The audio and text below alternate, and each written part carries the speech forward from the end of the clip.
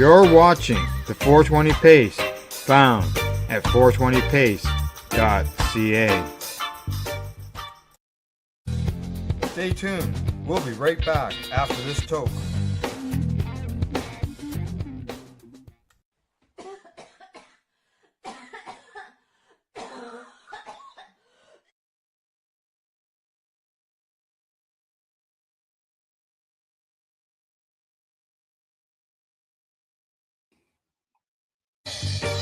You're watching the 420 Pace, found at 420pace.ca. Stay tuned. We'll be right back after this toke.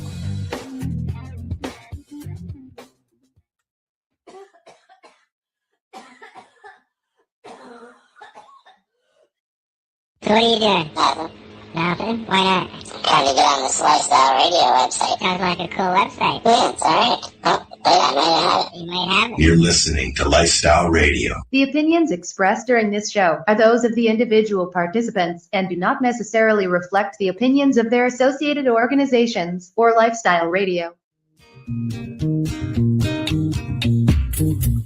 You like music, you like weed, well, we gonna be good friends indeed. This is how much I like more than smoking trees.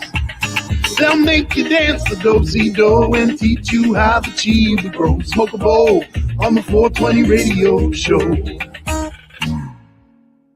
On Lifestyle Radio.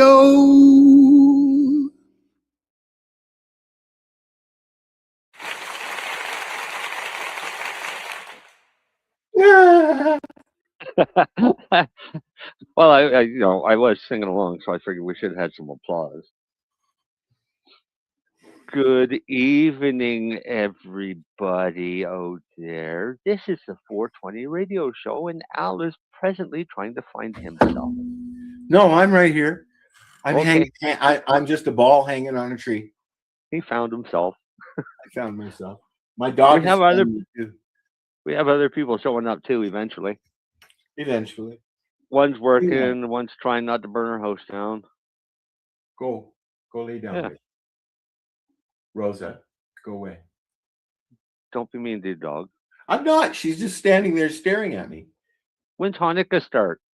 14th, I think. Is it? I never know what day. It's sometimes it's right over the Christmas holiday. Oh, yeah. But not this year. It's I think the 14th to the 22nd, I think. I can look it up actually. I should just go listen to the song. What, Adam Sandler song? Yeah. I like that song. He's done another version of it. You know, he did another version of it last year. Oh, Rosa, go lay down, please.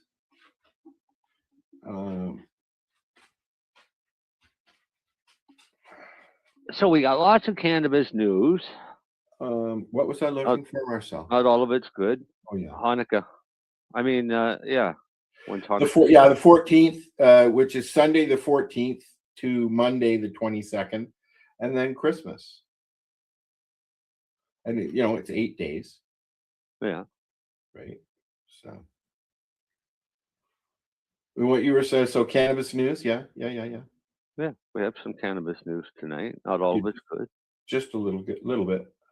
Yeah. So, the news, the cannabis news as of late has been kind of crappy. Well, yeah. Because they don't have good news. Well, hello, Dale. Bad news is really a good news day.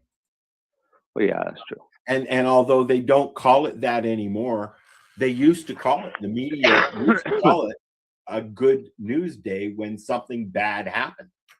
Well, they still do, but now they make it up. Kind of. Right? Yeah. Some of it. Yeah. If you think about it, they're no longer called news; they're called entertainment. A lot. Yeah, and here's the really fucked up thing. Where as of late, do you know where reliable news is coming from? Yeah, not mainstream media. TMZ. Oh, fuck Oh yeah, Harvey is diving into the mainstream, not just entertainment, although it's mostly entertainment. But I Yeah. mean, they have investigative journalists working for them, and they usually get it right. Yeah. So I mean, if I'm not really I don't really care. There's a reason I'm saying this. I don't really care how many rocks of crack that Charlie Sheen smoked. You know what I mean? I Yeah. don't. What I care about is maybe a new show that he's doing or a new movie or something like that. So it's interesting to watch that stuff. Now, the reason I brought that up is because I spent the afternoon watching AKA Charlie Sheen. Oh, okay. Have you seen it yet? No. I found it interesting. Yeah. From the view of looking into a fish tank kind of thing, right? Yeah. It was all right. Yeah. Dale, don't you touch those donuts on the table, buddy. What? I didn't say it. I didn't say it. See, I don't know. I'm not. I'm at a point in my life where I don't even bother anymore. Well, I was bored, and I knew it was on there, so I got it so that I got my Netscape this month so that I could watch that. And then I see that the Diddy documentary that 50 Cent put out there is up. Yeah. But I have no desire to watch anything about that douchebag. And that's. I'm not a starstruck person to begin with. Well, neither am I. But I like learning. Oh, there goes the cat. I like learning about history and stuff like that. So that kind of falls into that. I like learning facts. I don't really care about what star is doing what to who. Yeah, exactly. Right. Yeah. That doesn't really have any effect on me. Then why do I care? Well, it's not like I'm watching Vanderpump Rules or anything. Although I do. But it's like they call it reality TV. Yet everything. I like reality TV. I like reality. Of course you do, because it's scripted, and it's scripted in such ways to make you think that it's actually happening. And to draw you in. I watched. To draw you in. I watched one. I was watching one show called Lizard Towing or whatever it is. Yeah. And got about halfway through the first season. I was just like, nah. But then I'll turn around and watch. Like I enjoy Below Deck because it's drama where drama's supposed to be on TV, right? Right, but that's supposed to be a reality show, isn't it? Below Deck? Yeah. Yes. Unscripted reality. You think? The stuff I've read about it, yeah. But who knows? Who knows? I mean, I found it funny that they bumped off Captain Lee pretty quick when he got sick, but So my wife watches the show every Sunday night without fail. Which is 90 Day Fiance. Yeah, no thanks. And because it's a reality show. So for 2 hours, I get to sit and listen to 90 Day Fiance. Within 2 hours, she gets to listen to me pointing out which parts are scripted. Yeah. I'm sure she just loves that. Very easy to tell. Well, she was kind of shocked to find out that they get paid $1,000 per episode. Yeah. Okay. But they get bonuses the more drama they can create.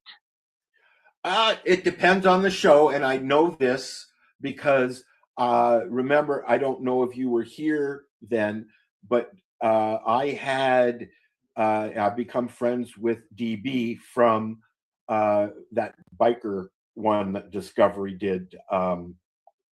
I can't even remember the name of it anymore. The Devil's Ride. Yep. Okay, which was an reality-based show about a group of guys who wanted to start a club, and it got away from them. Now, I've had many conversations with Dan about the show, and he was one of the first ones that signed on. And originally, in the first season, he was the president of the club. Okay, Right. It was a real club. It was based of military vets who wanted to ride together, as most clubs have started. Yeah. And what they tried to do was not script it, but point the drama in the right direction. That's what I call scripting. Okay. And they wouldn't have it. Yeah. They said no. And, I thought that was, and the other thing is they don't make a lot of money each show. They make money on the merch. Yeah. That's where they make their money, on shirts and albums and blah, blah, blah, whatever kind of show it is, right? Yeah. So now for 90 Day Fiance, it's about $1,000 per episode. Yep. But there are bonuses if you're in cameo for the cast members. Yeah. Okay. For the people that are supposedly going to be getting married and shit. Well, it's the same thing as Jersey Shore. They've become ultra famous.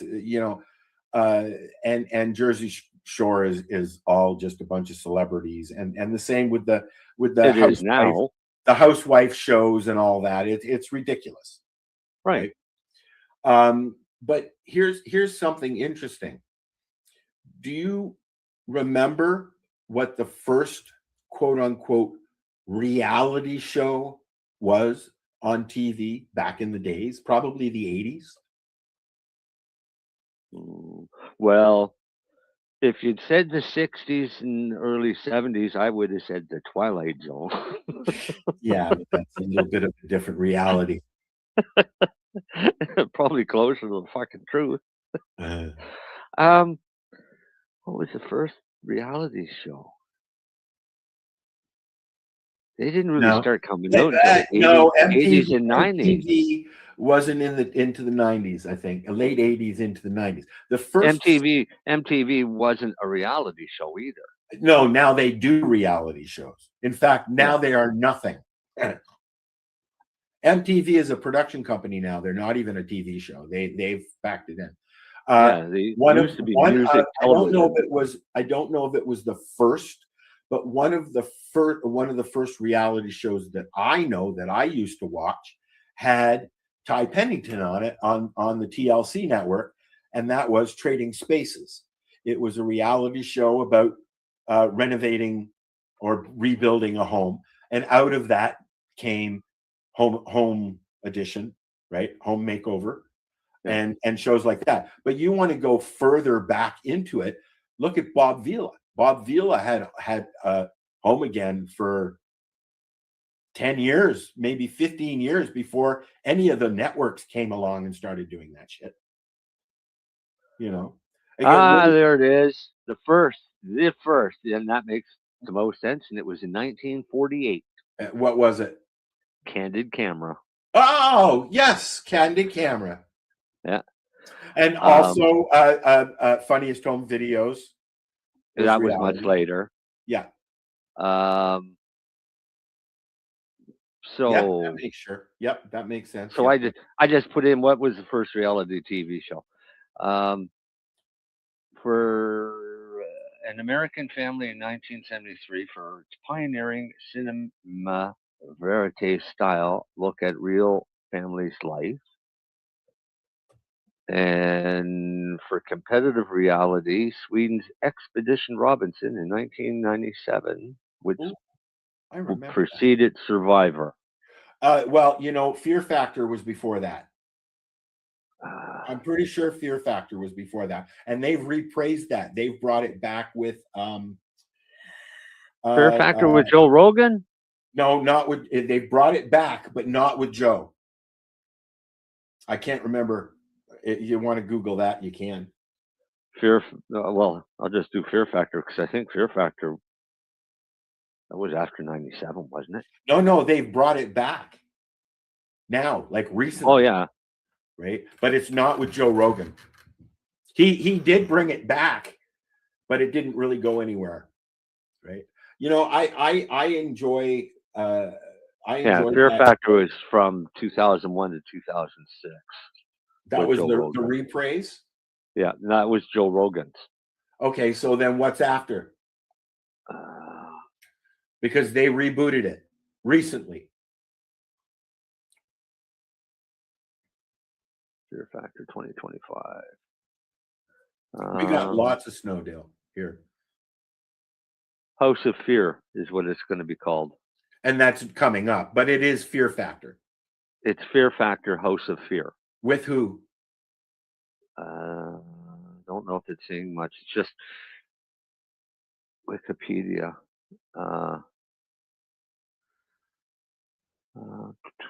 I saw a post about it just like last week. Yeah, they're just now announcing it. I can hear my dog snoring in the living room.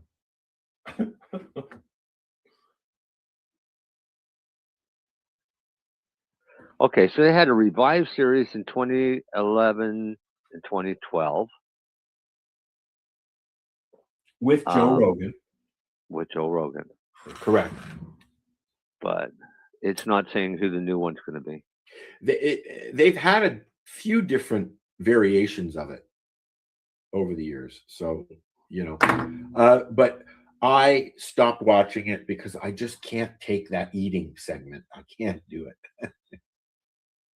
January 14th, 2026, and Johnny Knoxville is going to be the host. Thank you. Yes, that makes sense that he would be the host. Yeah. So what it is in addition to extreme stunts, this incarnation of the series will incorporate a social element in which contestants live in the house together after being dropped in a remote location. A remote location. And so it's kind of like Survivor. It's going to premiere on the 14th of January of 2026. I was just going to say, yeah, it'll premiere for the winter sweeps. And it's a Fox show. Yes, originally it was as well. Yeah. So where Fox is going to stream it, I don't know, but if they stream it. They might just keep that on their television. If you open up the vertical window, Marcel, it looks like we're just two balls hanging on the tree. Yeah, I see that. I close that. I don't leave both open. Anywho. I don't know how to close it, so. Oh, just where it says there's a little box there under the window that says show vertical or hide vertical. Hang on. They've added some new things recently. Yeah, I'll figure it out. Okay. What snow, Dale? There was snow. I had blue skies all day today. Did you really? Yeah, I did. So Darcy's not here yet. Complaining about it. Well, Darcy yesterday on the phone in the morning I said, how much snow do you have? He said, none. I said, really? I said, our whole yard is still covered in snow because we just had a bunch of rain, but it didn't get rid of all of our snow. Darcy goes, ha ha, sucks to be you. This morning, I wake up, and a little while later, Darcy gives me a phone call and calls me a fuckface. Oh, is that what that was about? Yes, and Darcy called me a fuckface because he figured I wished all this snow on him. So who was he calling a cunt? I think that was also directed at me. Oh, because he thinks for some reason it was my fault that he laughed about me having snow. Hmm. And Karma bit him back. So, Dale, you got snow because of Darcy. And everybody in Truro should know that. And it was wild because they had like 10 accidents on the highway. Cars were flipped upside down and everything else because it was just these snow squalls. So I bring it up on the radar to see what it is, and it's only Truro. It's like a path going from the Bay of Fundy across Kentville to Truro. We get that And all the here. something there. It could be snowing all around us, and we have no snow at all. Yeah. Yeah. So we had blue skies all day and listened to Darcy whine about a little bit of snow. Yeah, they've closed the highways several times already this season. Yeah. Yeah, they closed the highway there. MJ's here and she didn't burn her house down. That's That we because I know was focused. You were focused. So let's talk about your antics. Al, where's that video? Just a second. What antics? Your antics. I don't know what you're talking about. We're going to have a little chat. Oh, what did I do wrong? Firefighting 101. Yeah. So What did I do Mary wrong? Jane, So Mary play Jane this video. decided to make dinner the other night, and this is what happened. And she decided to feed it to the raccoons.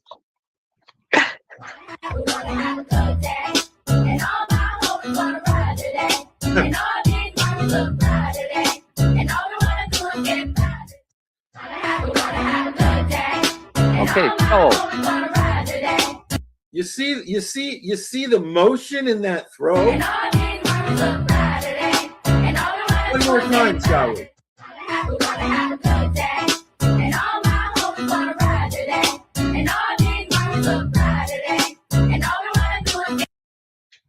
all right, Well, so you have some explaining to do, Lucy. let's take a look at this in a roundabout way. You're cooking dinner and it catches on fire, and you proceed to run through your house with a burning pan to throw it outdoors. So let me clarify. There was no food in the pan. Okay. It was a pan with just oil that had gotten too hot and caught fire. Okay. And I did not run through the house with the pan.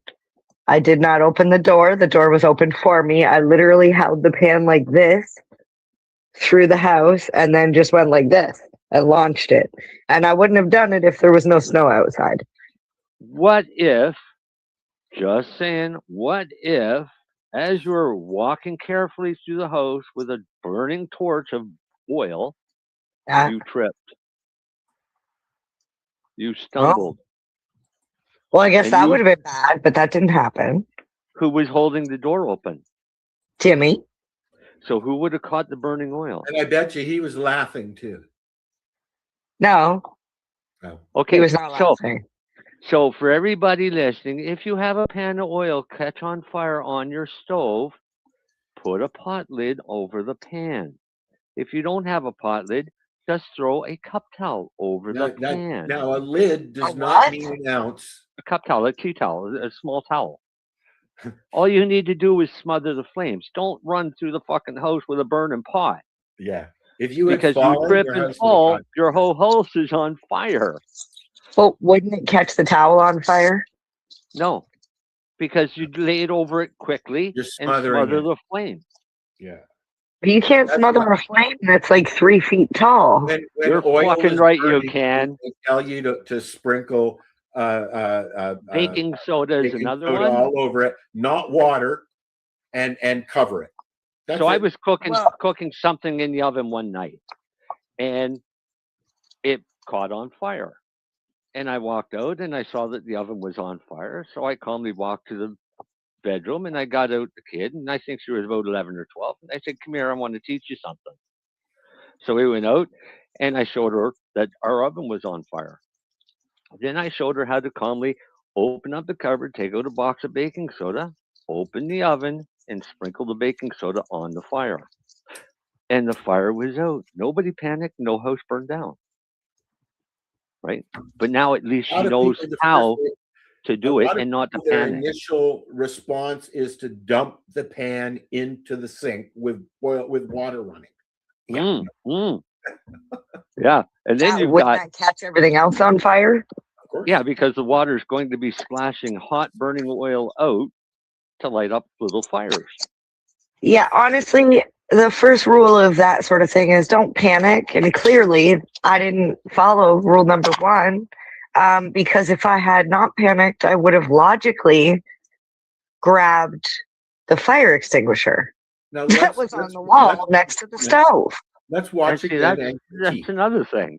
Let's watch again Like- and critique your throw. I think we should note my outfit here. Sporting a cute onesie. It would have burned really good with that hot oil on.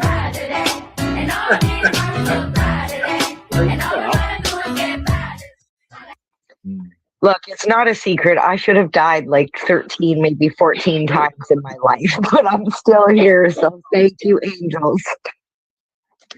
Yep, somebody's watching over you. Oh, very clearly. I don't know. I like the title. It's fine. Yeah, it's fine. Yeah, it's fine. It is now. Yeah. But because I have cameras inside my house too, you can actually see me over at the air fryer putting barbecue sauce on the chicken, and then all of a sudden you see in the background just like yeah, the stove, and I'm like, ah! And you see the panic. I go running through the kitchen, but yeah. Do that. Running through the kitchen, and you had a whole bunch of lids there, and they had a fire extinguisher there. Yeah, towels there. I actually don't. I don't have lids, and I don't have tea towels. All my tea towels are the stupid ones that people knit those little button things to, and they're like literally like this big, and they're like half tea towels that stick on the counter. Excuses, you fucked up. Actually, I take that back. They're not stupid. I love those tea towels. So I I got a couple of hanging off my stove. Yes. They're called crochet. I'm sure a normal towel would have worked. It's bigger. That's all. Yeah. You can It's also like get when your dog you gets- can also get a fire blanket, but the whole point of this is you had a fucking fire extinguisher right there. It's Right next to the panicked. stove. like when your dog gets And hit instead by a you skunk, panicked. don't use I did. one. Same kind of thing. But I think I need to get a new fire extinguisher because I'm pretty sure I used that one. I should check the gauge.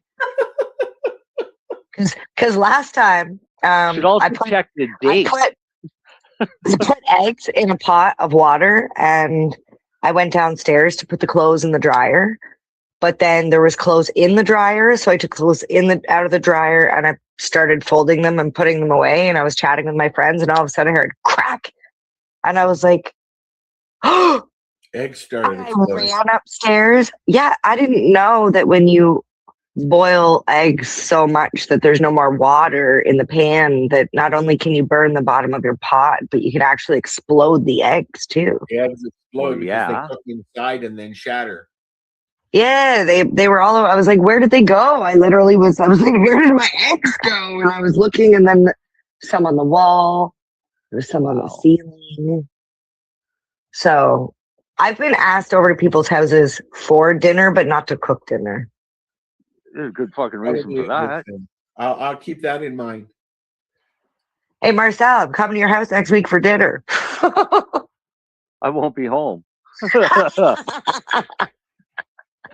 I'll burn my fucking house down. I'll meet you at a restaurant. Yeah, we'll meet at Red Lobster. We don't have Red Lobster out here. No, because you probably have authentic lobster. Who needs Red Lobster? Actually, I don't know. I don't think I'd ever go to a restaurant to buy a fucking lobster. Where do you get your lobster? The grocery store. the shack on the fucking road. Usually a guy on the side of the road. With Yeah, a truck. exactly. Oh, kind of like how we get our berries and our tarts. You know the flower Yeah, guys. but I in get Toronto? live lobsters that way. They have live lobsters instead of flowers in Nova Scotia. That's crazy. We have fish guys that come around and they've got lobster, scallops, haddock, halibut, crab, shrimp. I was fish reminded cakes, the bacon other wrapped day scallops, about damn near everything. the knife sharpening guy. Remember the knife sharpening guy that would drive down the road, ding, ding, ding, ding, and then Mom would go out, grab all my knives, and go out, and he. Sure. Do you know we had What? we had the sawmill saw sharpening guy, and he used to come around and sharpen all our blades on our sawmill.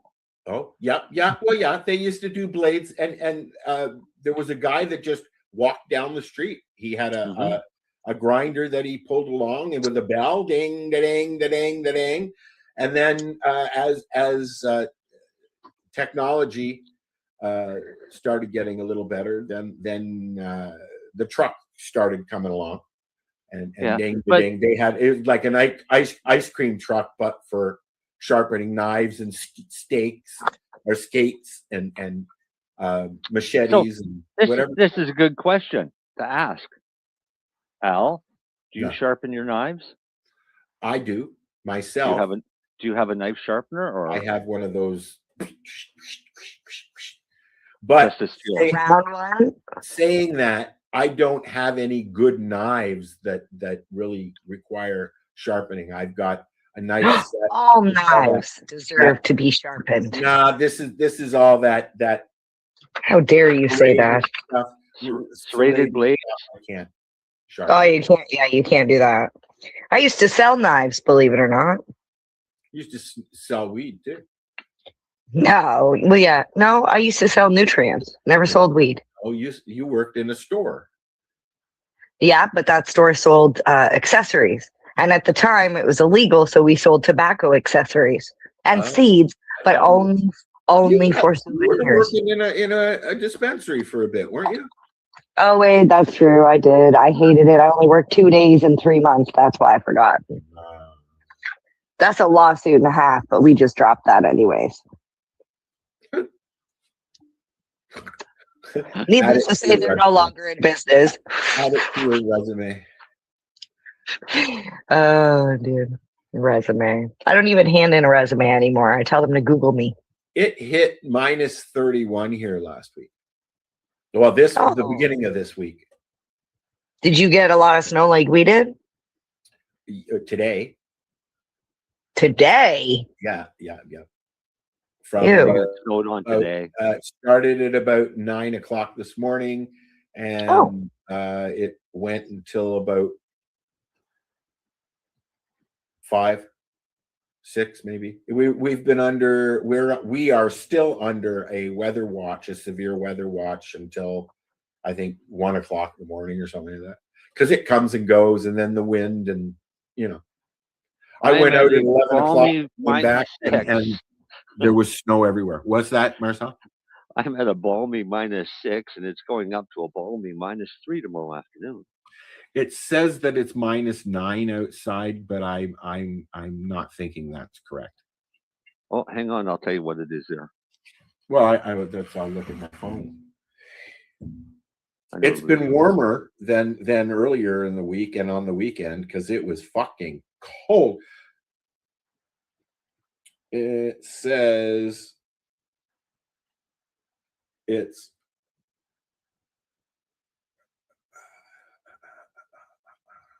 we got -3 here, so it's not too bad. Minus. It says Terrace Bay is -12. -16. Oh no, sorry, that's in the morning. It says it feels like -16. Oh yeah, you are about to get another massive falling of snow. Yeah. -8.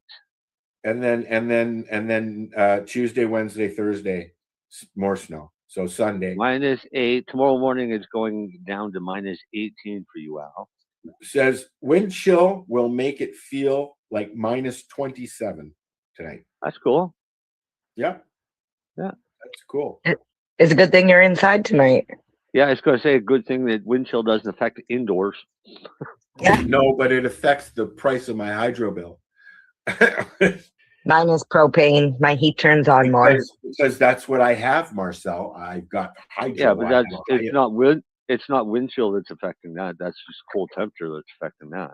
Yeah, but the hydro, the furnace comes on more often when it's cold. When it's cold. Yeah. But the wind chill affects the temperature, which makes it colder. So technically, Al is right. Correct. Wind chill does not affect temperature. Well, yeah, it does. It does on your That's face. why So it yeah, it does. feels like it. It feels like, that's the key word. It feels like. Wind chill only affects organics. We are organic, dude. Right. So if you're inside, not the furnace.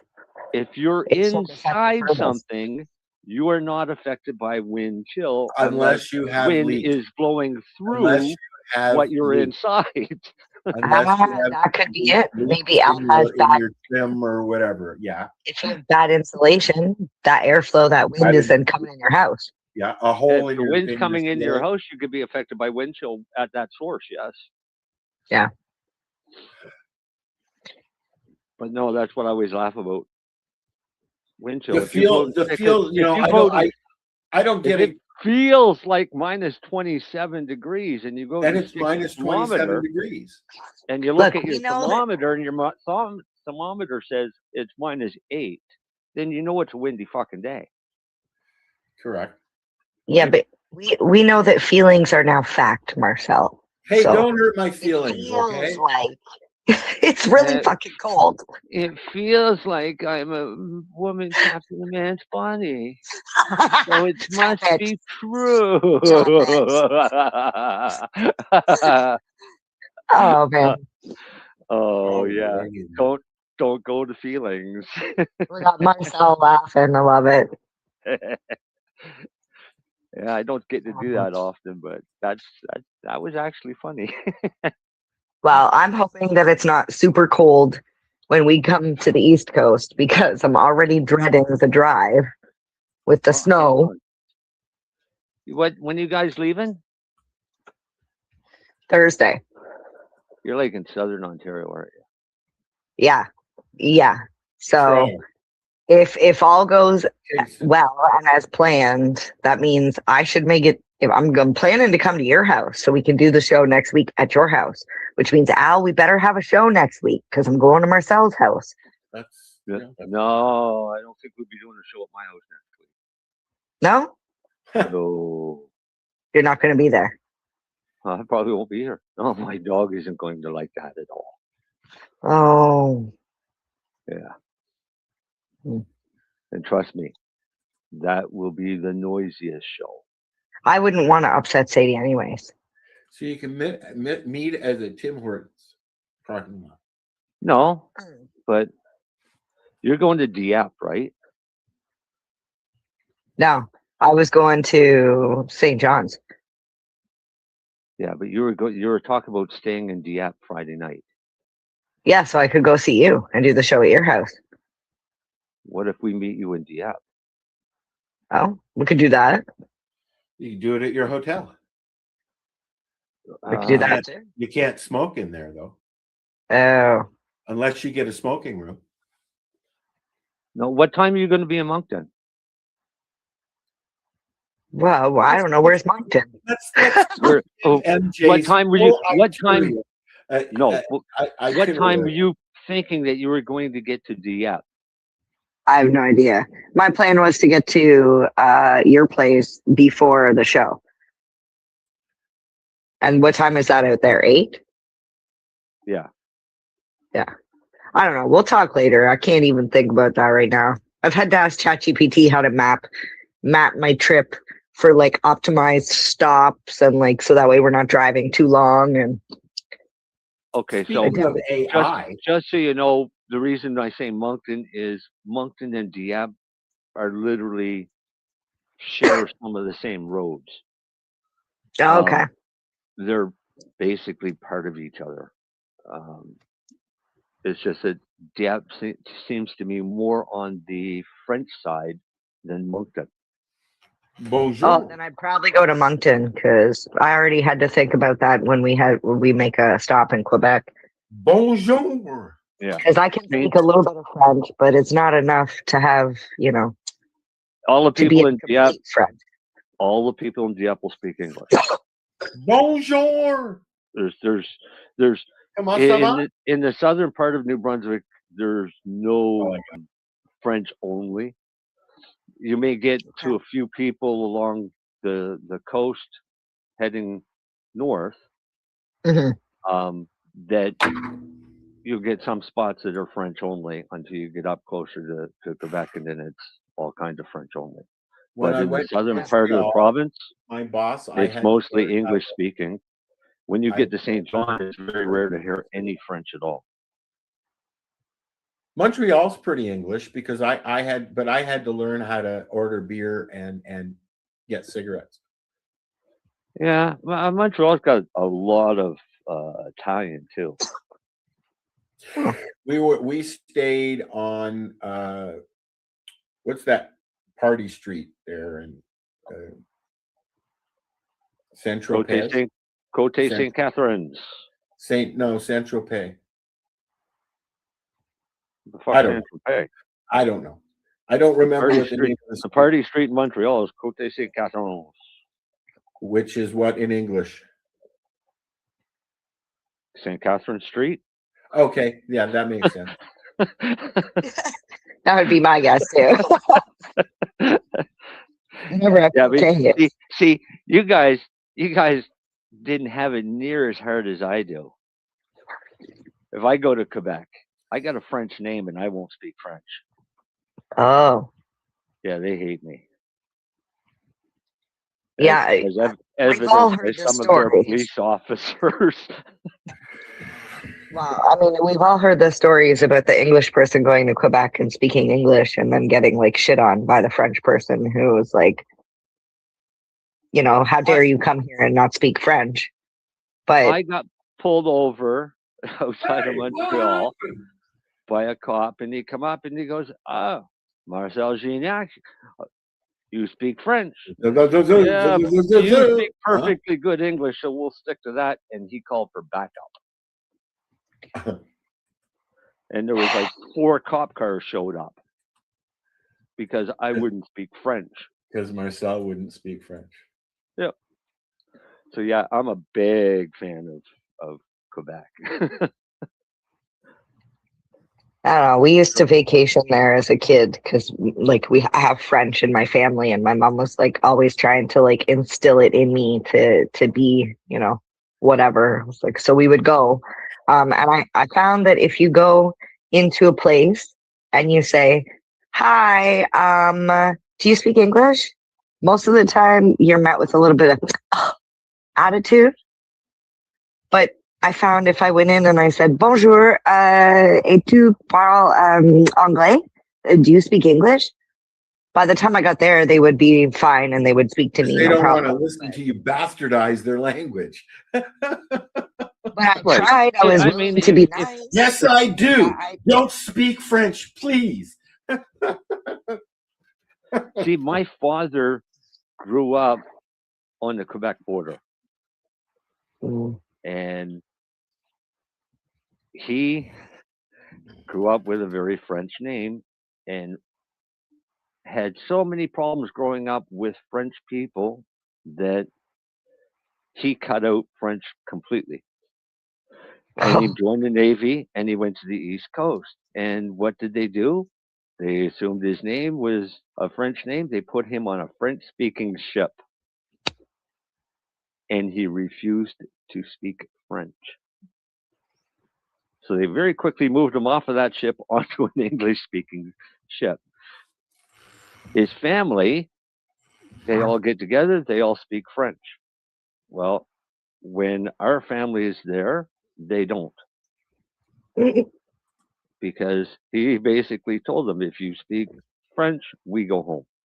And we don't come back. So this is how much this man hated French. So going to school and learning French in school, zero help at home. We had to take French. Yeah. Oh, yeah. We had to. It's mandatory to take it. We But- had to take French and we had Dude. to take sign language because we had deaf kids in our class. There was no getting away with trying to learning that at home with help from my father, who grew up French. With my dyslexia, the whole language thing is too hard. I couldn't even learn Hebrew. So My Yeah. problem with French was I couldn't roll my R's.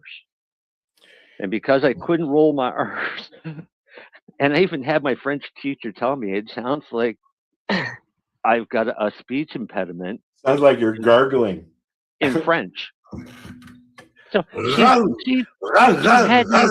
she had me say bitter butter about 5 million times for homework. I just offended Just all French Bitter people. butter, bitter butter, bitter butter. I can say bitter butter pretty Bitter good. butter, Can I bitter roll butter, an bitter R? butter, Nope. bitter butter. Will I get an R to roll by saying bitter butter? Nope. It just doesn't work. So, Might get a commercial for a butter company. but here's what fucks people up is I'm pretty good at understanding French. I So, worked even with- though I won't speak it, I might know what you're saying. When I worked at Queensway Auto Parts, owned by Italians, and he brought family mechanics from Italy to work in the garage, and they didn't speak a word of fucking English, some of them. But you figure it out, right? You learn the words. You point. Yeah. Total immersion is a good way to learn a language. Well, yeah, when you have to work with people who speak fluently another language, you pick it up. Yep. Not enough. That's what I mean by total immersion. I don't know enough Italian. My buddy's dad was Italian, and his mom was French, and so I mean I don't know enough Italian or French to have a conversation speaking it. But if you were trying to explain something to me, I'd probably catch on. Yeah. I spent 2 weeks with Swedish military. And out of the 12 Swedish military guys I was with, only 2 of them could speak English. So I got to pick up on Swedish real quick because it was pretty much total immersion.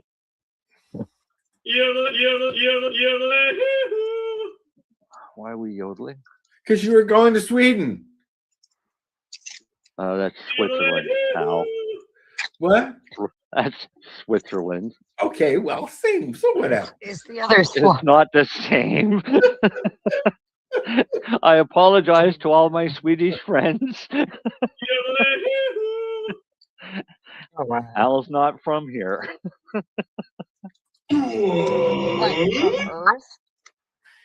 All right. That's sad. All right, Darcy's late, so he's going to be fired. Did they say what was discussed today when Houston met with war chief? Oh, Dale, come on now. We can't have talk like that. But we were waiting for Darcy before we bring that up. So, as a prelude, how about we talk about this wonderful gem of Health Canada? There was another recall on cannabis sold in Now, Ontario. shall I play the audio? Because it's an audio. There's an audio thingy here. It's 4 minutes, 38 seconds. Shall I do it? Shall I? Sure. Will we get in trouble for it? I don't know. December 11th, 2025. This article was updated to include new information from Health Canada, including where products were sold, images of recalled products, and specific labeling issues. Licensed cannabis producer JC Green Cannabis Incorporated has recalled several Johnny Chronic cannabis products, including pre-rolled joints and milled cannabis, over a labeling issue. A notice was posted on the Ontario Cannabis Stores, OCS, website on December 4th about the recalled cannabis. The OCS is the province's only online retailer and wholesaler of legal recreational cannabis. Article continues below. Days later, Health Canada later issued a product recall notice for the cannabis distributed in Ontario, Manitoba, Alberta, BC, and Saskatchewan through authorized cannabis retailers. As of December 9th, JC Green Cannabis Incorporated and Health Canada haven't received any complaints or adverse reaction reports about the recalled lots. THC, CBD levels lower than labeled amount. The cannabis has been recalled because the total tetrahydrocannabinol, THC, and cannabidiol, CBD, concentrations stated on the labels are higher than the actual total THC the products contain, according to the notice posted on the OCS's website. The labels for the affected products have incorrect cannabinoid values. Health Canada explains the labels show that the total THC and total CBD values are higher than the actual values. THC is the main psychoactive compound found in cannabis that contributes to the high feeling users get. Recalled Johnny Chronic cannabis products. The recall was triggered after JC Green Cannabis Incorporated conducted additional non-routine testing on the products. Between September 19th and December, 4,659 units of the recalled products were sold in Canada. Product named Johnny Chronic Johnny's Stash, rotating indica reefers, Indiana BG, pre-rolls. Lot no IBG 10 PR 26625. Wow. Okay, I didn't know it was going to be an AI reading the fucking thing. That was annoying, but I'm not surprised. It's it's nothing. You know what happened is we haven't already. We got a test done, and our test showed that these tested at 32%. We'll put that on the label, and then you get it and you test it and you find out it's 12%. Right? Yeah, the part that surprised me was the non-routine testing. Yeah, non-routine testing. That's because somebody smoked it and said, "The fuck is this shit?"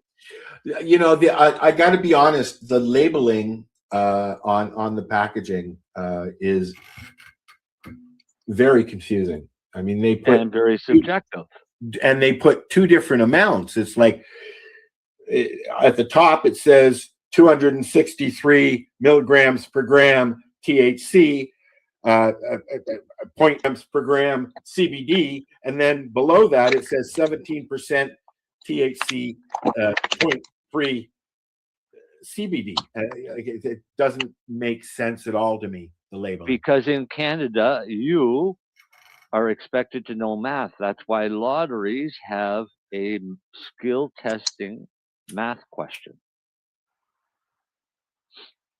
Figure it out. Do your math.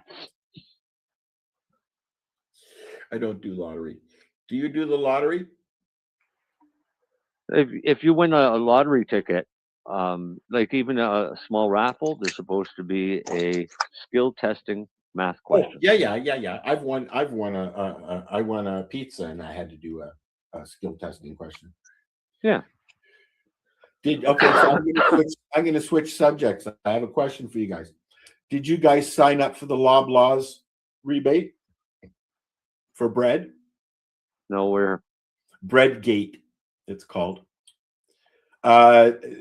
Apparently, a lawsuit was won for the people against bread price fixing. And one of the grocery stores is Loblaws. I'm sure there's others. If you Google bread, you got until today. Is it just till today? Yep. I did mine. Right. I think it's $25 or a gift card or something like that. Right. I did the same thing. Shoppers Drug Mart had an issue a while back and I got a gift card. Right. You're Googling, aren't you? That's the sound of a Google silence. No, I'm reading. So we're done with that article. I can close it.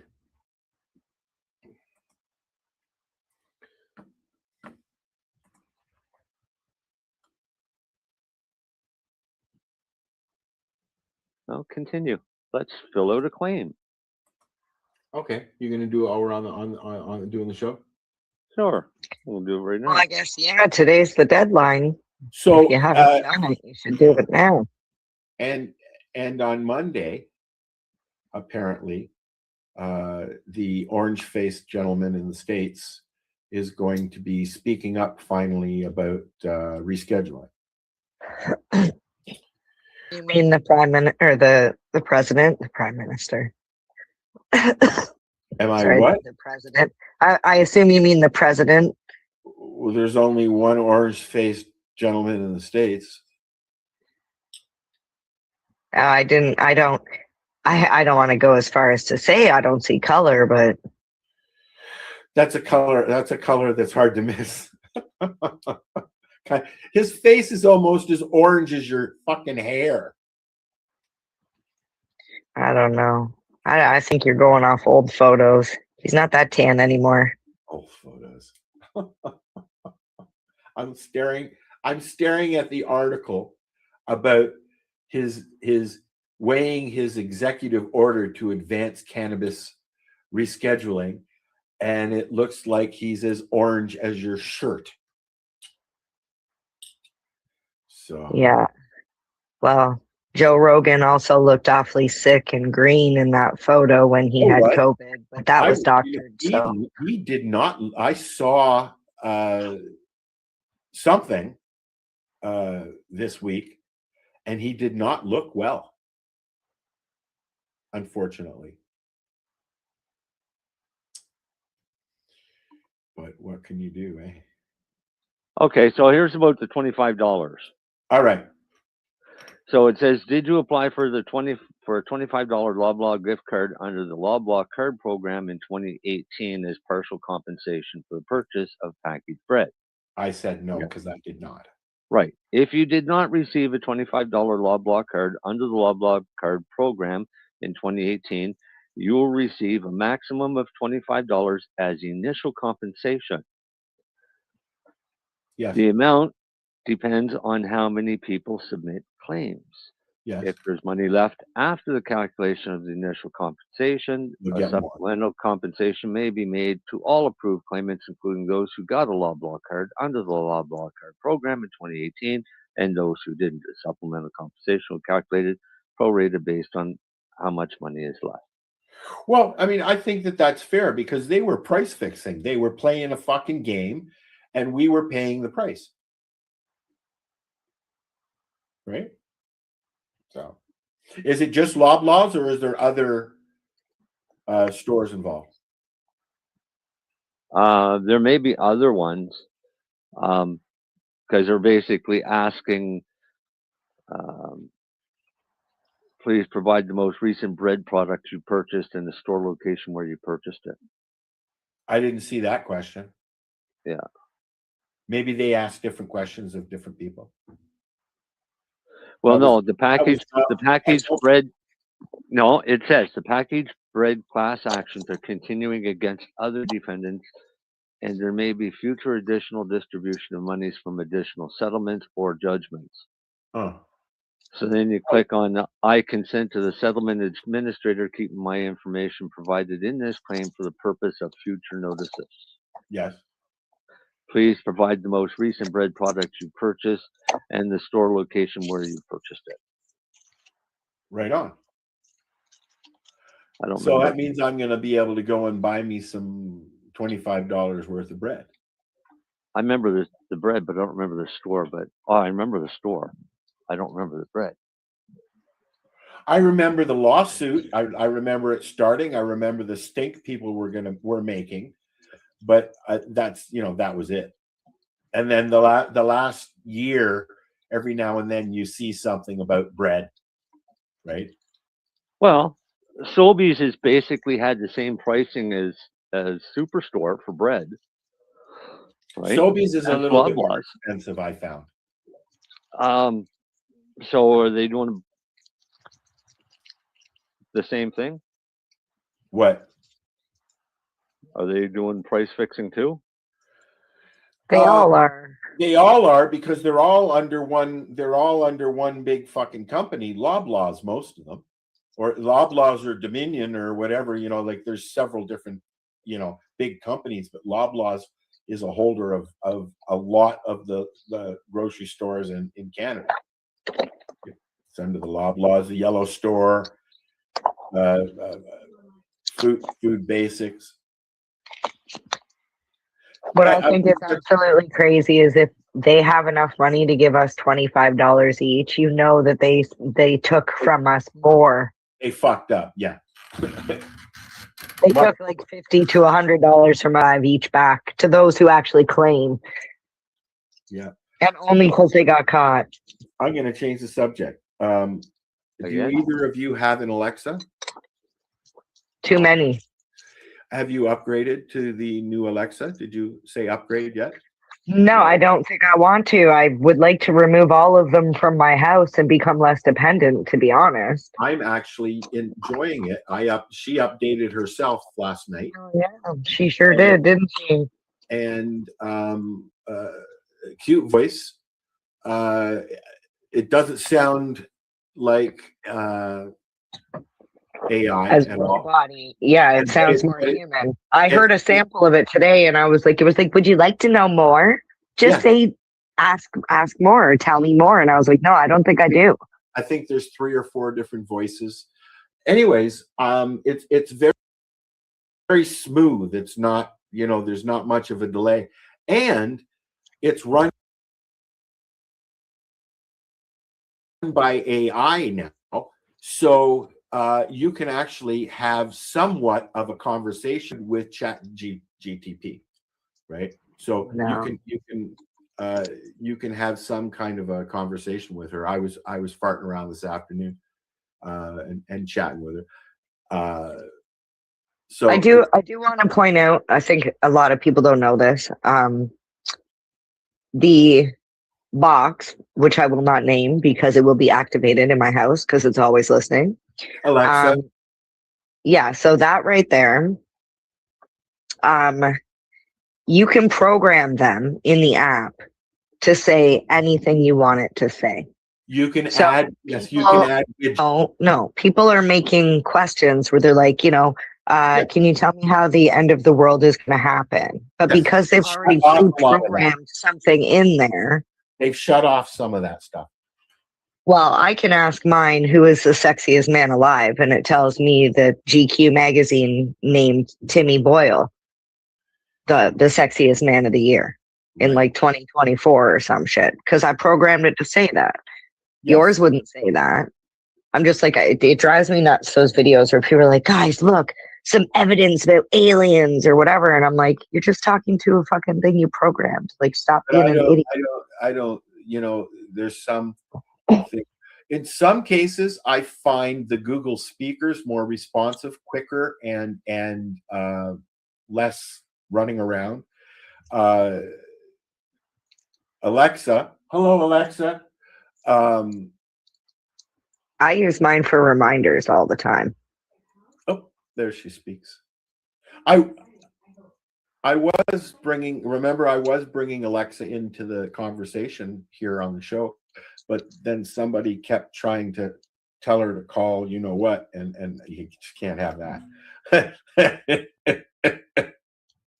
Those numbers that you're not allowed to say unless you're in trouble. Marcel. Yeah, you don't do that. What? You kept. What? I stopped using Alexa on the show because you kept telling her to call. You know what? Call for help. No, don't call for help. Call 911. But now they won't. It says right when you load it up and everything, you cannot use this device to call emergency services, and that's probably that's pretty shitty. Because what if somebody breaks in your house and you're like, call 911. I'm being attacked. I don't know. I just know that you can't call emergency services from Alexa. I don't want one. Don't need one. I don't mind it. The sound is really good for a speaker. And I have the one that has the screen in the living room, so guests can use it as well. I have 7. I have Jesus. Right. This is why I say I want to detach. I don't want any of them. I have a speaker, a Google speaker in my bedroom, and I have an Alexa in the living room. But she's gonna I go need- down. She's gonna go downstairs in the grow room, so I have tunes when I'm doing stuff. See, I'd rather I've got- invest in cameras. I got 5 of those. I have cameras too. In fact, my cameras are hooked up to my Alexa. Yeah, same. and my little screen here, so I can literally just say "show me outside" and it can show me. When can say, "Show me somebody the front rings door." my doorbell, walks in front of my door, Alexa tells me that there's somebody at my door, and then shows me the video, the picture of it, so that I can go, "Hello." Well, I got all the technology in 2020 when we were home, and I got all the cameras and all the stuff because I was actually worried about my safety because of my ex and he's crazy asshole. I got it because I got cameras because I like watching the bears walk through my backyard. Quite frankly, there's no other reason why I need cameras in my backyard other than for the wildlife. I enjoy watching. So, oh, you know what I've been using my backyard for? I should have been doing this in the summer, but I didn't have a fence. They came and they built a fence.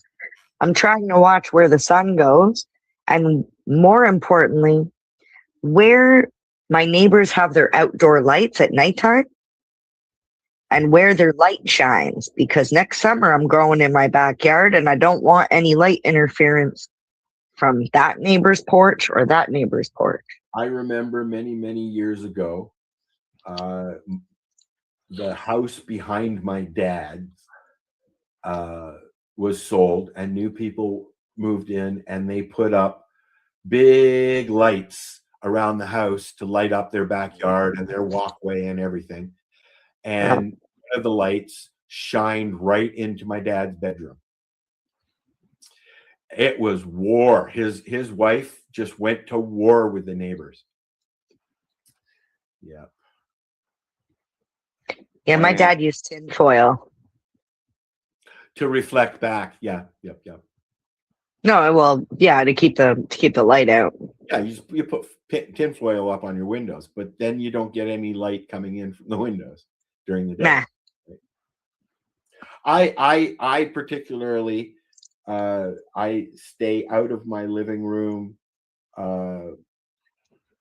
for about 3 hours later in the afternoon as the sun's coming down, because I face south and the sun just beats in my window from about 11 o'clock in the morning on.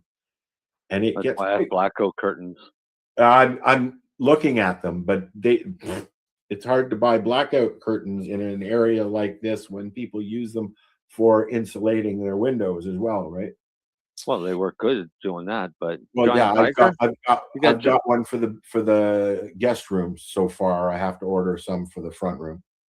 Got a giant tigers close by? No. Oh yeah, they have good insulated ones there. Yes, inexpensive too.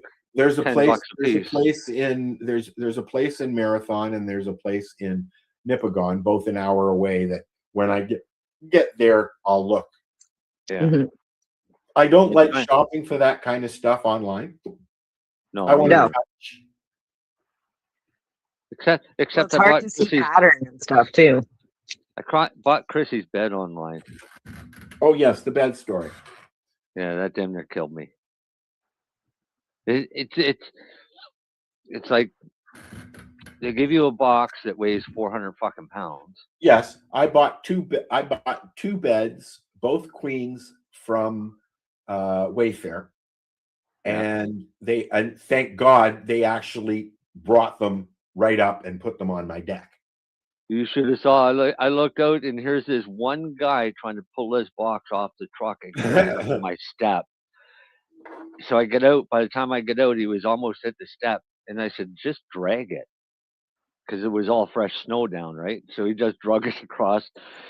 I grabbed on the end. He grabbed on the end, helped get it inside, and then I was stuck with it inside. Yeah. So I had to rip. It's hard to put those things together alone. Well, first off, I got to rip apart the other bed, which means I got to remember how did hell did I build this thing? How did I put it together? Where was that through? Because it was a bed that I built about 20 years ago. Wow. So I got that all apart, got the box spring and the mattress out, got that all apart. Then I started assembling a jigsaw puzzle that has no written explanation at all, but it does have a few pictures that you figure out. It's like IKEA. Those are the worst. Yeah. I don't mind But IKEA. I don't Man, mind those. fucking photo instructions. You mean like put A into B? Right, but the problem with for me is the getting up and getting down. Hose A and the hose B.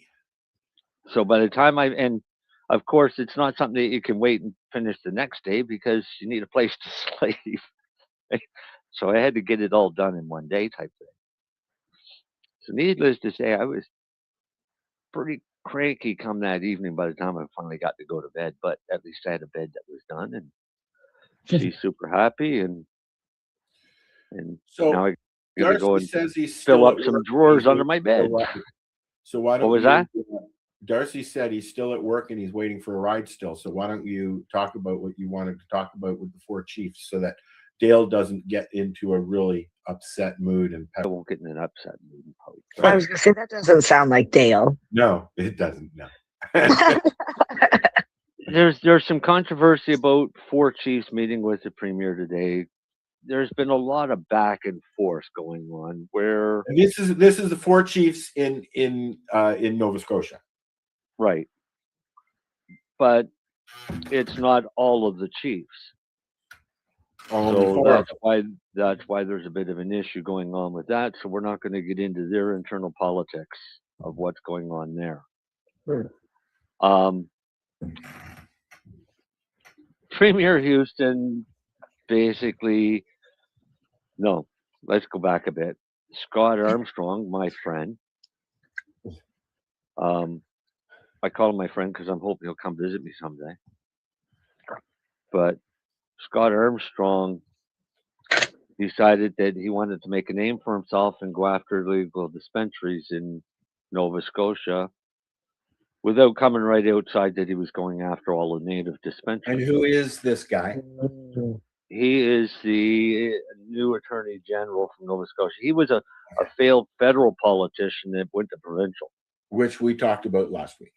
Right. So skip ahead to about the four chiefs, because I don't know this part. Okay, so what happened was the Premier and Scott Armstrong sent a letter to the chief saying that they were going to start raiding their dispensaries. And the chief said, nope, you're not. And if you step on our land, we're going to fine you $50,000. Well, that became a threat, according to the Premier.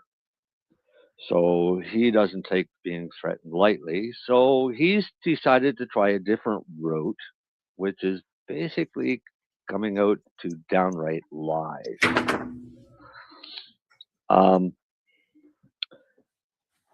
For some reason, they're really pushing hard that every reserve have a Nova Scotia Liquor Commission cannabis dispensary. Which they tried to do here in Ontario, and they still trying to do in Ontario.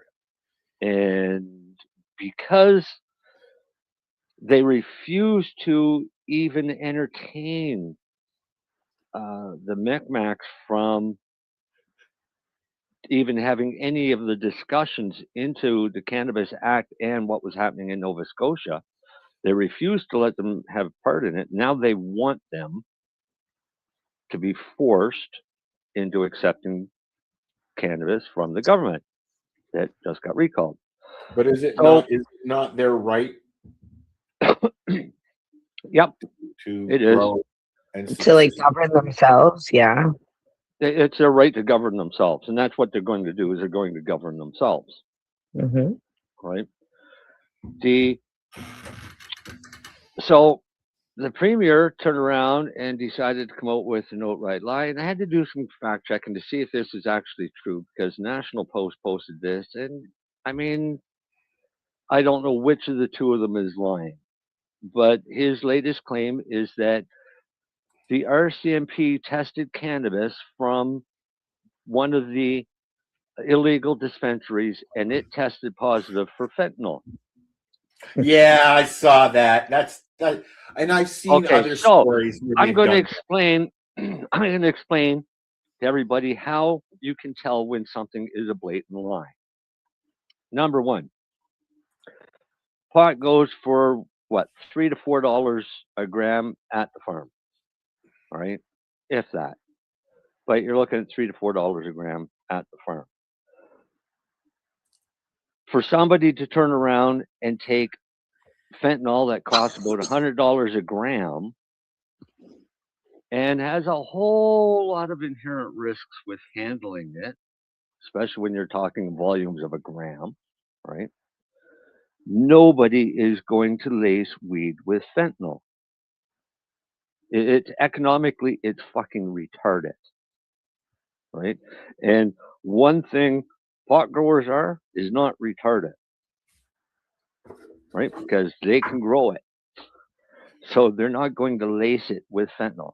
So that's just a note, right? How you can tell it's a lie is if cannabis was ever tested by the RCMP and there was any trace of fentanyl on that cannabis, there would have been so many fucking public alerts telling everybody as soon as they know it. Because anytime if they suspect, if they get some coke and they've got a few people that start collapsing from ODing on coke and then they test it and it's got fentanyl, we get public alerts right away that there's coke that's been laced with fentanyl, right? If there was pot laced from fentanyl or with fentanyl, we definitely would have heard about it in the alerts.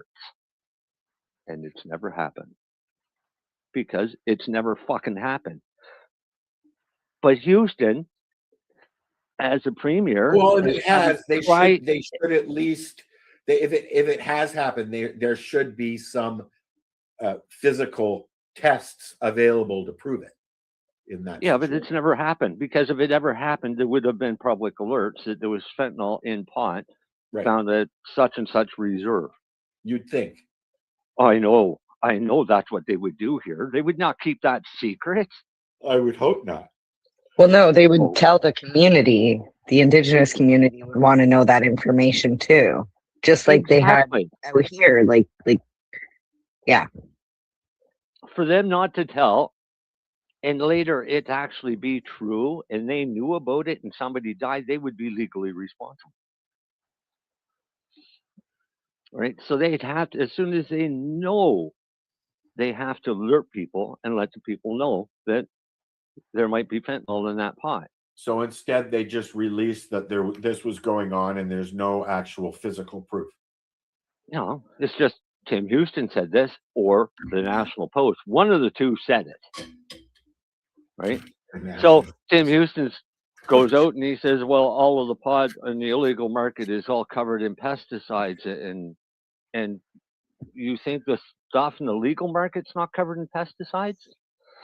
Because don't forget, I used to work in the legal market, and one of the worst things I've heard coming from a legal producer after being told there was mold in their weed was, yeah, but it's been irradiated, so it doesn't matter. It's all dead. No. But it's still fucking mold in your weed that you sell. Safe. It's still mold in your weed that you sell, right?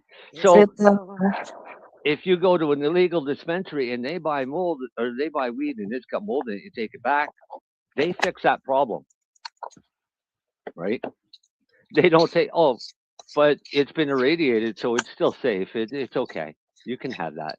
Well, and some people say the argument there for with indigenous weed guidelines. There's no, they're kind of just doing their own thing, and there's no governing, looking after what's going on and what products they're using, blah blah blah, like there is in the legal entities. Who says there hasn't? And you figure the people that don't want to admit that cannabis is a viable medicine, don't want shady things happening in the legal sector. Well, no, of course not. I mean, Health Canada still has that cannabis is not recognized as a medicine. That's right. So, but it's proven to be more medicinal than anything else. Other than I saw a new vaccine now for fixing all the problems from previous vaccines. a new pill that will make your dog live longer. That's coming out this month. And there's a new pneumonia vaccine that you can get. I don't know why anybody would want pneumonia, but and COVID is on the rise again. Oh yes, and that's the other make believe one. Oh. So is influenza A. No, RSV. So RSV. So yeah. The disease caused by the vaccine now has a vaccine to treat it. That's some good marketing. Like that's the best marketing in the world. Let's create a disease with a vaccine, and then we'll create a cure for that disease with another vaccine that will create a new disease that we can then get another vaccine for that. And people wonder why the pharmaceutical industry is worth trillions. It's because they're stealing your fucking lives. Literally. They're taking your money, they're taking your life. Oh, excuse me. And people eat it up. The drug commercials on television just blow me away. You hear the side effects for this drug, and they don't tell you what it's to treat. All they say is it might be right for you. Check with your doctor. Ask your doctor. Ask your doctor. You go to your doctor. Doctor, I don't fucking watch TV. What are you talking about? Right? Or does he say, "Oh yeah, I saw that commercial." Yeah. I wonder what it does. They've just shut the highways again. That's always good. Yep. Well, bad weather. Oh yeah. It's been snowing all day. Like starting with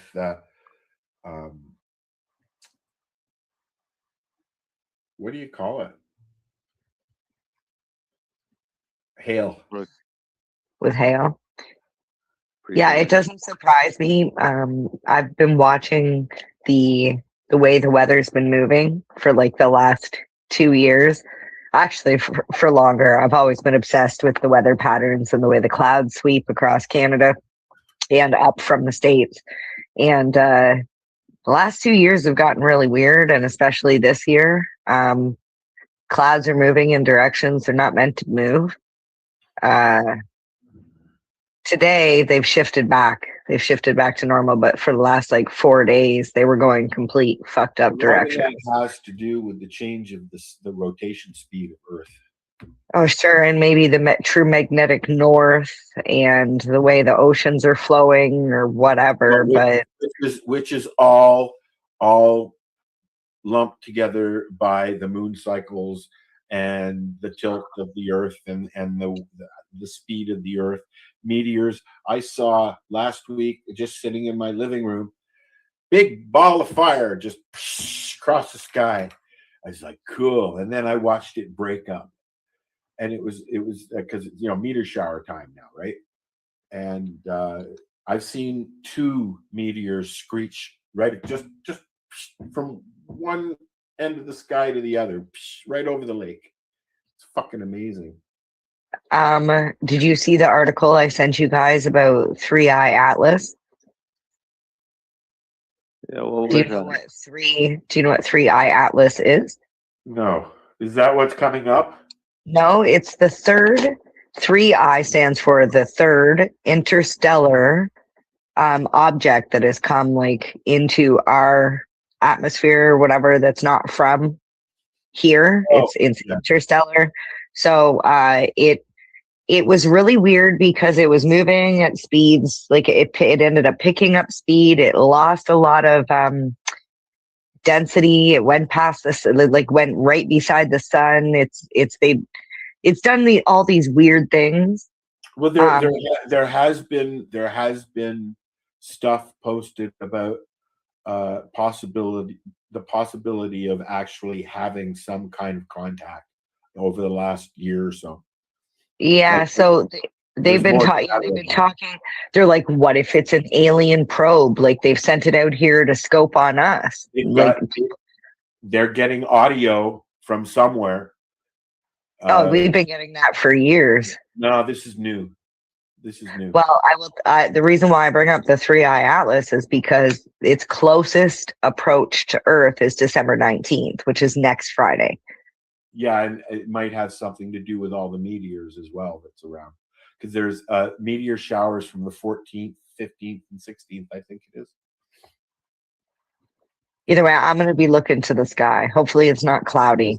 Yep, me as well. I might even set up the camera for this one. Just let it run. Yeah, it'd be cool. Well, I mean, I like to sit out front at night because it's right over the lake.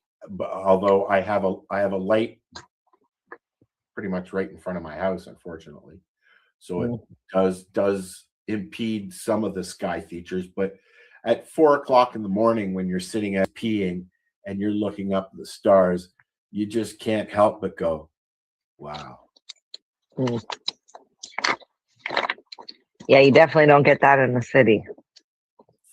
Depends on where you are. Like the other night, the sky was just a bright red. Now they call an area of Lake Superior the Red Lake because of the sunsets are usually, they light up the sky. Oh, Timmy just walked in the room. Yeah, he did. Why, can you see my smile? Yes, you can tell when Timmy's in the room, Mary Jane. Well, that's a good thing because after 7 years, I'm still I with his smiling. balls hanging out, going woo. Well, she's on the air. Yeah, babe, 7 years.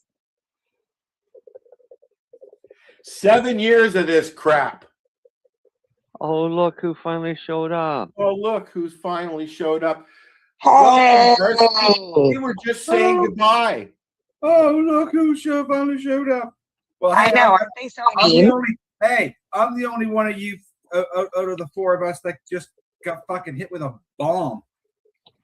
What happened? Oh, man, we got fucking smacked today with snow squalls from 6:30 this morning until about 4:30 this afternoon. Oh, bull. How much did you shovel? Oh, I shoveled about 2.5 feet of snow to my driveway. That's fucked. And then went to work for a bit, and then now I'm at 2:55. Darcy sent me a picture of his blue skies. That was yesterday's photo. No, that was today. That was just a break in the squall. Oh. And his driveway is his driveway's all been shoveled and cleared, and it's down to just bare pavement. Well, that's because I worked out there for all day, fucking shoveling. Somebody showed up with a truck and a plow, plowed it all, salted it all. No, I salted it all.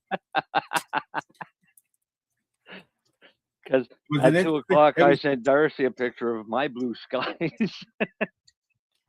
And then on the way home, it's like, I don't know where all the fucking snowplows are. But they're not out on the road. Well, it's not snowing now. There's not snowing now. No, they just leave all that snow on the road. Most are probably still in the ditch. Yeah. Oh, dude, the highway from Brookfield to Truro today, there was 15 accidents. Yeah, I know at one point there was 10 of them, with one of them being a rollover, and they were trying to figure out how to get to it. They just closed the highways here, Darcy. They did here today too. We had snow all day. Oh my God. Sorry, I was just doing lip reading of MJ's conversation there. Baby, sorry, what now? Baby, when I'm you're sorry done, about that. I'm gonna take you, and that's what they were saying. No, he's leaving. He said he's leaving. That's what he was saying. Fuck you then. Get out. Yeah. He said, I've had enough. No, he's going to exercise, believe it or not. Exercise what? His body. Isn't it a little late at night for that shit? Now Timmy counts his calories, and I guess he ate too much at dinner. He needs to get more steps. Why can't he just work them off later, MJ?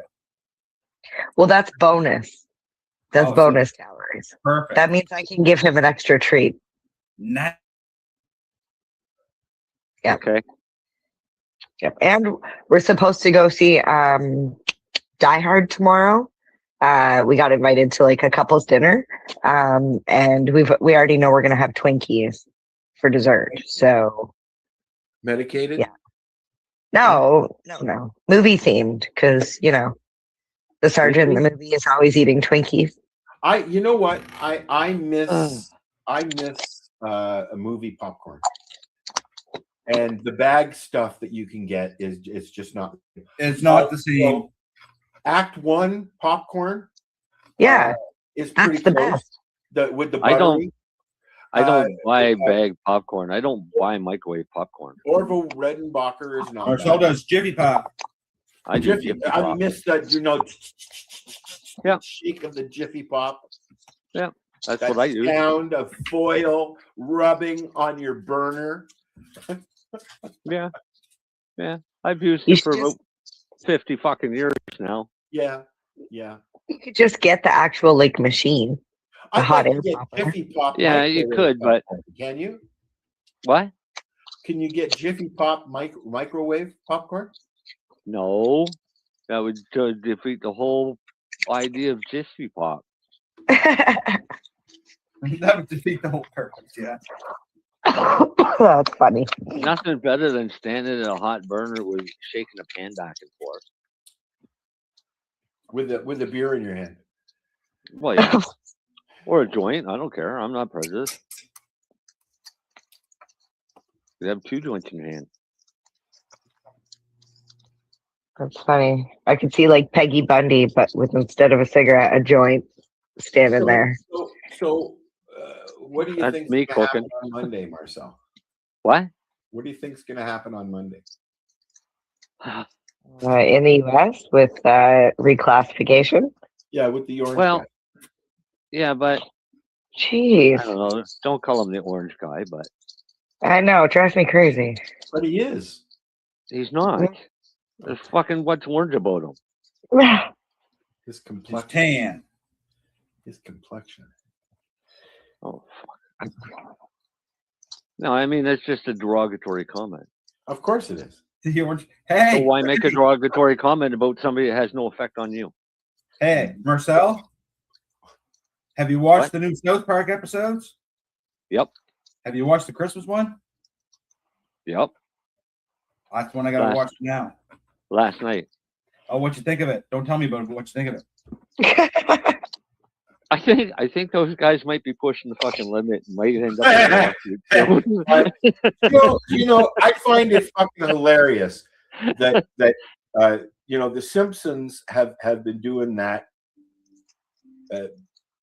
ragging on people since they started. They're in their 37th year or something like that. But they're not like South Park. But they don't make the president sleep with the devil. But they don't attack the Simpsons, is what I'm saying. They don't. The Simpsons is bad. They talk about nasty about me. But the Simpsons My point is, they've left the Simpsons alone. Give me an example of something that the Simpsons have done that would raise ire, because what they've done is more predicted things. Well, that's what I'm getting accurately. Okay, those are only predictions. South Park pushes the boundaries. Yeah, I don't. Right? I'm not. I can't get into South Park. I've never been. Okay, so South Park has a banned episode that nobody will ever get to see. Right? There's several. Is that the Charlie Kirk one? Oh no, they took that one down. No, there was nothing wrong with the Charlie Kirk one. Charlie Kirk liked the Charlie Kirk one. Yeah, but they still took it down. Yeah. No, there was one where they made a little bit of too much fun towards Mohammed. Against who? And Towards who? Mohammed. Mohammed. Which one? Yeah, well, whichever one, fucking one you want. But Whoever they it was at the ended time. up getting a few too many death threats over that, so they stopped. The boundary they're pushing now is Donald Trump is married to Satan, And they had a and baby. Satan is pregnant with Donald Trump's baby, but it's going to be a butt baby. JD Vance is Trying to kill the baby. basically Tattoo from Fantasy Island, and he's trying to kill the butt baby. Oh, for Trump. God. And they kidnapped Eric Cartman. And So, and then I don't want to ruin it for Darcy for the newest episode. So. not the Christmas episode, but they kidnapped Eric Cartman. Yep. So They probably Yeah, killed no, Kenny I too, didn't they? don't even like The Simpsons. You know who I like? SpongeBob. You know what I've never watched? The Flintstones. You know what I've never watched? SpongeBob. You've never watched that? Oh, I love SpongeBob. I watched Under the Sea, Marcel. David and I would watch it every morning. I said he lives in the pineapple under the sea. Oh, so Darcy's watched it. Oh, I watched SpongeBob. Tyler loves SpongeBob growing up as a kid. SpongeBob, the Flintstones, Bugs Bunny, Jetsons, Woodpecker, original Batman. But they don't make Bugs Bunny ever since like the mid '90s, I think it was. But then Bugs Bunny changed. He wasn't like the Bugs Bunny and Tweety show. 80s, more 80s. It changed. More it 80s, wasn't violent. It was, they tried to pull a lot of that stuff off during as well, like the counterculture thing or the cancel culture thing. They call The it. cancel culture thing, yeah. Right. Like, but luckily we have the internet, so there's no censorship there. So, or well, at least there is minimal. Right. Did you seen the warnings from Mr. Zuckerberg on Facebook with regards to capturing photos of private chats? So what they're going to do is they're going to initiate a disappearing message system like they have on what's that, the WhatsApp? Snapchat. Does Snapchat have that as well? Yes, and so does Signal. I don't know. I don't use them. I don't even use WhatsApp. I used to. I don't. Well, it used to be a good phone app before things like this came along, right? Yeah. Never used it. I'll tell you, I think that the most productive time was when we started using Hangouts, because Hangouts was geared to doing exactly what we're doing right now.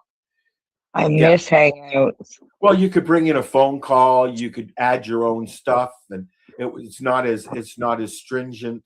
Skype was the same way, though. Yeah, it's not anymore. No. But Hangouts is still very much available. It's just called Meetup now. But you could argue also that Skype is still available because that's what they use on Facebook. But now it's more WhatsApp, I think. I still use WhatsApp like quite frequently, and the reason why I think it's a benefit over, like, say, even just sending a text. If I want to send files like videos, photos, that sort of thing, I can send bigger files in better quality through WhatsApp. Yes. If I try and send it through text or even Messenger, sometimes it says this file is too large. It goes through your phone system. Yeah. So. Yeah. Well, it goes through the internet, then through your phone system. So what I don't like about WhatsApp is it's attached to your cell phone. Right. Yeah, to your phone number. It's Yeah, kind of so like having a anybody who has your WhatsApp can actually phone your phone. I don't like yeah, that. just block them. Just block them. I don't want people phoning my phone unless you've been invited to, or you've actually phoned. Beep, beep, beep, beep, beep, beep, beep, beep. There's your number. Oh, Yeah, I have a registered business. So if you Google Magic Mike Karaoke, you get my number. Like it's my number. My phone number's there. So please don't prank call me if you heard that. MJ, I'm so gonna call the radio station and get them to prank call you. So do you remember when you had an idea, a thought, and you wanted to tell somebody, you just picked up the phone and called them? And now it's like you got to go to Facebook, you have to message them. Hey, are you around? I was going to call you. No, you can just call. Darcy? That's not how that works, bud. What's that? We don't do that. We just fucking call. Yeah. Yeah, that's what answering machines are for. If they're busy. Oh yeah, no. I just No. Darcy and I already have this down that it rings 4 times. If it doesn't get picked up, we hang up. We don't leave messages. We don't do shit like that. When we see that one of us, I guess we have caller ID. Yeah, we all have caller ID now. So you're like, oh, Darcy called. Hey, although sometimes it might take the other person 18 hours to call the other guy back, but he still calls me back. Who? That was a jab at myself, Marcel. Yeah, that's more like it. No, Darcy. I was gonna say Darcy. Darcy will talk to me in the morning. He'll say, "Oh yeah, well, I'll give you a call this afternoon when I'm done." Then you'll hear from them the next morning, or at 9 o'clock. Yeah, or at 9 o'clock that night. Yeah. I'm getting ready to go to bed, and I got a bag ready. Yeah, you got distracted during the day and went, "Oh fuck, I didn't call Marcel back." And then you had to run out of the house with a burning, that's normal for both of us. Can of oil. Oh, stop. At least there were no eggs on the ceiling. Don't do that. Oh, I haven't done that. My biggest problem is when I start something in the morning and I get into it, I can't stop and then go back to it. And that's, you know what, that happens to me when I start working on the fucking computer. I go in the morning, and then the next thing you know, it's 5 o'clock in the afternoon. I haven't fucking eaten, haven't done anything else, just sat in front of the fucking computer and do stuff. It was me the other day putting the bed together. Right? Until I got it all together, the only thing I had left to do was the drawers, and I thought, I can do that. I can sit down and relax to do that. Yeah, that was the same as me rolling joints the other day. I started rolling, and then when I was all done, I counted them. There was 2,700 joints there. I was like, holy shit. Well, at least How long were you sitting there? I said, at least that's all done for her anyways. But that's my biggest problem is when I sit down and start something, I can't just move away from it. Like tonight when I come home, I was hoping to be home. I'd have decent time so I could make some. What's that? I got a question for you. Yeah. Now that you've talked to a number of different people from out at the reserve, how do they feel about the premiere? Can I say no comment? But all I will say to it is I don't know if the government really knows what they're doing. I would say that if the government is listening to Scott Armstrong, they definitely don't know what. And what I mean by that, to clarify, is there's more worse things in this province to worry about, i.e., harder drugs, human trafficking, than to worry about what the natives are doing. They're just pissed off because the natives are making more money than they are, and they're not even getting 1 cent from it, and they're still got to cut them a check every month. Aw. But maybe they want Nova Scotia to stay the #1 capital for human trafficking because it looks good on their books or something. The thing that got me with the whole premier going out and actually trying to defend himself about everything and blah, blah, blah, blah, blah, was one statement he said was, RCMP have told me that they have found traces of fentanyl in illegal cannabis they've confiscated from Nova Scotia. Where's the proof? Okay, no. Here's my thing out. This is what I want to say. In Nova Scotia, if they find fentanyl in anything, they put a public health notice out. We discussed that before you got here from driving in your fucking snowstorm. Well, not one public health notice. So that's just the premier fear-mongering people to try to get them to side with him because, i.e., his popularity is going downhill fast by doing what he's doing right now. I mean, it was going pretty fucking low to begin with. That's one of the stories. That's one of the stories that keeps reoccurring, like hypermesis, fear mongering, scaring people, and mainstream media picks up on it because it's good news. Hey, when you have 6 nations up your way even talking about this now down here, I think you're starting to ruffle some feathers. Yep. Because what they're going to do is they have a cannabis thing all set up there, and what they'll do is they're still having their fights where OCS wants to put their stores on the reserves. Who just slurped? Me. Timmy. Me. Oh, okay. I did. It was the bottom end of a double medicated ice cap. So shut up. Oh, okay. Ooh, that sounds delicious. It is delicious. Chrissy doesn't like them. She says they're too bitter. Oh, she just needs some sweet syrup in there. Well, yeah, but I don't put sweet syrup in my ice caps. Yeah, but she could put it in hers. I'd have to figure out a recipe for it. Mine fills up a Tim Hortons large perfect. Even my kid who used to work at Tim Hortons was stunned here one day when I was pouring it in and just dumped the whole thing into the cup. She said, Jeff, that's like the right amount. Well, it took me a while to get the right recipe. You're like as if you ever doubted me. Like, hello. What in the past would ever make you doubt me? But when I was here putting the bed together, I didn't really have time to get up and make an ice cap. And Chrissy, bless her heart, brought home an ice cap from Tim Hortons. And after going months making my own to drinking theirs, I will say I like mine a lot more. Nice. Theirs has a very chemical flavor to it. Mm. And I'm not real keen on that. That's all smokes. Wait, are we done? We're not done yet. No, I'm trying to get rid of. I'm just saying. I thought, let's see if this works.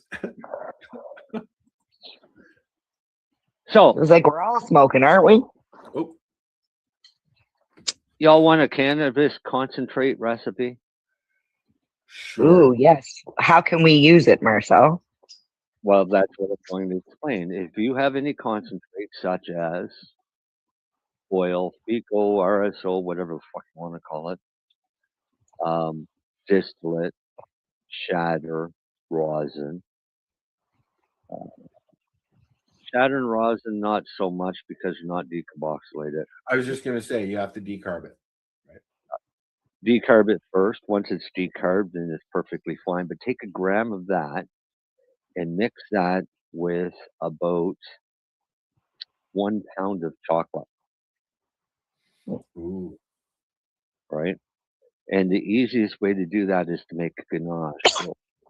So take about 2 cups of heavy cream and heat it up, not to boiling, just to bubbles around the edges, and pour it over 2 cups of chocolate with a gram of concentrate.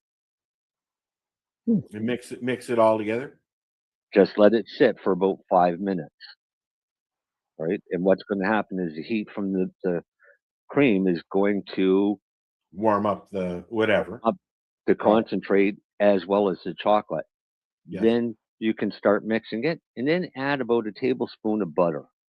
And chocolate binds really well with cannabis. Chocolate binds very well, but it also but the cannabinoids bind extremely well to the fat in the cream, the fat in the butter, and the fat in the chocolate. Yeah. So as long as once it's all completely mixed, then it's all completely dispersed, right? If you have any hard lumps of chocolate, you just keep stirring. If you have to heat it up over a pan of water, double boiler type thing. Mhm. Once it's all done, cool it, take out what you have and weigh it. And then divide that into 100 doses, right? Or 100 pieces. Just turn them into little chocolate balls. Each one will probably weigh about 10 or 15 grams. Each one, depending on how strong your oil is, will probably be 7, 8 gram or 8 milligrams per ball, right? Which is a nice, comfortable dose for what you're going to do with it. You take that ball and you can throw it into a hot coffee, into a hot chocolate, or just eat it. Yum. And it's an instant dose, and it's a very easy recipe to do. Yum. Yeah.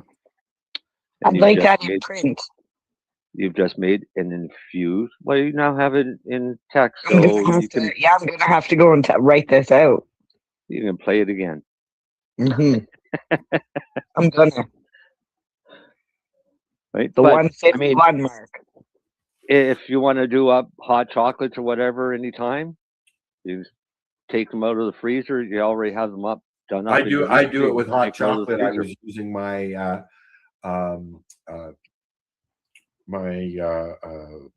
olive oil and cannabis mix, RSO mix. Yep. Yeah. Yep. That'd be awesome. You'd have little tiny chocolate balls that, like you're saying, you could either just chuck them in your hot chocolate or just nibble on them. Yeah, exactly. So it's just a very simple concentrate recipe. That's about the extent of Mary Jane talking dirty.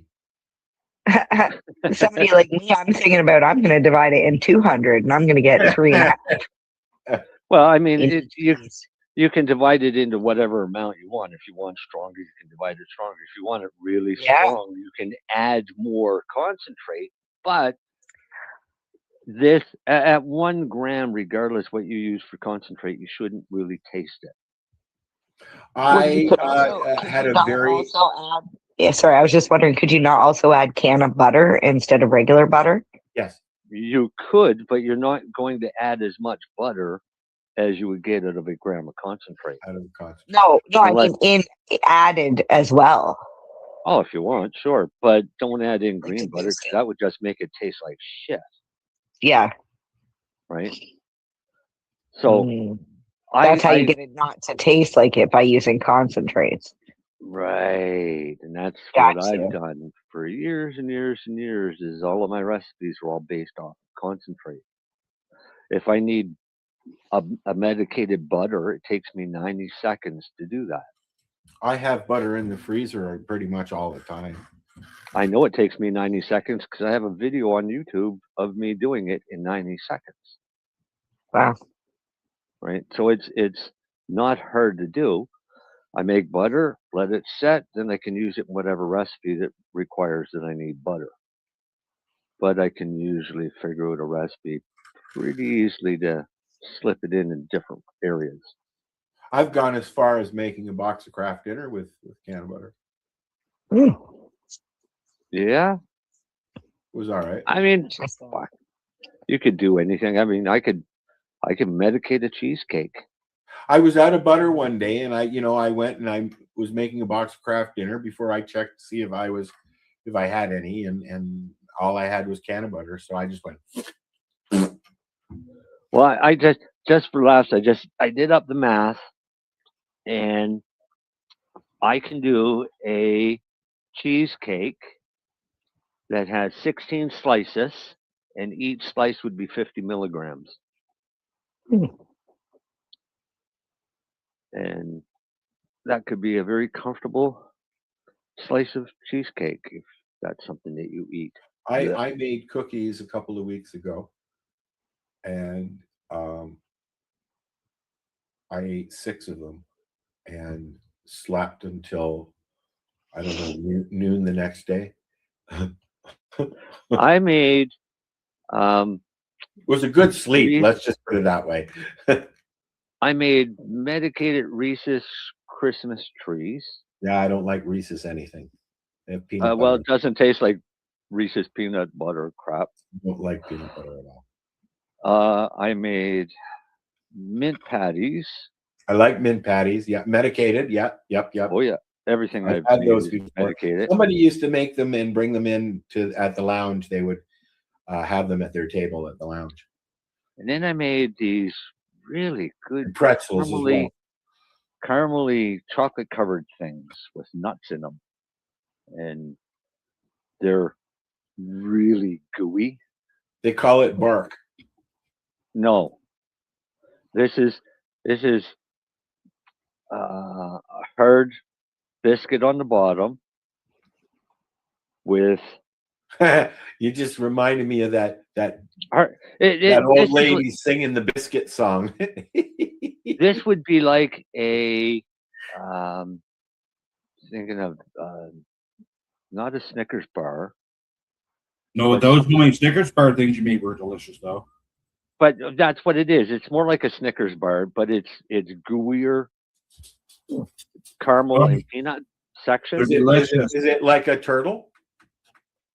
No, because a turtle is still a harder caramel. This is I like turtle. really I've had soft. medicated turtles as well. This is a hard thing to make because I've got to freeze this caramel stuff solid. So I've only got literally seconds before it starts to melt when I put hot chocolate on it. Right? So I'm telling you, MJ, they're fucking to die for. They really are. It they're almost a pain in sounds the like ass to make, but they're delicious. it almost sounds like they call it Christmas crack, where you put the crackers in like a base and then you pour the toffee over top. Yeah, right. But that's more like a bark or things like that, right? Yeah, tree bark. No, this isn't like a bark. no, Tree because bark. Looks like when a you tree bite bark. into this thing, you better be prepared to eat the whole thing. Oh, You can't take a bite and walk away because the stuff is oozing out. oh, It's sounds like an really- experience. All right. Oh, it is. Now you've said the word oozing, and it's time to go. Yeah. Mm. Don't hang up right away, MJ. No, I'll And stick around. Darcy just takes right off. Darcy came back from work to not say anything. Yeah, I know, did. I noticed I that. was talking. What? What? We got a minute. Where's the grow segment? Well, I was going to tell you, I grew some. I sprouted some new seeds out. Cool. I sprouted 3 strains to put in my tent. I sprouted. Now, me and Marcel had a debate about these, but anyway, Gorilla Glue number 4. And then I sprouted ice cream cake. I like and that. then real ice cream cake, and I sprouted another one called guava melt. I've heard of that. And it looks really Well, good. we'll have stuff to talk about next week. Sure will. If he's here, might be a snowstorm. I will be here. Okay. Say goodnight, people. I won't be here. No, I know You you'll might be down here. You might be here. No, I You mean might be here at on- my house. No, but you Are might you guys be going to on. try and do the show next this week show. together? We'll see. All right. We'll All try. right, say goodnight. Good Talk to ya. night. Good night.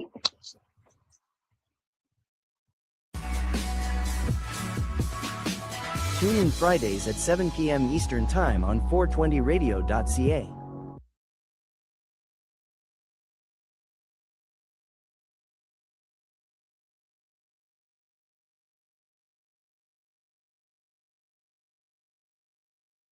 Adults with ASD report significant improvements in their symptoms following cannabis inhalation, according to data published in the journal Nature Scientific Reports. Researchers affiliated with the Washington State University and the University of New Orleans reviewed data from 111 self-identified ASD patients between the ages of 19 and 70. And now, study participants self-medicated with cannabis and reported the results in real time on the mobile technology platform StrainPrint. Investigators accessed nearly 6,000 separate StrainPrint entries compiled over 74 months. They reported using a large data set from self-identified autistic adults self-medicating with cannabis. We found that ratings of the severity of negative affect, which is anxiety and irritability, were reduced 75.78%. 75%. Ratings of the severity of repetitive behaviors, compulsive behaviors, were reduced by 70.41%. That's huge. Yeah. Ratings of the severity of problems with mental control, concentration, were reduced by 68.59%. Holy cannoli.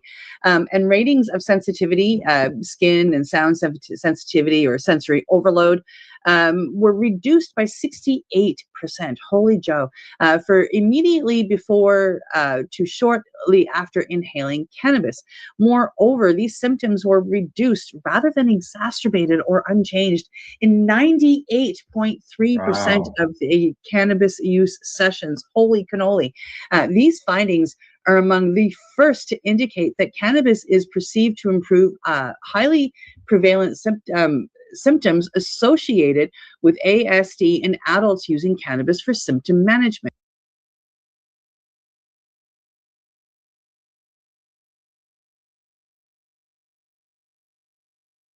You're listening to the Pace Radio Network here at paceradio.net. The views expressed by the individuals during this broadcast are their own opinions, and they may not be the same as those of their group or other organizations they may be involved with. All medical advice during our broadcast is not a medical opinion and should be checked with your medical physician.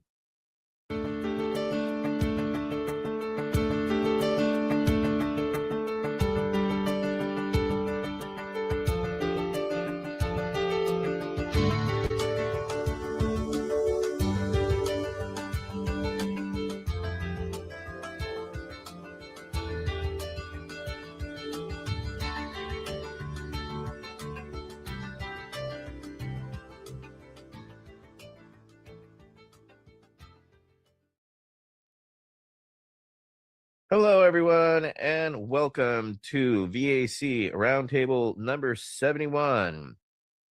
We're very honored to have a pioneering physician, Dr. Frank Lucido, who has been out on this spear early on, which is literally 20, almost 30 years ago, with what he had done with Proposition 215 and our dear friend, Dr.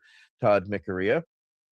And unfortunately, we lost Dr. Todd a few years back. And to have people who were part of the history as it was there and as it happened is important to us. We believe it is important history. It was early on when the internet was really just starting out. And yeah, so basically, can't thank you enough for joining us today, Dr. Lucido, and basically go into our first question, which is, how did you originally come to cannabis? Now, this is kind of a multi-pronged question. When were you first turned on? When did you, yeah, go for it. All right. Well, so I started college in September 1966 at Michigan. And I was one of the more cautious ones. I didn't smoke pot until I saw what happened to my friends and all that. And by January of 67, my second semester, I realized that people were having fun with it and nobody was having troubles with it. And so that's when I first turned on. And I'd heard the rumors that you don't necessarily notice much the first time. And sure enough, I didn't notice much. We're sitting in a friend's attic, where he happened to live. And then we decided to take a walk down the street to the local grocery store, and it looked like it was about 2 blocks away. And as we walked there and approached, seemed to be getting a half a block away, and all of a sudden it looked like we were 2 blocks away again. Like time, the space really expanded. That was the first experience of being altered that I realized. And I thought, well, this is interesting. And we had a good time laughing and a number of other things. And I was sold on it then that, I found out soon that it really didn't harm anything. And by that time, I'd already been through 1 semester of college, and I realized a lot of the weekends I felt I had quite a bit of a hangover because alcohol was available, even though we were 19 and 20 and 18 years old. So I realized cannabis was so much safer than alcohol. And not that I've been a teetotaler. I mean, I'll have the occasional drink, but for people that really can't drink at all, it's great alternate.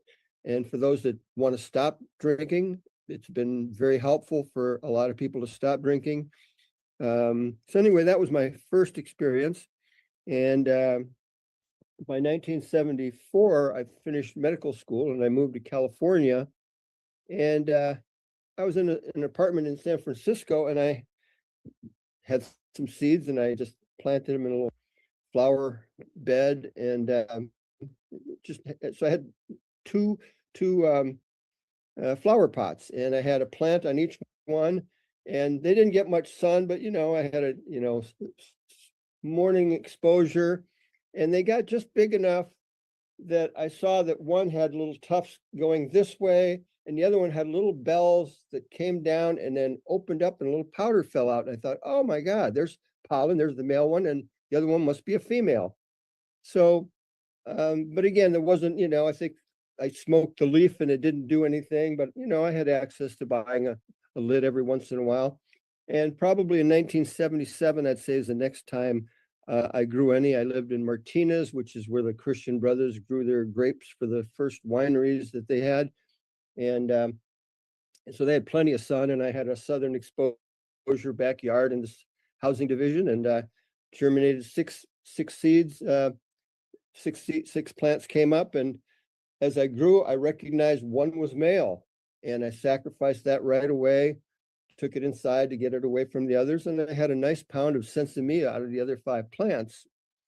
And I did an interesting thing with the one plant that was male, and my girlfriend at that time was studying Indian dance. And when you study Indian dance, you cook for your teachers, and there was a book called Flavors of India, and it's just a regular straight cookbook, but in the back were their beverages, and one was making bhang. Bhang, and it's a drink that they would make at the Shiva festival and drink and have their experiences and praise the Lord, etc. And so we made bhang, and even though there wasn't much, I know there was not much THC in it. About the same time that I was getting a little bit high, I would also get a stomach ache, and finally I realized it was the male plant that was causing the problem for me, because as I was stripping the plant, I realized my nose was running, my eyes were running, and I touched my eye because it was running, and my eye puffed up, and I realized, oh, I'm allergic to the male pollen.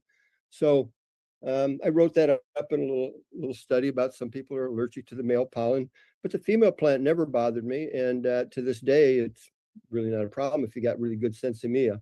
So that was a couple of my experiences. 1977 was the first time I ever grew, and then I didn't really grow again until just before, let's see if I wrote that down.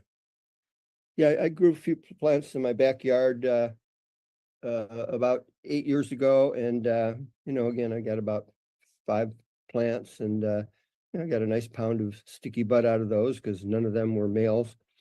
And then the only other time I did it was the beginning of quarantine. And I had plenty of time, so I grew some plants out in the backyard. But as you might remember, that was the year of the fires. So the fires in Sonoma County, the sky was, even on a clear day, was like beautiful red. And then I realized, oh, that was like all the smog from burning houses and burning pets and stuff from Santa Rosa.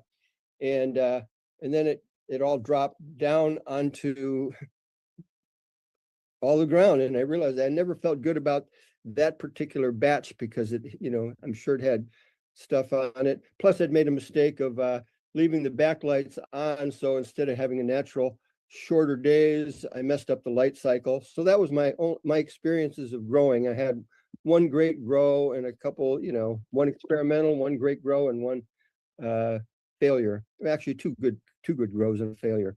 But I like to leave it to the professionals to do it. And if I really had more time and more space, I'd probably, it was really fun and rewarding to grow your own plants. So that's, how I originally came to cannabis, and a little brief story of, and nowadays I really prefer edibles just because I cough a lot more.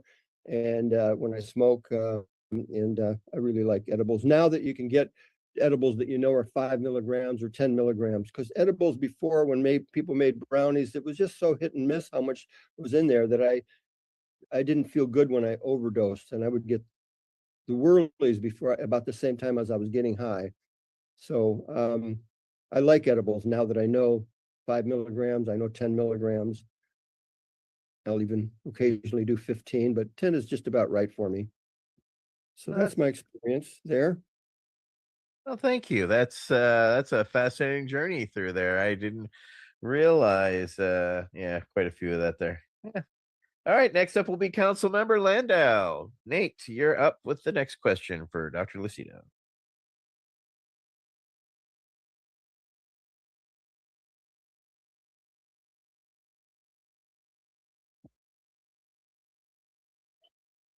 First of all, as a young advocate, I want to thank you for your decades of work. I look up to you and admire you, so thank you so much for all your pioneering. And my question is, how has your experience as a family general medicine practitioner influenced your approach to medical cannabis evaluations for veterans? Thank you. All right. Well, so I started my practice. I just retired after 41 years, but I started my Berkeley practice in 1979. And before the Compassionate Use Act, Prop 215, I had met a couple of the principals. I'd met Dr. Todd Miccaria and Chris Conrad through I met Chris Conrad through my anti-nuclear friends, and because I was an anti-nuclear activist. And then he told me, oh, there's a benefit for Prop 215 and at his house, and Dr. Todd Miccaria was there, and I'd heard of him before. He was like a hero of mine, even though I'd never really met him before. I knew he'd published, a decade or two before, the marijuana medical papers, and which was a compilation of all the literature from, the 1800s till now, some of the seminal pieces. So Chris Conrad says, oh, you want to meet Dr. Todd Miccaria? I says, I'd love to. And we'd had a patient in common before. I had a nursing home patient that was dwindling and wasn't eating. And the head nurse said, oh, you might want to get a psych consult. And Dr. Miccaria is on for psych. And I'd heard of Dr. Miccaria, like I said, had not met him yet. And he recommended Marinol to this patient because this was long before Prop 215. And I'd heard about Marinol, but I didn't know any doctors that would dare prescribe it. And sure enough, he'd prescribed it. And this woman who's elderly and depressed and wasn't eating, her mood picks up and she's starting to eat. And so it was just great. And we just charted notes. So we hadn't really met, but we'd met each other by, writing notes in the patient's chart. So flash forward now again to 1996, Prop 215. We're trying to get it on the ballot. And there's this fundraiser at Chris Conrad's house. And he says, oh, Dr. Miccaria's here. Do you want to meet him? And I said, oh, I'd love to. And we meet, and I introduced myself, and I said, we had this patient in common. I've been wanting to meet you. With this patient in common, and told him about the woman who was dwindling away. And as soon as he prescribed Marinol, she's starting to eat. And he says, oh, that's great. Want to smoke some hash oil? And I thought, sweet, yes. So I thought this stated older gentleman, who was probably my age then, he was probably in the 70s, and I'm 76 now. I thought I'd have to be a little bit more circumspect, but he invites me up to smoke some hash oil, and so that was my first experience of real concentrate. I mean, I'd had hash before, but like this was something really cool. So we became fast friends, and because there weren't a lot of doctors that were well, again, it was before Prop 215. So let's see if there's anything more to that question, because we'll get in more stuff. I think that's the main thing I wanted to say on that one. Yeah. Again, thank you for that. Sure. I miss him so much because he was such a character on top Yeah. of that, but he was also so wise, so understanding. But yeah, no one was quite like him for sure. Next up will be Council Member Wade Laughter. Council Member Laughter, we recognize. Yeah, thank you, Jen. And thank you, Dr. Lucido, for joining us this afternoon. Full disclosure, Dr. Lucido was my recommending physician for, I don't know, maybe a dozen years. I felt like we became, I felt like you were a friend to me. Absolutely. And I really, deep gratitude for knowing you. And it's a real treat to have you here this afternoon. So my question for you, given all of that I wanted to say first, you were co-author of an article, Implementation of the Compassionate Use Act in a Family Medical Practice, 7 years clinical experience. And would you talk a bit about what key insights or recommendations you would give to physicians who are not as familiar with cannabis as you are and may feel hesitant about recommending medical cannabis to their patients? Thank you, Doctor. Sure. Well, that sort of dates that was 7 years after Prop 215 started. So now it's been 25 years, 26 years experience. The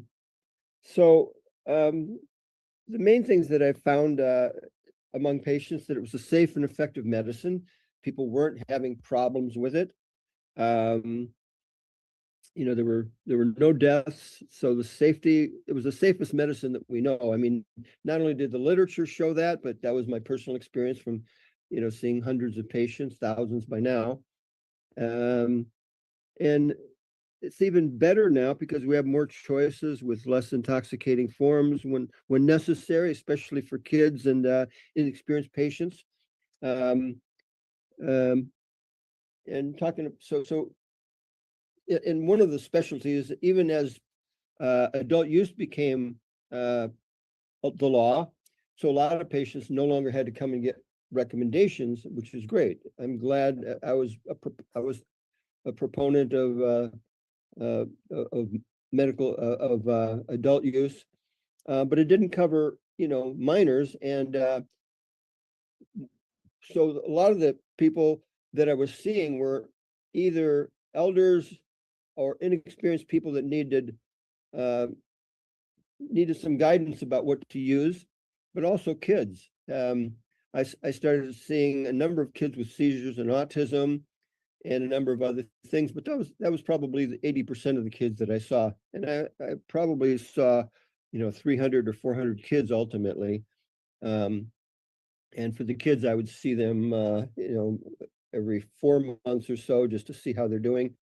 And it was really good by that time that you could get tinctures that were, 50-50 CBD to THC, or 8-to-1 CBD to THC. And for some of them, you needed more THC, and for others, you didn't. So for seizures, for instance, really CBD seemed to do it, and you could really bump the CBD up high without intoxicating the kids. And sometimes you needed a little THC if the autism spectrum also had a little self-injurious behavior or aggression against their parents or their teachers. So little THC was very helpful in that case. So those were some of the things that I knew. And let's see.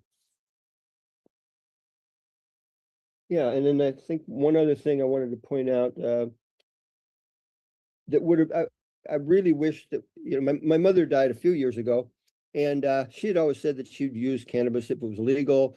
And when she visited me, soon after it became legal here, I said, remember you said you'd, use it if it was legal. And she still hemmed and hawed, and she didn't want to really try it then. But as she got older and had a lot more medical problems and a little bit depressed, um, I would bring my vaporizer to Michigan with me, and we, adult use was had started, but they really didn't have tinctures. In fact, this was probably even before adult use. In it was certainly before.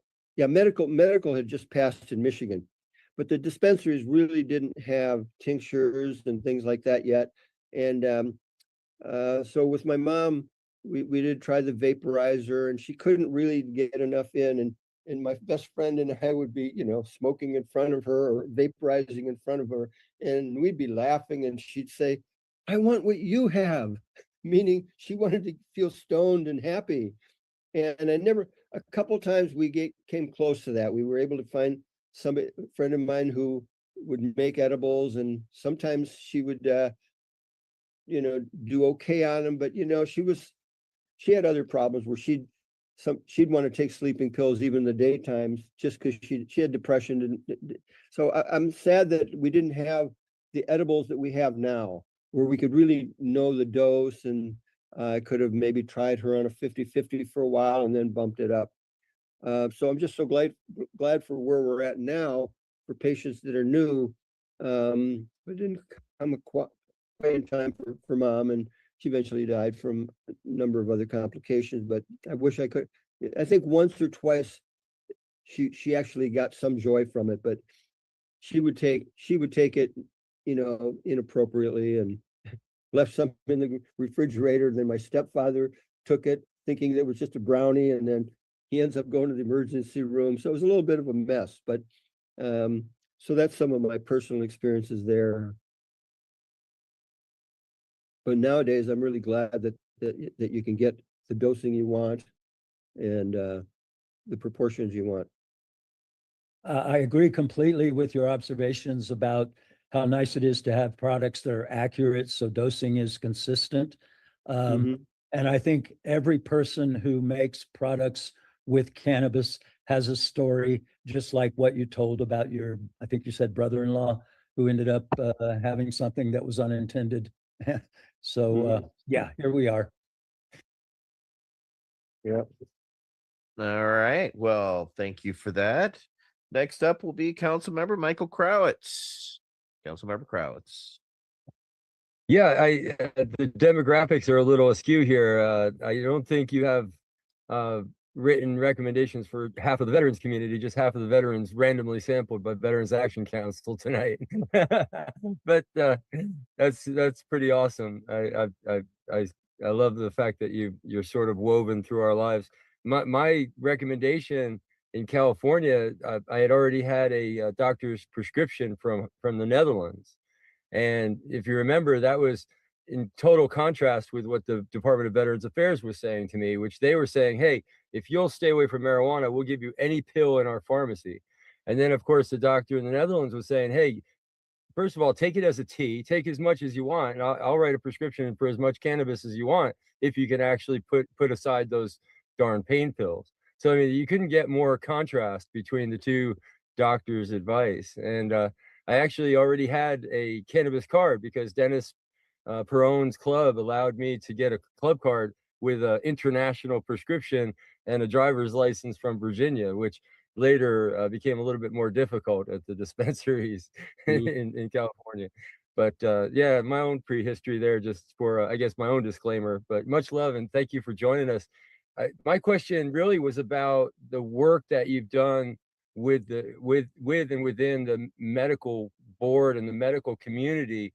The question was, please talk about the challenges from the California Medical Board that you and Dr. Todd's early work around medical cannabis, and are there any doctors with cannabis experience in the on the medical board? I guess I would expand that question just to ask, where are we at with the medical board and doctors recommending cannabis? That's a good question. Since since the adult use happened, it didn't just happen. People worked hard to get that, obviously. I haven't paid as much attention to what's going on with the medical board. The doctors that are getting trouble with the medical board are fewer and farther in between.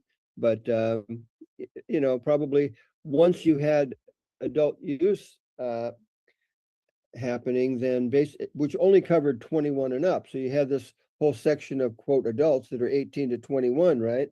And so I think the cannabis doctors, I already had my niche because I was seeing a lot of kids and a lot of elderly patients that needed advice. But whoever was running the mills before, and I use that derogatorily, like those that were just going to see anybody and the ones that gave it a bad name, they're the ones that ended up with nothing but the 18 to 21-year-olds. And so they're the ones that would stick up more like a sore thumb, because even though the 18 to 21-year-olds could very well be, needing it medically, a lot of them were kids who were hiding it from the parents. And that's a recipe for disaster as far as not harm to the patient, but like when the patients find when the parents find out, they're going to be very mad at the doctor. So those are the ones that are probably getting the doctors reported to the medical board. So, when I was a co-proponent of the Repeal Cannabis Prohibition Act of 2012 that we were trying to get on the ballot, and there were 3 competing initiatives, so none of them had enough funding to get on the ballot. The one contribution I made to it is I said, make it 19 the age instead of 21 or 18, because then you're at least keeping it out of high school, but you're also acknowledging that you don't have to be 21. So, and people thought that was weird, and but like it made sense, but ultimately that's not what happened. And when it finally happened that we had adult use, they made it 21. So it doesn't help all adults. But that's the main thing, I think, is that you don't have as much of the parents complaining about it because their kids are using pot when they didn't know it. Let's see, was there more to that question? Just if you felt like reflecting on, what it was like, what some of the challenges were, with Dr. Todd, facing down the, I remember a moment where the drug czar, I guess they called him still at that time, General McCaffrey, was standing there with a poster board of some of the indications that Dr. Todd had, written on the poster board, and saying he called it Cheech and Chong medicine.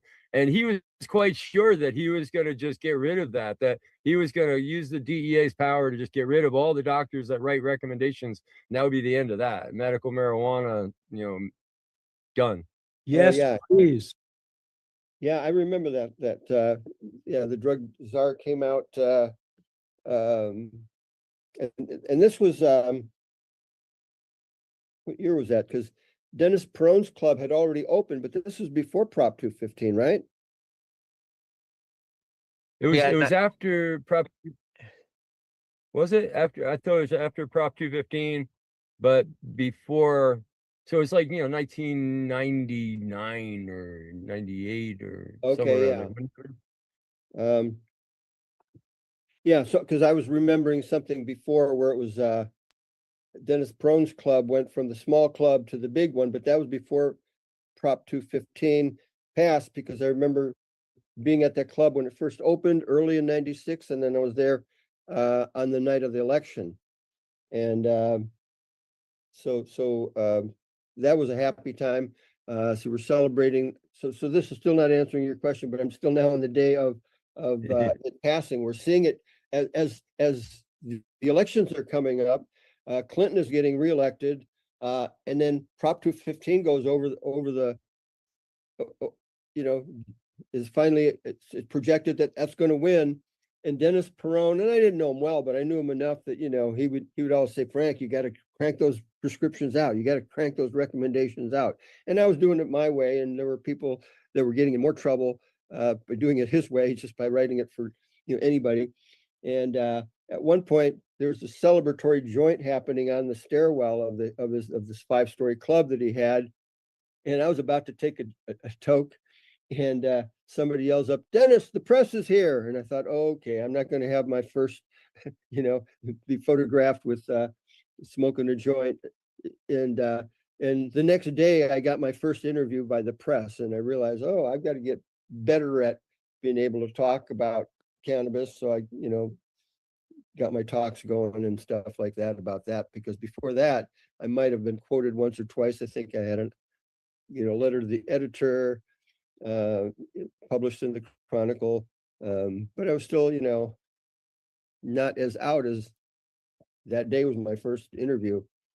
Again, getting back to your question, then McCaffrey starts going in and saying that this again under Clinton, right? He was the drug czar, and he started threatening doctors, and yeah, the graphic you pointed out, he's there with his press conference showing people are using it for this and this, and here's Dr. Todd Mikaria, his name was like, he was right out there, which Todd didn't mind, but it was like, it was a lesson, if doctors are going to be named, and as time went on, I did get investigated by the medical board when they were investigating 12 of the 20 most outspoken doctors.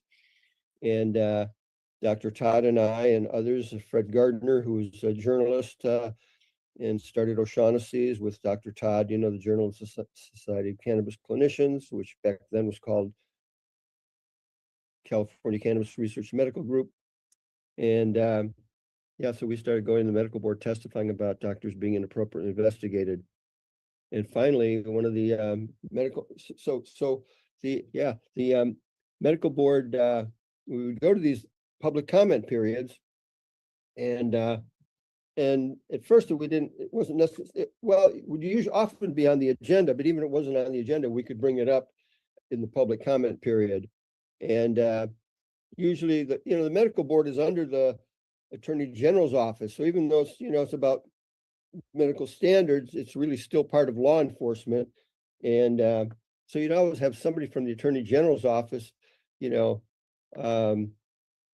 trying to like badmouth what we're doing. And at one point, I didn't know who was in their favor up at the medical board, right? Because there was, 2/3 are doctors, and there's about 10 people on the medical board, and about a third of them are lay people. And one of the guys who was a lay person wasn't the medical board president at that time, but within a year, he became the medical board president. And he stops me during my public comment period, and he says, "Wait a minute, Dr. Lucido, I'm sorry, I have to interrupt you, but like this happens every time. This is about the 5th time we'd gone there, Dr. Todd and I and others." And he says, "This happens every time. These people," meaning us, the doctors, "get up and talk, and you people, the Attorney General's office and staff, are sitting in the back, smirking, giggling, and generally acting, not giggling, but smirking and generally acting disrespectful. And I have to ask why. My father died of cancer, and I'm sure that he never used cannabis. Well, I never used cannabis, but I think it would have helped him at that point. And so we knew that we had somebody on our side there. At that point, we didn't know who were our allies or not. So we knew we had at least one ally, and it turns out that probably half of them were very, positive, but nobody wanted to speak up until this happened. And like I said, later on, he became the president of the medical board. And so again, is there more to the question? Because I sometimes I get off on what I think is the question, but then it gets off into a tangent. I think you got it there. I think you nailed it. Yeah. It's a snapshot in history that y'all were it was very pressing early on because it was going to have its reflection on other states and their access as they came on board.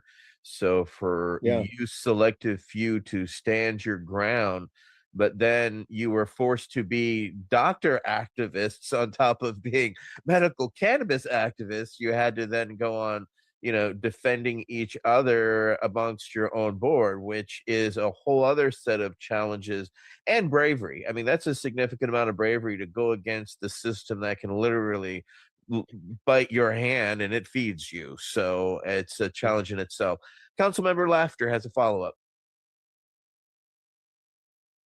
Yeah, not so much a follow-up, just an expression of gratitude, Dr. Frank, because I think, I don't know the time frame of when this was happening, but I think I was a patient of yours when the medical board was considering revoking your license because you were taking care of people like me. And Oh, yeah. I got. Anyway, hero, I think, is a good word for you. Thank you. That's all I have. I could say something about when I got I forgot to mention, I got investigated by the medical board. And I think that happened before I started going to medical board. That sort of was my impetus to get the group together of all the doctors I knew and some attorneys also. And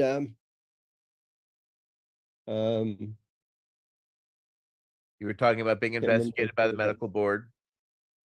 Yeah. Yep. So they finally they finally closed my investigation, but there was something else I was going to say about, and it'll probably come up in a minute as soon as I think about something else.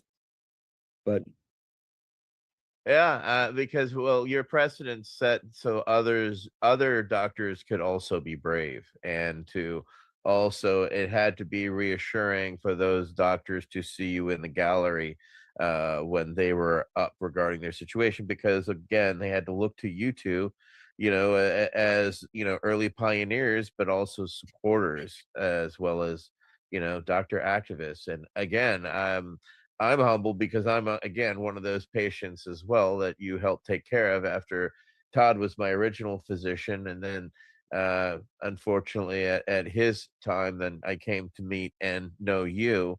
And needless to say, it's been nothing but an honor to watch your growth and see you stand your ground and become a light of hope to other doctors in a time when I know it had to send a ripple across many doctors' lives, because they were either considering looking at cannabis, but also just protecting that confidentiality between patient and doctor, which was very much most important. yeah, thanks. I remember now, one of the things I want to say too, the reason I got investigated by the medical board was for one of the few minors. Later on, I became a specialist in minors because I saw so many these kids with autism spectrum and seizures. But I got investigated early on because of this one 15-year-old who had already had problems with truancy, and he had pretty severe ADHD, but really, well, not basically he was in school in a special ed class, and one thing he started doing was hanging out with people that would get him into more trouble, and some of his quote bad friends turned him on to pot. And this is according to his mom. Once he started using pot, he became calmer, his grades got better, and his teacher would give a report to his mother that he's sort of a model student. I made him president of the special ed class because he was helping other kids with their homework.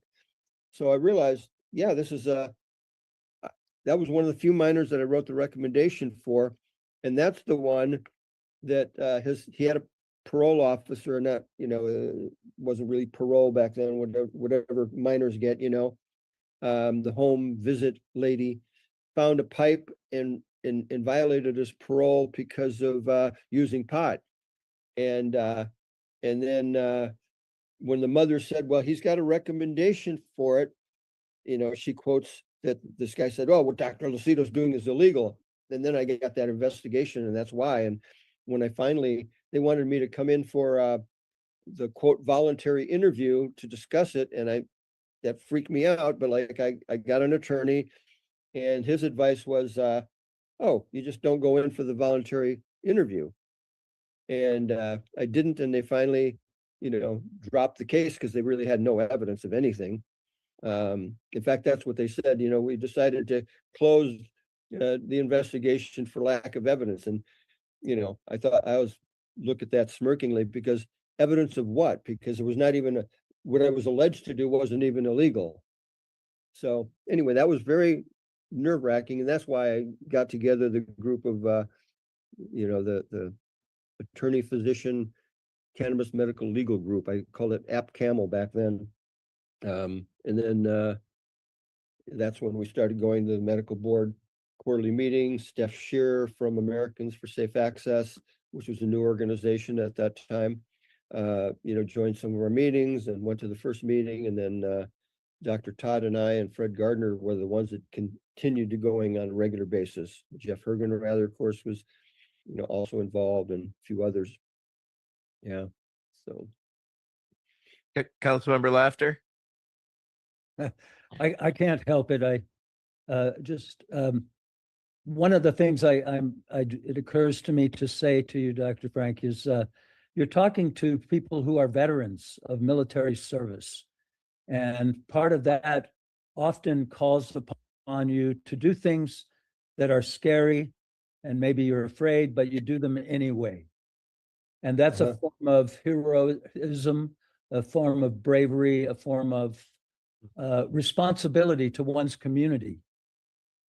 And in addition to all of the work that you did to become a doctor, to take on this additional level of work and responsibility for caring for your patients in, going against the establishment. That's a form of bravery that they don't give medals for it. But you have patients like me who have deep gratitude for the opportunity to have known you and to have experienced your form of compassionate, informed care. So thank you. Oh, you're welcome. Thank you. Testify, my brother Wade. Testify, testify, testify. Sister Peggy Jones. Council member, you're recognized for our next question. Thank you. And thank you, Dr. Frank, for joining us this evening. If cannabis were legal, do we currently have the appropriate medical coding and billing for insurance companies to cover it, or any herbal medicine? If not, how would you suggest we go about getting medical coverage changed so those seeking a holistic herbal therapy have equal access, even with insurance? That's a great question. I really wish this would happen. I think the main thing is, though, I've been in medicine for, like I said, I just retired after 43 years in family medicine, and I guess it was 41 years in family medicine because I retired from that 2 years ago, but then I continued the cannabis practice till September. So what I wrote here, let me just see. So this is a financial issue for many. This has been a financial and will be a financial issue for a while, but it's always worth pursuing. I predicted early on that if insurance companies had to pay for it, they would be the ones to push to make it an over-the-counter drug, because insurance companies don't pay for over-the-counter drugs. So I don't know that we're ever going to get to the point where they're going to pay for it, but if we keep pushing for it, maybe it will go for a national, okay, let's make it an over-the-counter drug and force the insurance companies to be our allies then. I mean, it'd be great if they paid for it, but it'd be great if they paid for healthy food too. And it'd be great if they,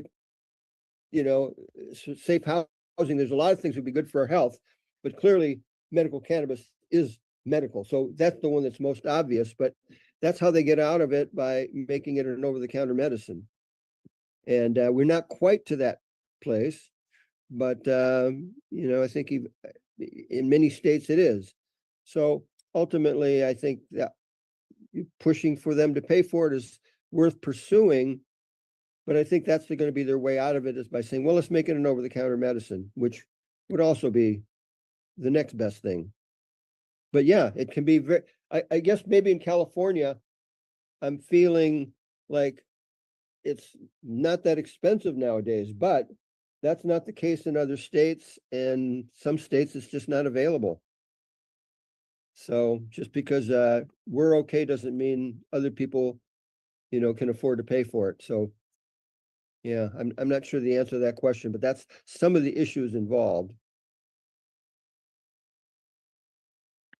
All right. So next up will be Council Member Mike Davis for our next question. Yeah. So a significant and important part of your work was to defend the integrity of the medical profession by establishing and enforcing medical standards of conduct. Are we doing better or worse in this regard since the emergence of adult recreation regulations and the associated reduction in medical cannabis patient numbers? All right. Well, my intention was to make sure that doctors with good standards were not being inappropriately being investigated by the medical board. So with adult use, 21 and over, we've mostly done that. I was a co-proponent, and I mentioned this earlier, I was a co-proponent of the Repeal Cannabis Prohibition Act of 2012, which did not get on the ballot. Our initiative set the age adult use at 19 to keep it out of high school, where some kids might be inappropriately sharing their cannabis. So I think that's the main answer I have. Let's see. Yeah, is there anything more to that question that we want to delve into? Because that's what I wrote down, but I could open that to questions too. Well, I guess it's we know that there was some change in California with there was 64 and Proposition 215 sunsetting. We know there was sort of there's still outstanding questions such as how much a patient can have, because by Proposition 64 standards, I know that there is limits to concentrates as well as how much people can have per day, etc., for purchasing. So wasn't sure of the crossover there, or if there is any crossover. I know there was some legal standing prior because doctors could write for whatever you have, because there's different different humans have different needs, right? And different conditions have different needs as well. So I was kind of curious if there has been any change in standing, or do the pre-215 laws still stay in place for, how much a patient can have, etc., or have that been nullified by the 64, in your opinion? Yeah, that's a good question. And I'm not sure of the answer, but as you're pointing out, Prop 215 did not say an amount. It said that patients could grow, possess, use for personal medical use. And a lot of people, I wasn't involved in the writing of it. I'm not one of the 6, like Dr. Todd, of the people that wrote it. But hearing from it, that was like a big controversial point. It's like, well, are we going to get away with not putting an amount? And somebody, I can't remember if it was Dr. Todd, insisted on keeping it in there. And when it was written, we didn't even have the funding to get it on the ballot. So even our funders might have said, oh, that's never going to pass. Why am I going to give you $100,000 or whatever? And yet it got on the ballot and it passed. So if you just look at Prop 215, it does not say an amount. It says personal, the amount for medical, the amount the patient needs. You can grow and possess and use for medical use. And then I don't know whether, the other ones, would you mention? Prop 64, which is the adult rec. Yeah, I don't know. I'm not sure that Prop 64. No, I mean, first of all, I know that the CCUA, the Prop 215, still exists. I don't know if and even that, different jurisdictions were saying different amounts. So somehow they're getting away with different jurisdictions. And I don't know if that's because of 64 or whether that was even happening beforehand. So I don't know the answer to that, but I know that Prop 215 did not state an amount. And that was intentional on the part of some of the people, and could have been a poison pill that might not have ever let it get on the ballot or pass, but it passed anyway. And I know that the people, one thing I know, I don't know a lot about initiatives, but one of the things is an initiative that the people vote on cannot be changed by the legislature. So right, somebody that knows a little bit more about how the SB 64 and all those other things work might have a better idea of, well, is that still the case? Right. That, or is this an exception for some reason? And is it an exception within different cities?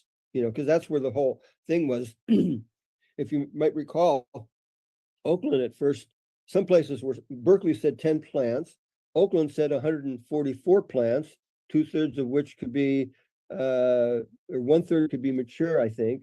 2/3 could be immature, with the idea that maybe half of them wouldn't make it. So you really had this 144 plant limit.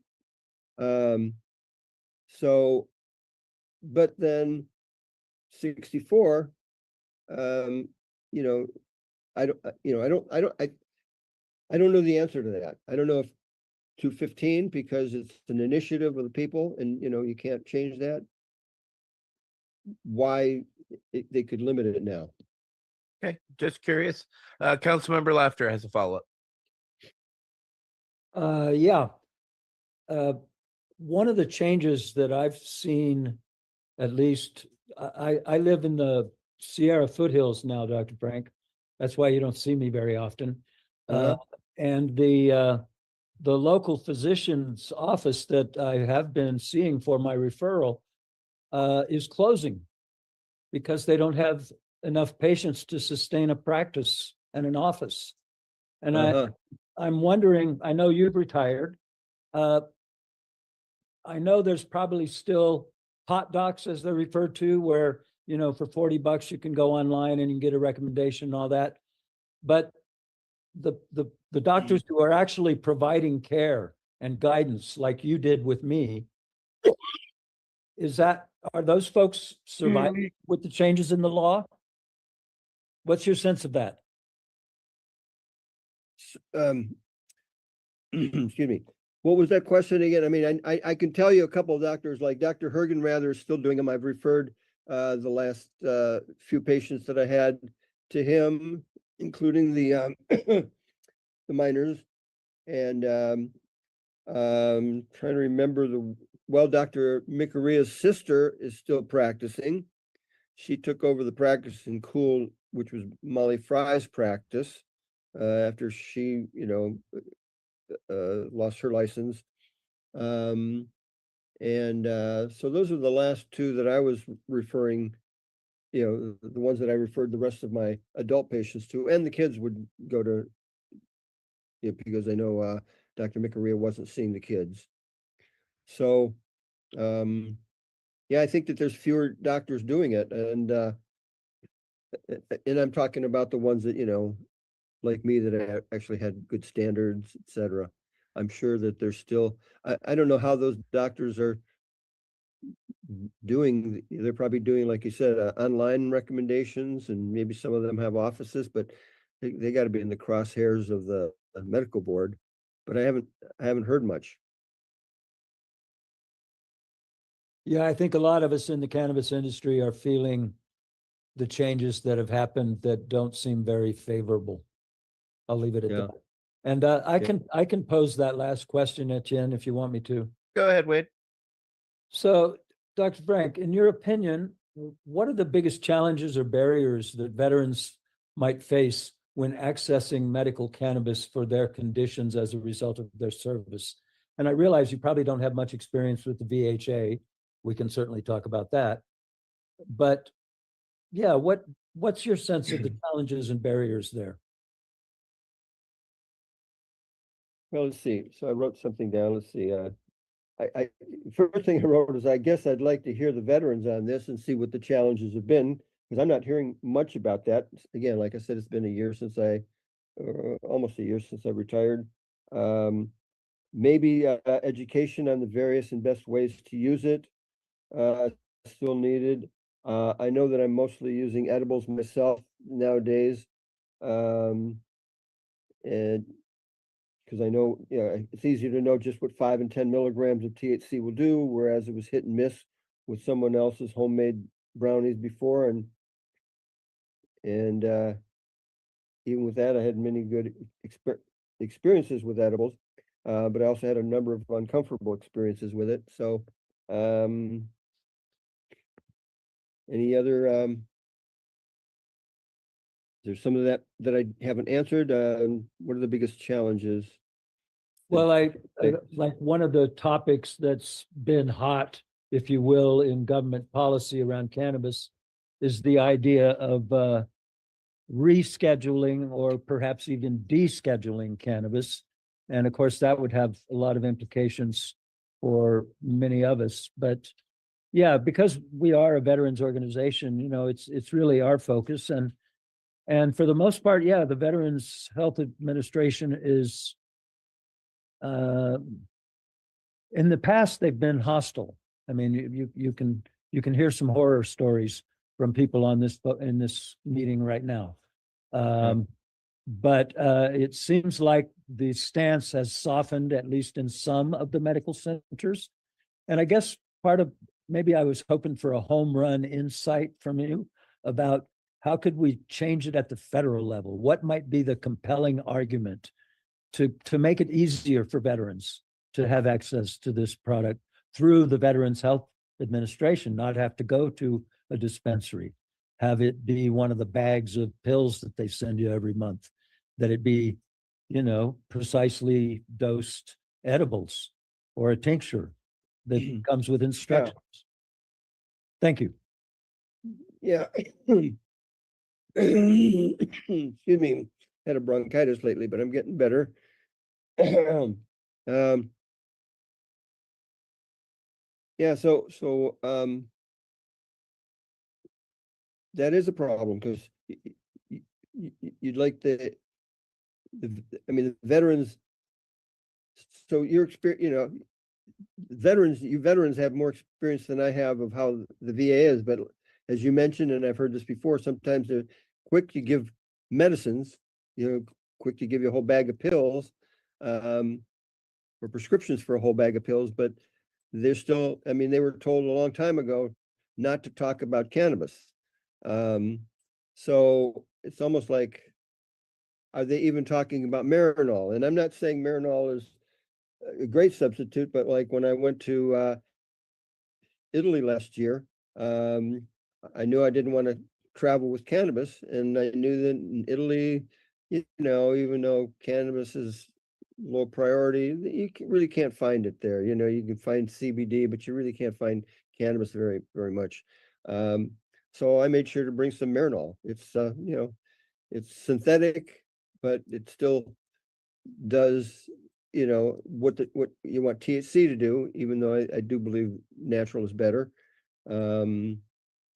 So yeah, I don't know. That's still a tough problem. But ultimately, I know that the VA would save lots of money by prescribing cannabis. So and veterans' lives, people who use cannabis for relief don't get to suicidal ideation very often. Exactly. That's my take on it. Yeah, not only would you have less suicides, but then the side effects of these medicines can kill people. Oh No yeah, one is and the no one's ever died from contraindications. cannabis. Yeah. I have one that's it's not necessarily a question that we have, but it's one through my experience and other veterans are finding out. I'm not sure what your insight on this might be. 30 years ago, when I went to the VA, I was removed from various facilities just for mentioning the use of cannabis. That changed, fortunately, due to Michael Crowitz and others changing VA policy outright. So 30 years ago, when I went to the VA and I would mention my use, I was classified as a known drug user. Okay, so that was a terminology. And now recently we have seen an uptick in a new terminology called cannabis use disorder, called CUD. And unfortunately, any type of cannabis anything is basically being umbrellaed by this cannabis use disorder, which of course has become kind of the sexy name in cannabis for doctors and nurses to be throwing around. Do you have any insight on this or the harm this type of verbiage could be causing? Because it just seems to be a 80s throwback in terminology, or just as another way to demonize cannabis patients because of lack of knowledge potentially by the American Medical Association. Because I know that the American Medical Association is just recently, we know the Nurse Association and others have just recently only approved education, or even that cannabis can be even a curricula for nurses to understand. So with this, we are seeing a large number of veterans who go to the VA and mention their use get labeled this kind of carte blanche cannabis use disorder. Have you heard about this? And if so, what are your thoughts, or how could we educate our doctors against this willful ignorance that they're seem to be pushing down on us? Yeah, that's a good question, and I think to me it seems malpractice on their part to be labeling somebody with that. So maybe somebody has to maybe it has to be some suits against the VA and some judgments against them, to make them pay attention, because that's a bullshit diagnosis. I even wonder about you're hearing about cannabis hyperemesis syndrome, which is Yes. real symptoms, at least. I mean, at least the alleged symptoms are there, and it could be due to other things. But cannabis use disorder, they're using just for people that use cannabis, right? So that's bullshit. So Well, thank you for your succinct breakdown of that, doctor. I don't have many doctors who are that chef's kiss to the point, shall we say? But I think Peggy Yeah. has a follow up on this. Yes, sir. Thank you, Etienne. I actually do have a follow-up. With your experience with patients switching to cannabis, if they did not stop prescription medications that cannabis also helps with, say they have high blood pressure, or they have ADHD, or some other thing that cannabis helps with, if they don't stop that prescription drug, could it also mimic a cannabis disorder or allergic reaction of some sort, causing them to have side effects from the medication that they no longer need because they're on an herbal medicine now? there are very few things that cannabis is going to make worse. I mean, obviously, once you look at the intoxication, I mean, I've taken too much, edibles, as I mentioned. So yeah, you can get an overdose, but that's not what we're talking about. You're talking about people being labeled cannabis use disorder. So I think that that's just a misdiagnosis. That's a diagnosis of convenience to label anybody that's using it a use disorder. And from a legal standpoint, they could name it something else if they want. They could say it's illegal for you to use it on VA properties. They don't have to get into this pretending. That's pseudo medicine, I think. And again, I'll reserve the judgment for the cannabis hyperemesis syndrome because I've read about it, and it seems to be that some people really believe that that's a thing, and I'm sure some people have had something like that.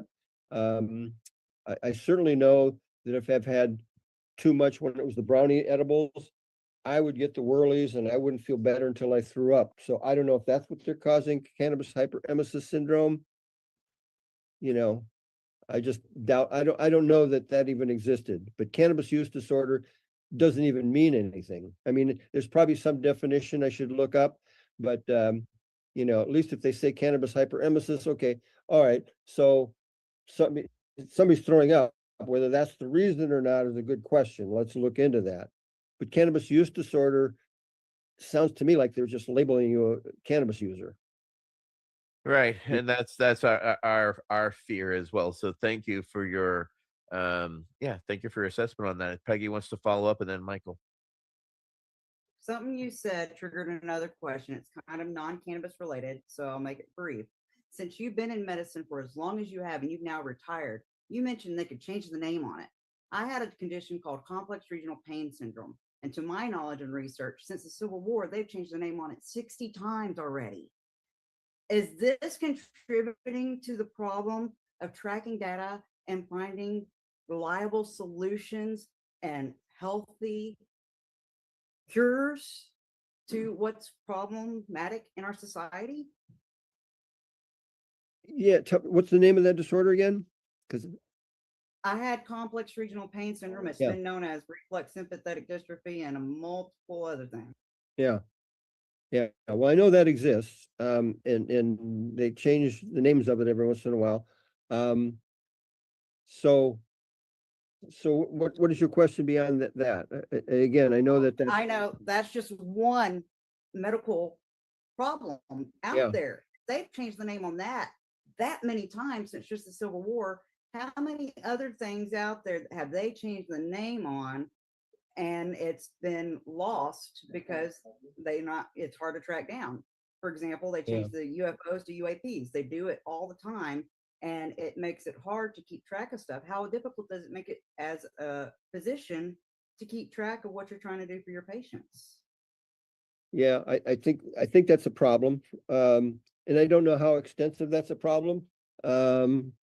I think in general, the National Library of Medicine, the sort of should have some articles on that and how names get changed and stuff like that. So I don't know if there's anything there. And if you've never looked up the National Library of Medicine, PubMed is the thing to remember, just like Club Med, except PubMed. And it gets you to the National Library of Medicine, and you can put in keywords, and you can put in cannabis, you can put in, all the illnesses that you saw, or you can just put in those illnesses to see what else it's been called. So it's pretty easy to access. Now, when you get into the National Library of Medicine, you'll see the titles come up, and you can even see the abstract, which is all that I ever really need to see is the abstract, meaning here's a summary of what the article says. You probably have to pay or be part of a medical center to see the whole article, but I never need that. But you can do some simple research just by looking up PubMed and seeing if any studies have been done. And it's not only studies that you see, but they'll have reviews of the literature. Dr. So-and-so wanted to see how many different studies there are on complex regional pain syndrome. And there might be some thing where, okay, I reviewed a bunch of these studies and this one seemed flawed, this one seemed pretty good. So you can put cannabis and complex regional pain syndrome and see specifically if anybody's done anything with cannabis, or you can just leave the cannabis out just to see all the other articles to see, what they're naming them. All right, Councilmember Crowitz. Yeah, I just thought I'd share a couple of observations or little bits of data points of information about that hyperemesis syndrome. I had talked to Dale Geringer about that when it first came up because I couldn't find anything that was comparable to it in the literature. Nothing certainly before Nixon, before modern cannabis prohibition. My suspicion is, and I think Dale kind of agreed with me, that it's something to do with the way we handle cannabis now versus then, either indoors under lights or the kind of, materials that we use to grow cannabis in or whatever, just a theory, but what the observation of it is a rather violent episodes of nausea and vomiting, cyclic vomiting. And it's hyperemesis syndrome if two things occur, essentially. One, if it's calmed down by a super hot shower. If all of a sudden a hot shower is about the only thing that gives you any relief from it. And one of the problematic things is people trying to use cannabis for nausea, when in fact, the second thing that it's hyperemesis syndrome is if you discontinue cannabis and it stops the problem. So if you're actually using cannabis to try to treat it, when in fact removing the cannabis is the only real effective treatment, that's a problem. But we're talking about something that shows up pretty regularly when you're working in a downtown hospital of a major metropolitan city. It's probably something that a country doctor would never see in their lifetime. And even, where you were working, you probably would never see it. You'd have to see a huge volume of patients, I think, before you'd run into one. I honestly haven't ran into a single case yet, in my work. And ATN's got a couple over there in the Bay Area. So yeah, it's pretty rare, but it's a bit, like I said, hot showers and discontinuing the weed seems to give you almost 100% relief. That's a good sign. But it's definitely a Chicken Little, oh, the sky's falling thing when you're talking about a 1 in a million problem, even now. Even more than that. I mean, the two patients I know, one's in Colorado and the other's in Hawaii. And the other was an adult, and the other she was a teenager, and turns out to be actually a good friend of mine's daughter. So we were able to get some understanding about it. But yeah, hot showers and abstaining from cannabis are the two things that seem to help for at least them. But again, it's still a new and unique thing, whereas the discussion around cannabis use disorder, as the doctor was saying, is just a blanket, what was that wonderful terminology used? A diagnosis of convenience. Thank you for that, doctor.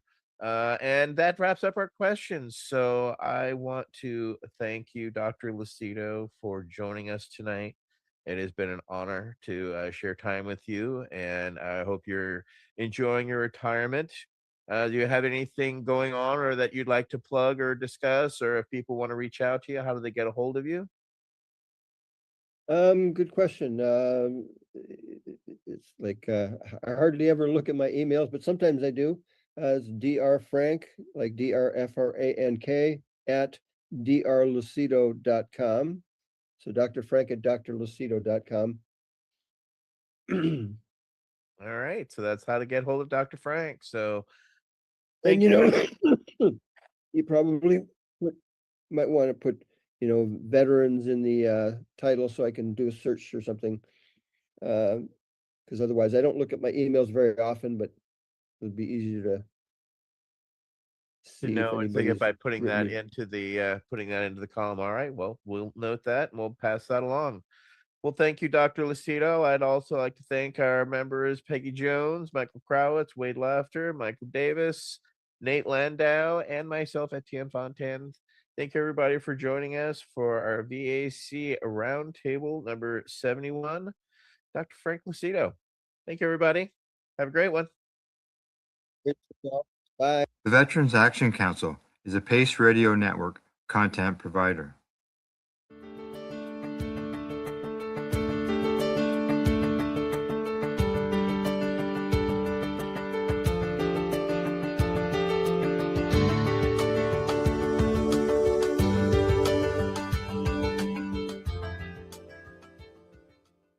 You're listening to the Pace Radio Network here at paceradio.net.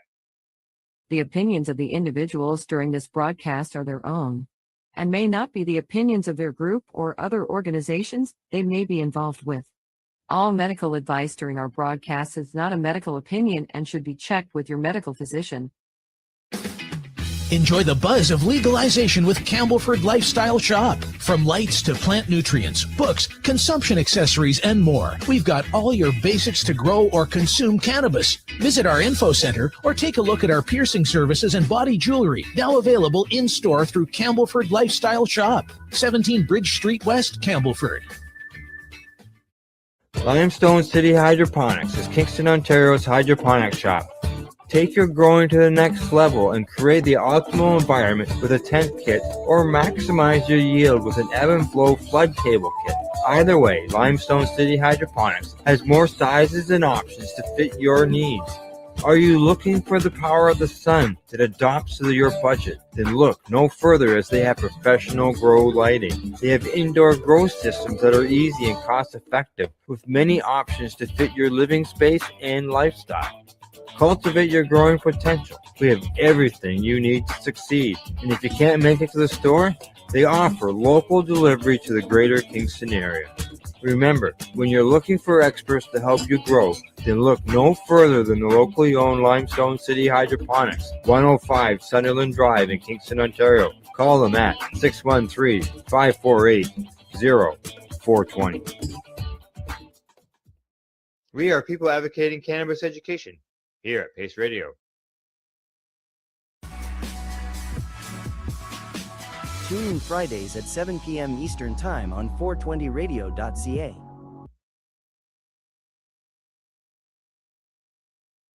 You're listening to the Pace Radio Network here at paceradio.net. The views expressed by the individuals during this broadcast are their own opinions, and they may not be the same as those of their group or other organizations they may be involved with. All medical advice during our broadcast is not a medical opinion and should be checked with your medical physician. I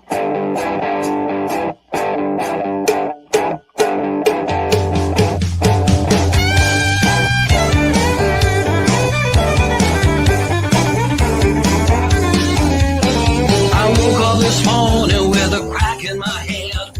12 grams of this latest. Good evening, everyone. Welcome to the Pace Radio Show. We're live here at paceradio.net as well as 420pace.ca and our social media locations as well. Good evening, Tamara. How are you doing tonight? I'm okay. How are you doing, Al? I'm not doing too bad, staying busy, which is the important thing, doing things. Doing stuff. Whatever. I'm involved in something, some editing or whatever, but staying busy. And then, getting outside in the cooler weathers. It's cold, but it's fresh. Yeah. Yeah, no, I try and get out at least once a day. Well, I have to go to the animals and that. So it's chilly here too. We've got some snow and it's winter. Right. I Yeah. don't know what anybody expects. We wouldn't have snow and it wouldn't be cold. It's winter. Well, it's Canada, right? So you gotta expect it, eh? Absolutely. But yeah, no, just kind of gearing up for Christmas. Well, not so much because, like I said, we don't per se celebrate Christmas, but trying to gather some things for some donations for the substitution program, specifically for Christmas this year. Where last year I didn't really, but now that I've got a set group of 27 people that I'm specifically helping, I know how many women I've got and how many men I've got. So right now I'm on a purse kind of campaign looking for purses and women's toiletries, and then we're going to fill men like socks. I'm going to go to a dollar store and grab some like just Christmas socks and fill them with socks and men's toiletries, and of course, regular cannabis, and hand them out in the next next weeks or so. So that's the same old grind. Send me stuff. Where shall they send it, or how do they get a hold of you? So if you want to PM me, I'll give you my address. I'm not going to do that, but you can always e-transfer cash donations to tamaralee9@hotmail.com, and all the money that I make from my gummies and my candy also goes to the cannabis substitution program. So if you'd like to purchase some of those, you can also get a hold of me through that email and order some candy. Yeah, we got candy also down the road for you. Candies, gummies, fudge, cookies. Yes. Yeah, exactly. And all that money goes to the program. So. Yeah. Tonight we've got two guests. Both are patients. One is an artist. The other, I call him an author because he's actually written. I would call them two books. He's an author. Humanitarians, long-term activists. Yes. Jack of all trades, artists on all levels, and just extraordinary people that have overcome so much. And yeah, we've known them probably. Well, I know I've known them for 20 years. So yeah. It's having that, but they've overcame a lot of things and continue on with their journey. So it's always a pleasure to have them on and catch up with them and find out what's going on. Yeah, exactly. Well, why don't we just bring them into the show? Sounds As great. you say, they're here. They're going to tell their story. Plus, they're going to tell us and everybody else how they can read about their story, read all about it, because as I mentioned, author, right? So, right. So, we'd like to welcome Christine Lowe and Russell Barth to the Pace Radio Show. Hello, guys. How you doing? Pretty good. Thanks for having us on. Yes, the thank you for coming on to the show and talking to our viewers about what you guys are doing and what you have done over the past along the ways of cannabis advocacy. Because what I find is that so many of us, we have our we come in, we're in the new. There's a lot of stuff that we're all involved in, and then we sort of gets to a point where the next wave of people start coming in, and I see that some people at times, they're, I'm not going to really say forgotten, but now they've just been in so long that it's just new people just never have heard of it. Yeah. So, Well, I yeah. find that a lot of our work from those days is forgotten anyway. Correct. Most people don't realize how pot became legal in Canada, that the government was forced to do it because the law fell apart and it was the Wild West. And they had to figure something out quick, because Exactly. opening up all over the place with zero regulation.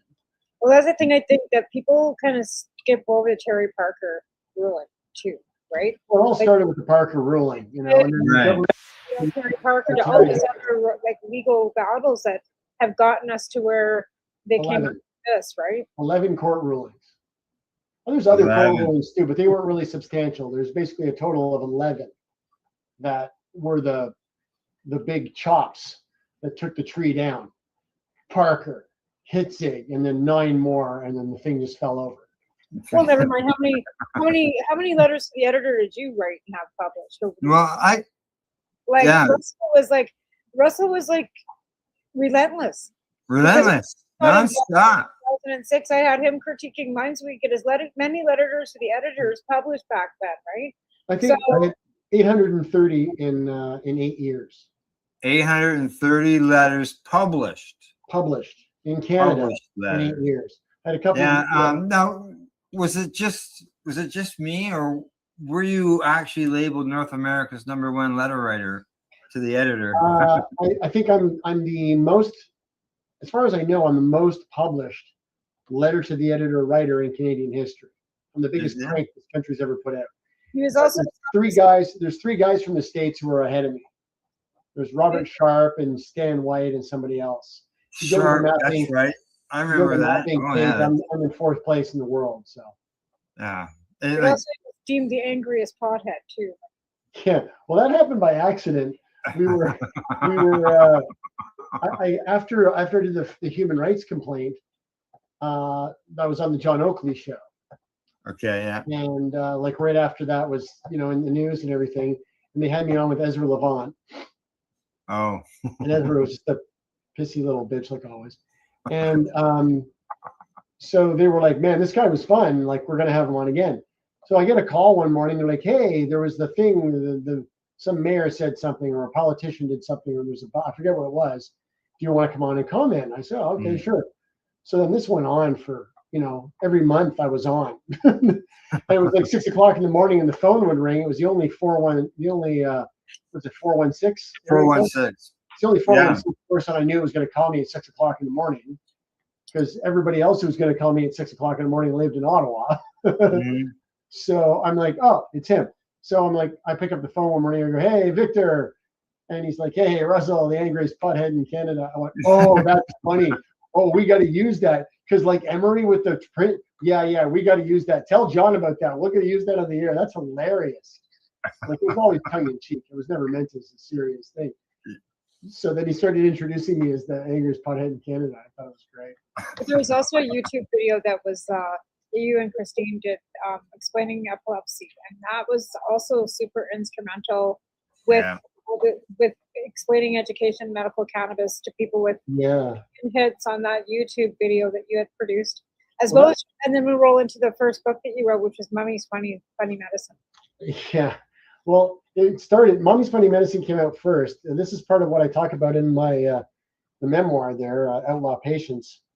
And we were talking to some woman on the street. She had a wheelchair, I had a wheelchair. We were commiserating about the state of the sidewalks and the lack of courtesy from people. And So we said, "Oh, you ever tried medical cannabis?" She's like, "Oh no, it's bad as heroin, that stuff." And she's all fussy about it. So we're like, whatever.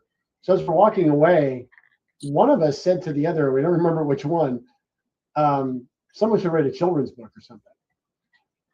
Because this woman was like, "Oh, what would I tell my grandson?" You know.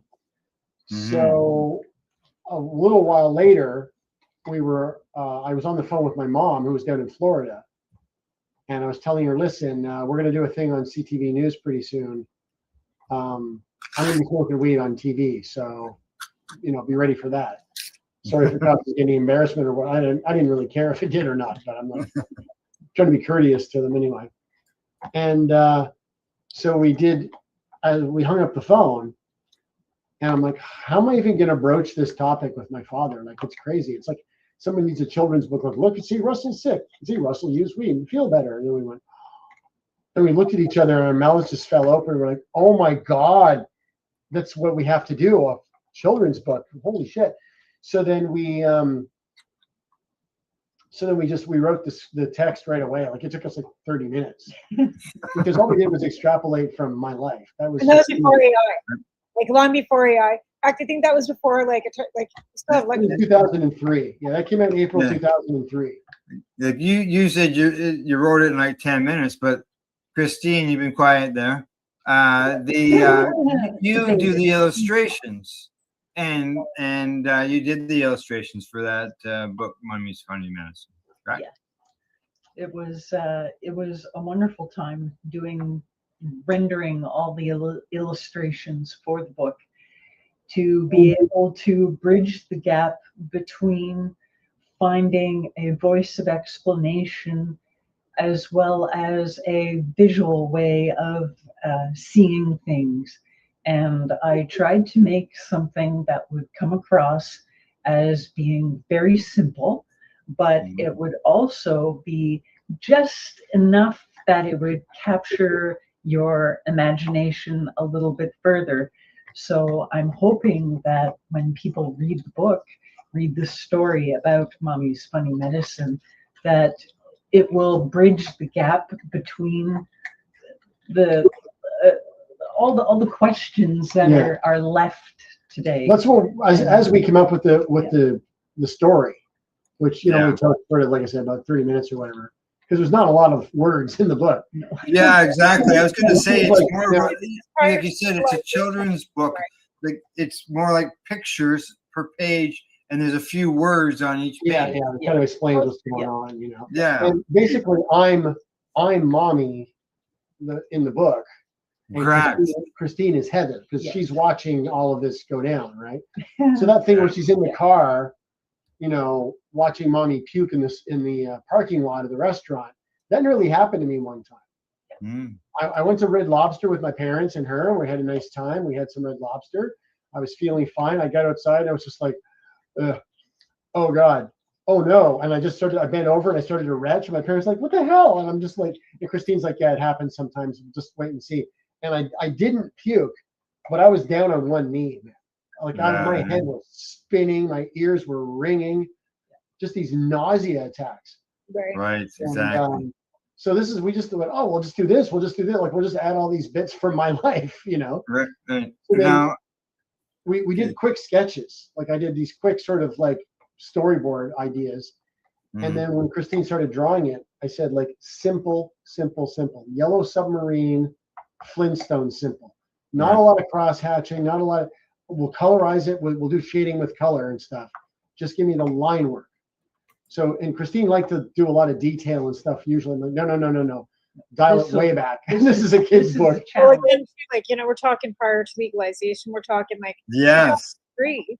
Again, this was something that talking about cannabis at all, never mind cannabis medical with your child.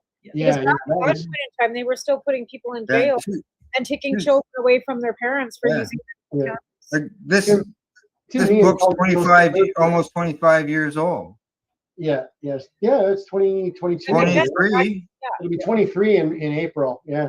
So back in those days, like I said, back then they were still kicking children away from their parents. Oh yes. For using cannabis as medicine. So it was such an iconic book to come out at the time, and it's so timely that it can be used over and over again now. because legalization, and there's so many people now that are, the stigma is finally starting to sway a little bit. So I think this book again should be reintroduced for people to use, because there are so many moms now that are choosing to use cannabis with it rather than a glass of wine. And normalizing cannabis more than alcohol, right? Now you've also released Mummy's Funny Medicine in a video format as well, correct? Well, yeah, we put the video up many years ago, so people can, they can do a read through. It's a read through video with Christine narrating. But we had that book. Mike Foster printed that. He published that. He had it printed for us in 2003. We still have probably 14 or 1500 copies upstairs because we didn't have the financial wherewithal to start like disseminating this to libraries all over the country. And I've got a copy that I used when I was going to non-cannabis events with Treating Yourself magazine. Yeah. And afterwards, even after the magazine done, and I was still doing farmers markets or doing different type of shows with candidates at the time. I think during the break, I think mine's just sitting over here on the shelf. I'll have to look. If it, hoping it is, then I'm gonna have to dig, and now I'm gonna be on a mission. Exactly. Now, I want to get into your story as far as your personal stories too, but I want to stick on the books right now. Now, you went from Mummy's Funny Medicine. We've gone, like I said, 22 years, 23 years, and now you've written a second book, and this one is it's a memoir. Pretty much like when we were teenagers. I don't know about Christine, but when I was a teenager, I read quite a few biographies. Jim Morrison, the Beatles, whatever.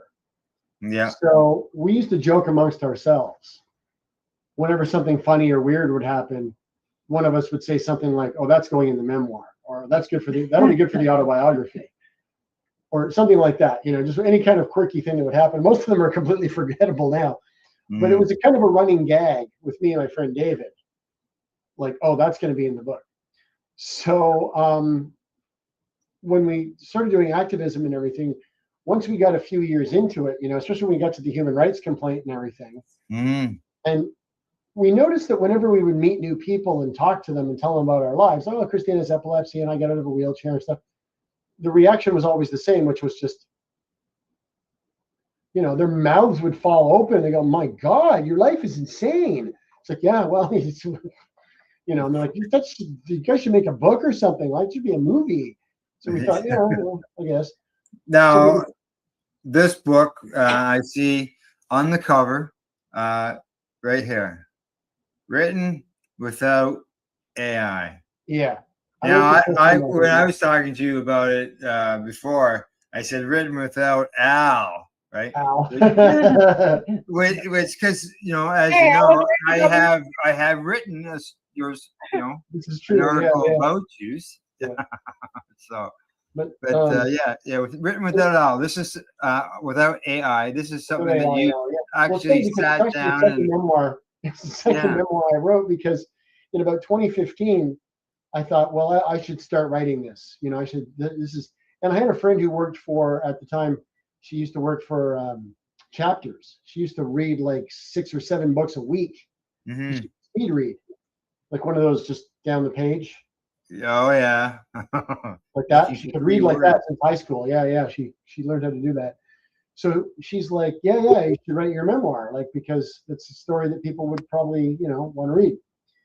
So I thought, okay, well, before we get to the pot activism stuff, we got to try to explain who we are, Yeah.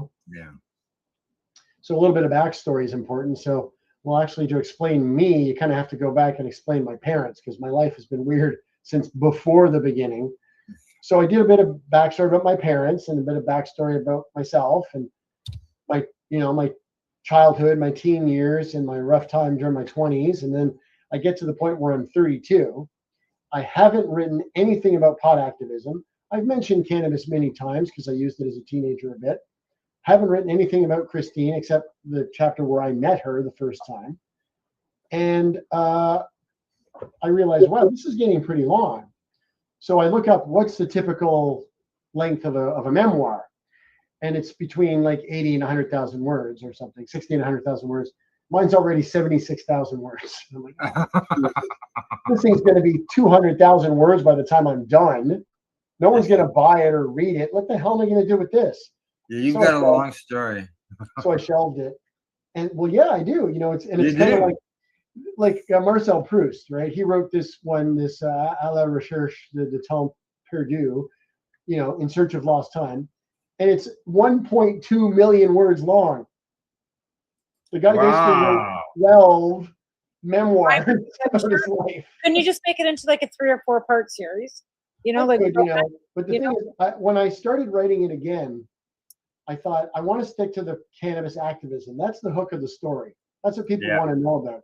Because I didn't become a big enough celebrity that people want to read my whole life story, Crap. right? Maybe I will after this book. Who knows? But what people want to know about is they're like, yeah. What about the pot activism stuff? Tell us about the 420. Tell us about your growers and shit. You know, that's what people want to hear about. So they don't really want to hear about us, except, well, why are you like this? So, you know, the first 2 chapters, like it's 11,000 words or so, explain all the abuse and shit she went through and all the weirdness I went through and injuries and accidents. You know, I was in a forced landing in an airplane in a Cessna 150. Oh. Yeah, my father and I were in this plane, and the fuel wasn't getting to the engine, so we had to land in a field we'd never seen before with a completely dead engine. Oh. Huh. Yeah, it was a perfect landing. Like it took, like the plane took a little bit of a hit, but we were fine.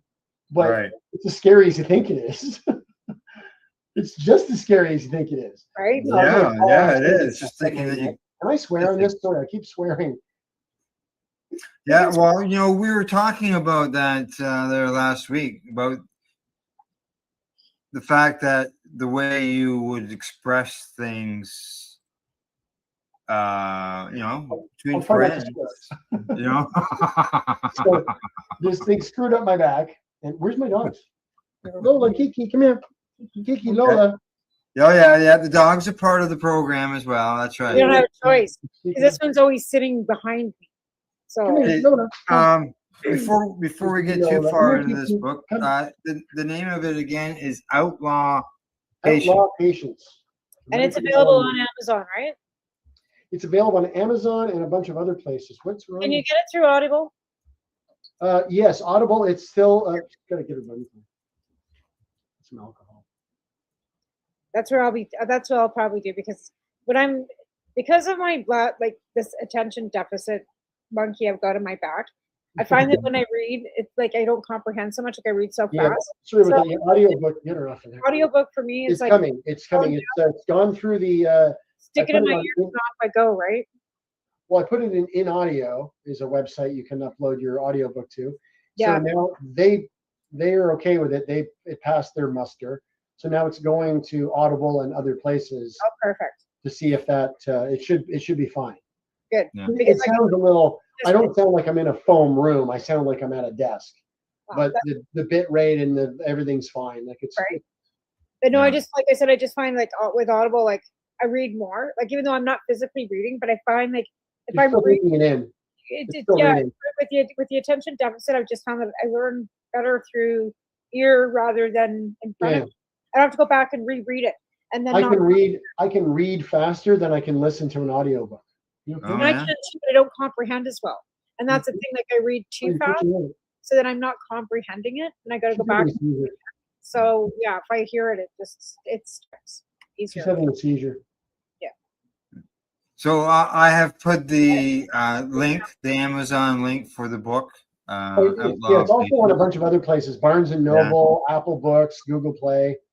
Yeah, if anybody just Googles Outlaw Patience, they'll find it. They'll find it. Okay, good. So, yeah, she's I used some of the description here. I'll read it. Outlaw Patience. Is they say here in the description. I'm gonna bring it up. Do you have to go, Russell, or should No, that's fine. Okay. Christine's having a seizure. Nothing I can do about it. So. Oh yeah. Yeah. Okay. She'll be back in a little. She won't be able to talk for the rest of the interview, but No, she'll be all right. Should be okay. You're all right. Yeah. You okay there, Christine? It's okay. She can't hear you. Okay. It says here that Outlaw Patience is a raw, darky, funny, and brutally honest memoir of a man who spent 2 decades navigating the impossible crossroads of pain, politics, and prohibition. When doctors, politicians, and cops failed him, the law itself turned on him, and he fought back. Russell Barth and his wife Christine Lowe were among Canada's most outspoken medical cannabis patients and activists. What began as a personal struggle for pain and relief became a national battle against bureaucracy and healthcare system, and often preferred punishment over compassion. From police rage to courtroom absurdities, from the trenches of Parliament Hill to the quiet desperation of chronic illness, Barth exposes a world where sick people can be treated like criminals simply for trying to survive. Yeah. Yeah, And the so I'm person's- hoping, I wrote it with professors and their students in mind. Like when I was writing this from June through September, at first I was putting all of my personal spice into it. You know, referring to Stephen Harper as a demon wizard, things like that, you know. And then I went, stop.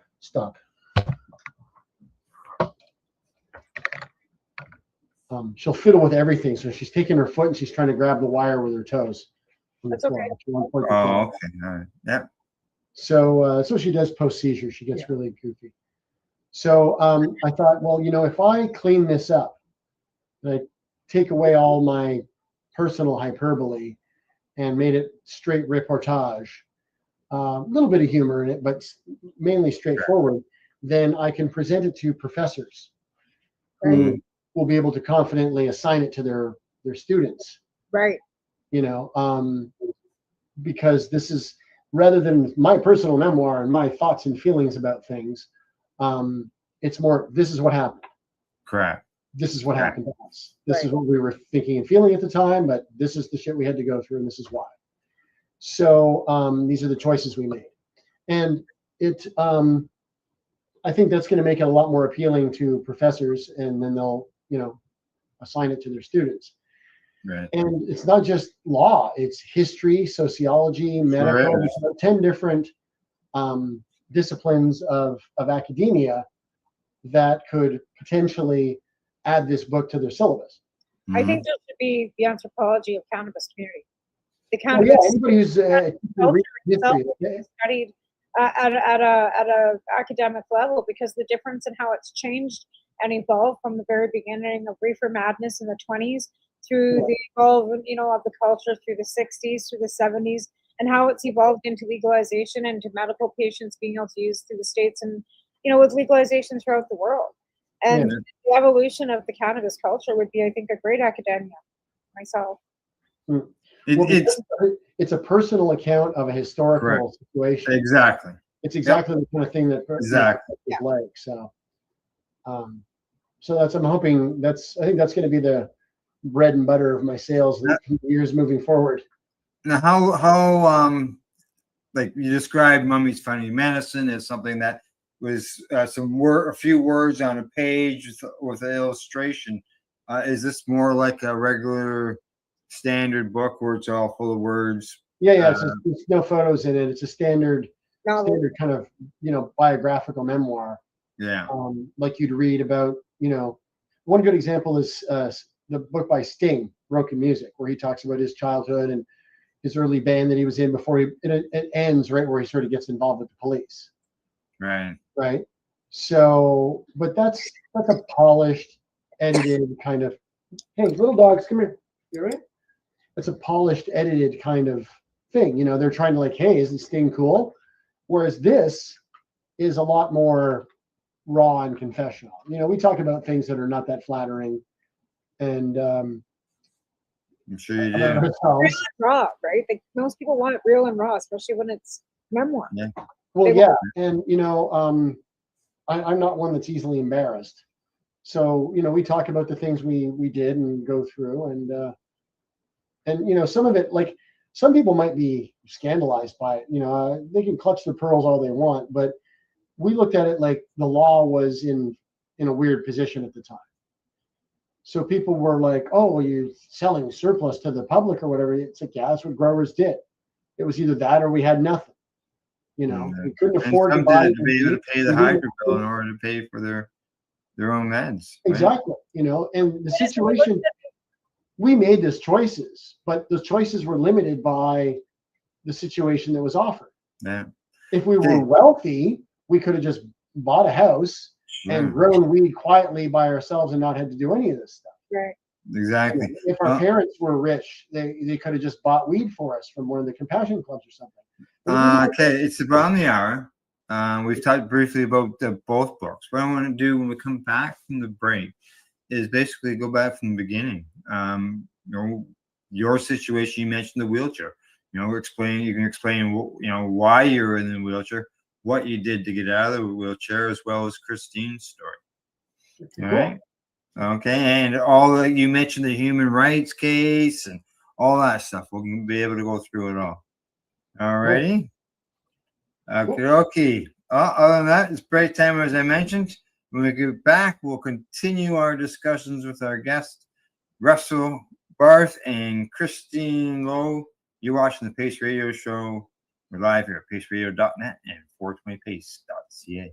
You're listening to the Pace Radio Network here at paceradio.net. Limestone City Hydroponics is Kingston, Ontario's hydroponics shop.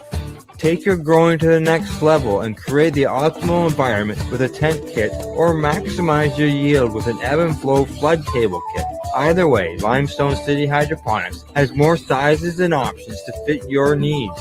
Are you looking for the power of the sun that adapts to your budget? Then look no further, as they have professional grow lighting. They have indoor grow systems that are easy and cost effective, with many options to fit your living space and lifestyle. Cultivate your growing potential. We have everything you need to succeed. And if you can't make it to the store, they offer local delivery to the greater Kingston area. Remember, when you're looking for experts to help you grow, then look no further than the locally owned Limestone City Hydroponics, 105 Sunderland Drive in Kingston, Ontario. Call them at 613-548-0420. Are you looking to get your medical cannabis grow license? Limestone City Hydroponics can help patients through the process of obtaining their license to grow medical cannabis. What's that? You don't have a doctor. If you meet the medical criteria, Limestone City Hydroponics has a nurse practitioner who can assess and provide medical cannabis prescriptions. What are you waiting for? Contact Limestone City Hydroponics at limestonecityhydroponics.ca or call them at 613-548-0420.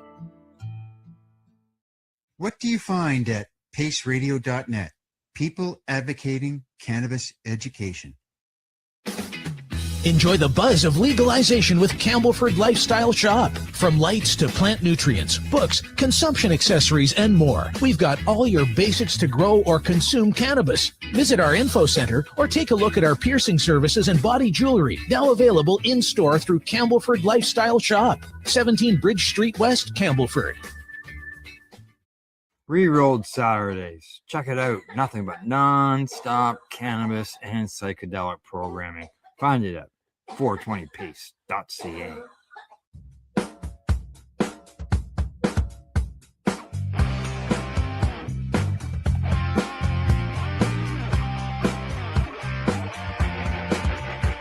I'm having an awesome day, and I'm gonna make sure it stays that way. I'm having an awesome day, and I'm gonna make sure it stays that way. You're listening to the Pace Radio Network here at paceradio.net. All right, we're back. We're live. You're watching the Pace Radio Show, and we have our guests, Christine Lowe and Russell Barth, here with us. And I see Tamara is just running back to her spot. I went to go make some tea, and my tea kettle usually turns itself off, and it just boils itself dry. So yeah, You burnt the water. there's no water to burn. It Well, Like, it's what I call you burning your water. yeah, I burned your water. So yeah. All right. Okay. In the first segment, we were talking to Russell and Christine about their books, Mummy's Funny Medicine, and their newest release, Outlaw Patients, a Medical Marijuana Memoir. Now I want to get into the actual story. The beginnings of your cannabis, why you're using cannabis. The two of you, as you mentioned in the first segment there, Christine was dealing with a seizure. Yeah, she just had a mild one a little while ago, so she's kind of, 50% operating system loaded up there. But how it started was we went to a thing in 2002. It was the Million Marijuana March, which wasn't really a march. It was basically 200 people or so gathered on the front lawn of Parliament Hill. Mm-hmm. Everybody's kind of sitting in the grass, and they had a, one like guitar amp with a microphone kind of thing. And people talked and we listened. And there was one we really remembered was like a nurse who goes to people's houses to help old people, and personal service work. Care worker, yeah. PSW. And she was standing on the steps there at Parliament, and she said, I got to smoke weed every day to deal with like the early onset symptoms of MS. So if I don't use it, I can't work. If I can't work, I can't feed my daughter. So, and then she's like, so if these assholes want to put me in jail for that, they can go right ahead and try. And then she just kind of drops the mic on the thing and walks off kind of in a huff. So we're like, wow, interesting. Like we never heard anybody talk about stuff like this before, right? Mm-hmm. So the next day, I'm doing something at the computer, and Christine's sitting out on the balcony just staring out over the city, which was uncharacteristic at the time. It wasn't something she was, and after about, 6 or 7 hours of this, I thought, okay, this is not good. Something bad's going to happen. We just moved in here a little while ago. Like, what is she going to want to move out? I don't understand. So I said, so what's all this? And she's like, well, I've been thinking after yesterday and everything, I've been thinking I want to quit my pharmaceuticals and just start using cannabis. So I said, okay, well, I can understand that. She's like, they're killing me. The drugs are killing me. I'm not going to live much longer like this. Like I'm bloated and I'm sick all the time. Like I'm going to die. I don't want to live like this. So I may as well try cannabis. And I said, okay, well, if we're going to do that, we got to start a compassion club or something with this guy out west. And this is when Phil Lucas just got right. Yes. Quit it. Right. It was so everyone was talking about that. So I said, we're going to do like this guy Lucas out west, start a compassion club or something. We'll talk to Mike about it because I can't run around in the cracks of this city in a wheelchair. Yeah. Now you're in a wheelchair, and why were you in a wheelchair? Well, I had fibromyalgia, but I also have like a leg that's a half inch too short. So my spine is kind of crooked. And what happened was on November 30th of 2001, because that was 2002.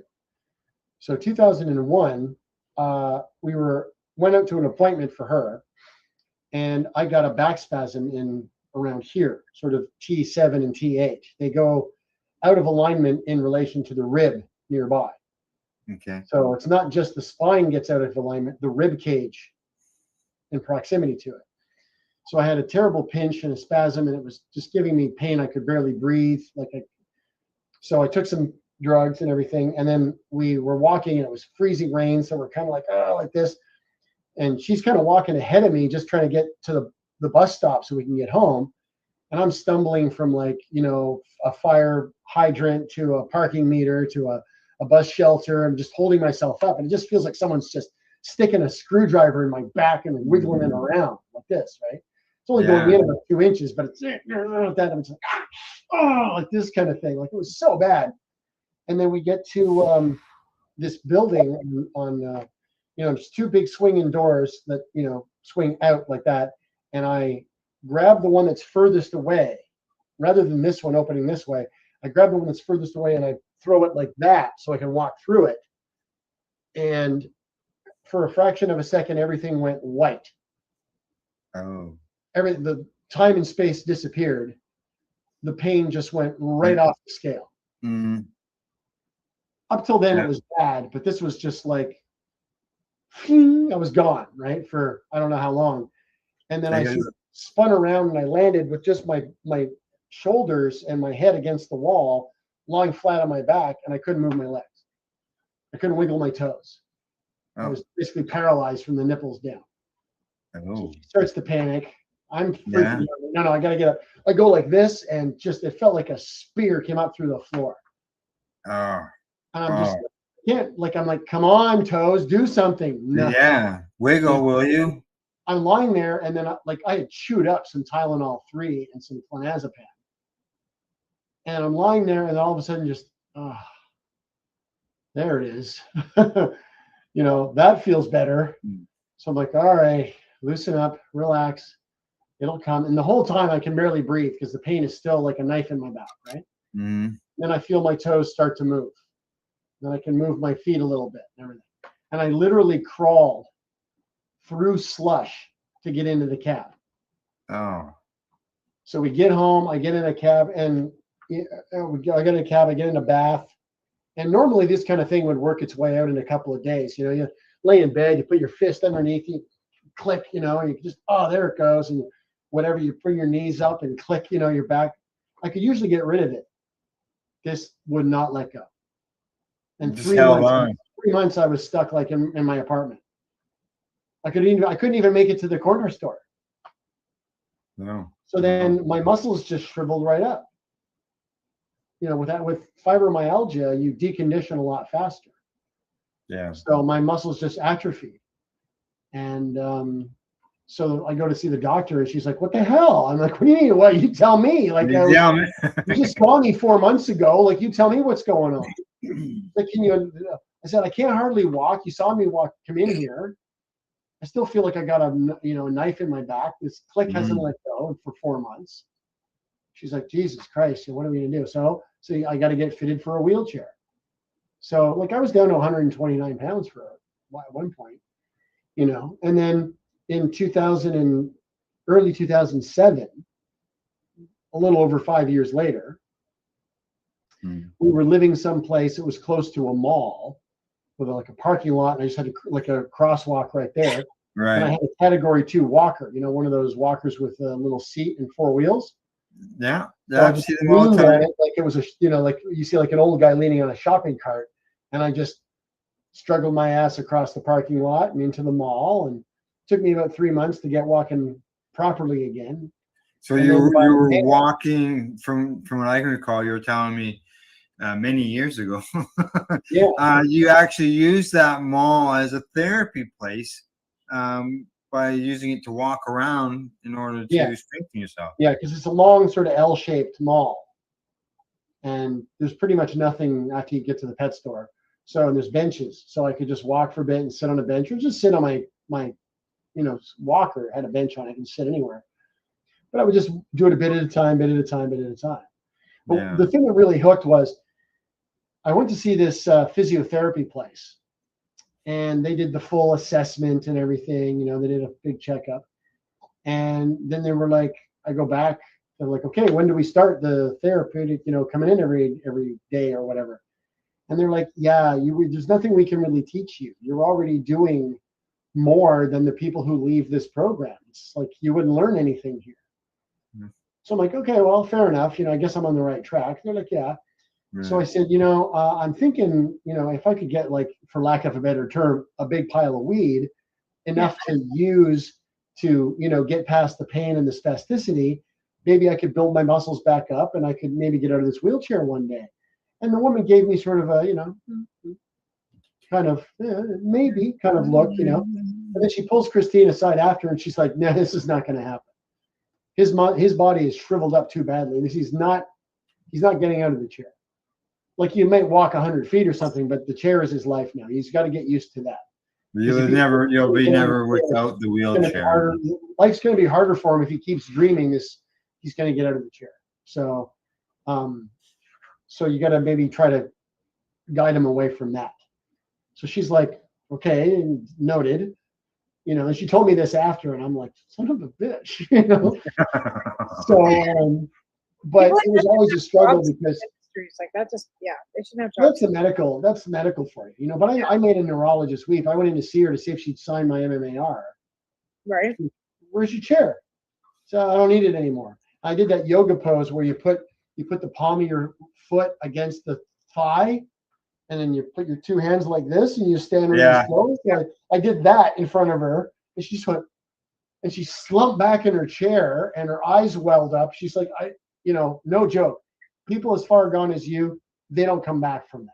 I had a chiropractor dump me because I told him I didn't use my asthma peppers anymore because cannabis cured my asthma, and he told me I was a fucking liar. I'm like, Yeah. but I'm telling you, I don't use Ventolin anymore. I Yeah. smoke cannabis and I don't have the asthma. Like, I don't have it. He's like, Yeah. basically called me a liar and told me I could not. Yeah. Yeah. Exactly. So, and this is the other Yeah. thing too, is, when you have long hair and you wear tie-dye, because it's pretty much all you have, you're not really rich to buy 1,000 things.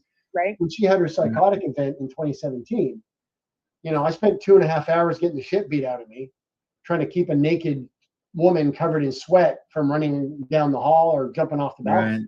Yeah. So that went on for a while. And then Yeah. the cops came and pointed guns at me. Oh. And they got to report a shots fired.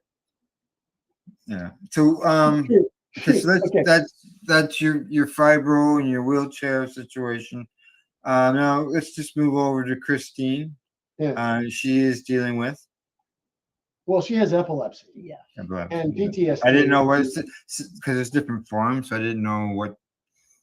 Yeah. Well, her particular type of epilepsy is, notoriously hard to treat. But so is a lot of epilepsy. They don't really talk about this on the the websites and the brochures and the commercials.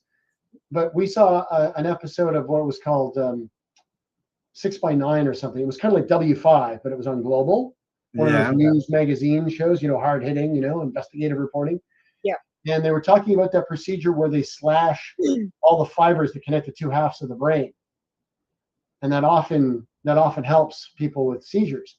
But I remember vividly the first line of the show of the segment was, for 1/3 of epilepsy sufferers, surgery and medications don't work. Yeah. Their life is short, brutal, and sequestered. Yeah. So we're like, temporary. oh, we look at each other like, wow, this is going to be good, and it's like 30%, a full third. That's not like the fringe, No. So okay, so Dilantin and gabapentin, they work great for most of the people, most of the time. Mhm. Old Uncle Bill or whatever only has 1 or 2 seizures a year, and the side effects aren't too bad. Yeah, but they don't talk about the other 30%. They don't talk about the people who just don't react well to the medications and end up dying. And again, like, that was one thing that really kind of catalyzed things for you too, as well, was that YouTube video of Christine having seizures and how you dealt with it, and the help that the inhalation and ventilation of cannabis helped her with. Again, it's not a cure-all. We always say in our shows, we're not medical. We're medical patients. We are not medical practitioners. We have not been trained by medical in any way. We're just sharing our experience. But again, we've got a viewer. We've got a viewer saying the same, basically the same thing. Sunny Dare 81 says that I have severe mast cell activation syndrome. Cannabis is not going to cure me, but it calms my mast cells, brought down inflammation, helps in so many ways, and just makes life more enjoyable. Oh, that's great. That's good. And That's awesome. We don't even know if Christine would have more or fewer seizures if she quit using cannabis. No. But because we're kind of beyond that. She's having 25 seizures a month, and we just live with that. She was. There was a time though where she wasn't having. Oh my God! So when days. she started using cannabis, right? She gets off of pharmaceuticals, start using cannabis, and an embarrassingly small amount. We're talking about like not even 2 grams a day. Right. For her, through a dry bong, and she had 60 seizures of one kind or another from January 1st until the end of May. She had 13 the rest of the year. The following year, she had 13. The following year, she had 9. The following year, she had 5. The following year, she had 3. The following year, she had 1. And then in 2008, in March. She got up, goes for a pee. Hey, good morning. Or she sits on the couch. All of a sudden, she goes into a grand mal. I thought, all right, well, it's been a while. It's been like 267 days or something. Right. Wow. 15 minutes later, she has a second one. Right. Oh. 20 minutes later, she has a third. I'm like, okay, this is bad. Right. Call an ambulance. They come. She has a fourth. Ooh. They're about to shoot her full of Ativan. So you better have have their paddles fired up, man, because she'll go into cardiac arrest on you. They're like, it's Ativan. I'm like, yeah, it's just her. She'll die. She just dies. She does that. She dies. She's been dead twice already. They're like, okay, well, noted. So they take her to the hospital. And when I'm in the hospital with her, I'm like, look at her records. It's right here. Go look at the computer. You can't be loading her up with Dilantin. You can't just give her shooting full of drugs. She's allergic. Right. So the guy's like, all right. Well, he sits down. You see him at the scrolling. Okay. And then they get up. So now it's a whole new thing. So they got the paddles ready, right? They're putting a needle into her artery because they got to get the blood. They got to find out how much oxygen is in her blood to see if she's getting air. Right. Because she's been seizing for close to 40 minutes at this point. Right? Yeah. And there's piss all over the floor. They're shoving a catheter up inside. They're strapping her down. She's having a different kind of seizure, like squirming like I never saw before. I thought she was going to die. She's fallen 15, 20 times and since we've been together where I thought, oh, she's dead. She's dead. And she wasn't. Wow. So That's a lot of times. So traumatic. But again, the education that you two together have shared with our community and the world is exemplary. Like the books, the videos, the time, the video is the big one. Yeah. Let's take a bunch of lives. Yeah, Christine was telling me that it's now over 6 million views on that video.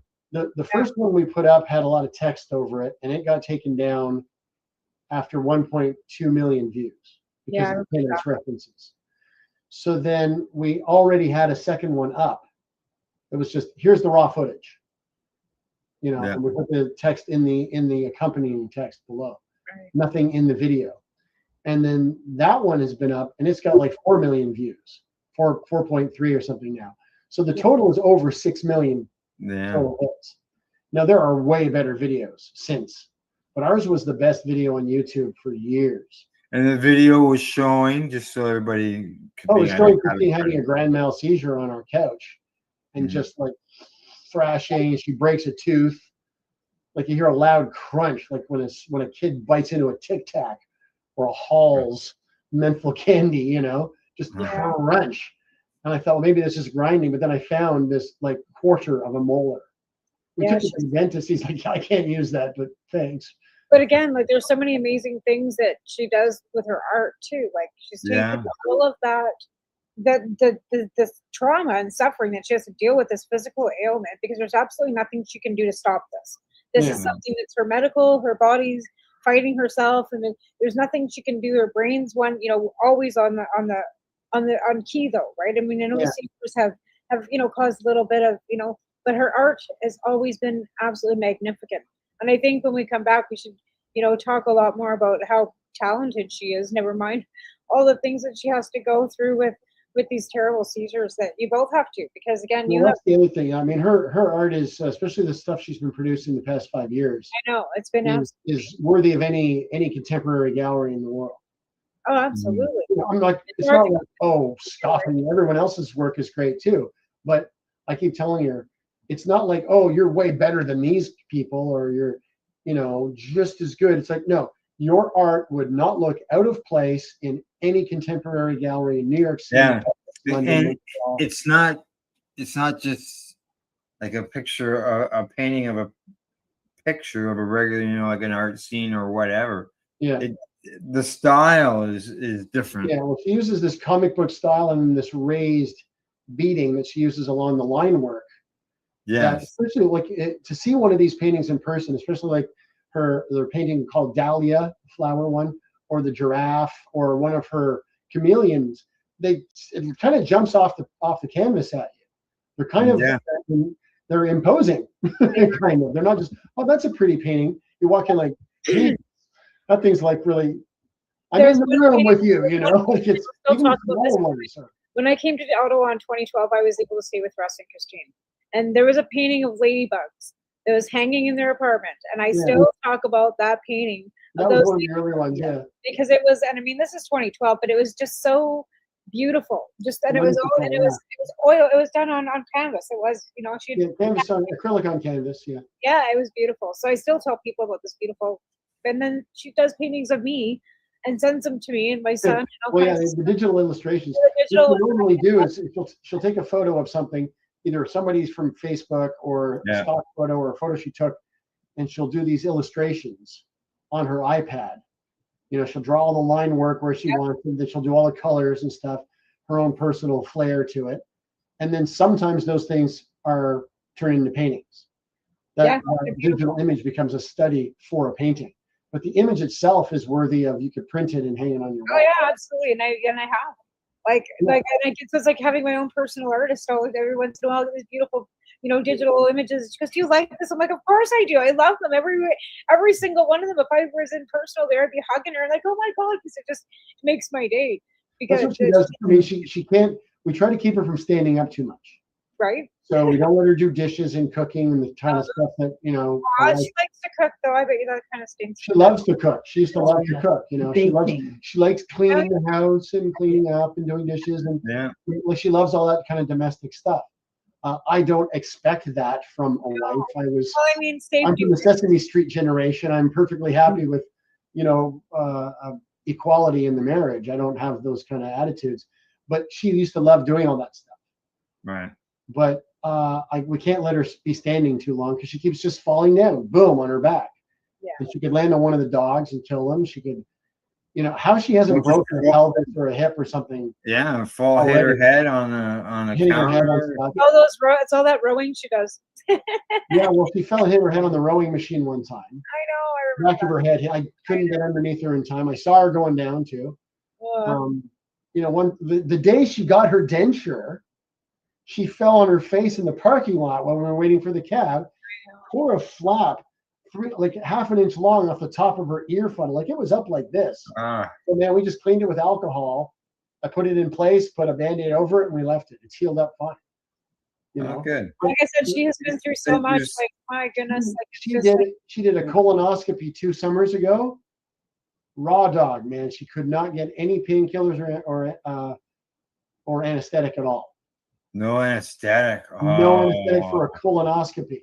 Oh. Yeah, keep going. I'm fine. Yeah. that's a warrior. That's a warrior woman. Name any red pill activist, red hat MAGA guy who thinks he's tough enough to do that. Yeah, right. Yeah.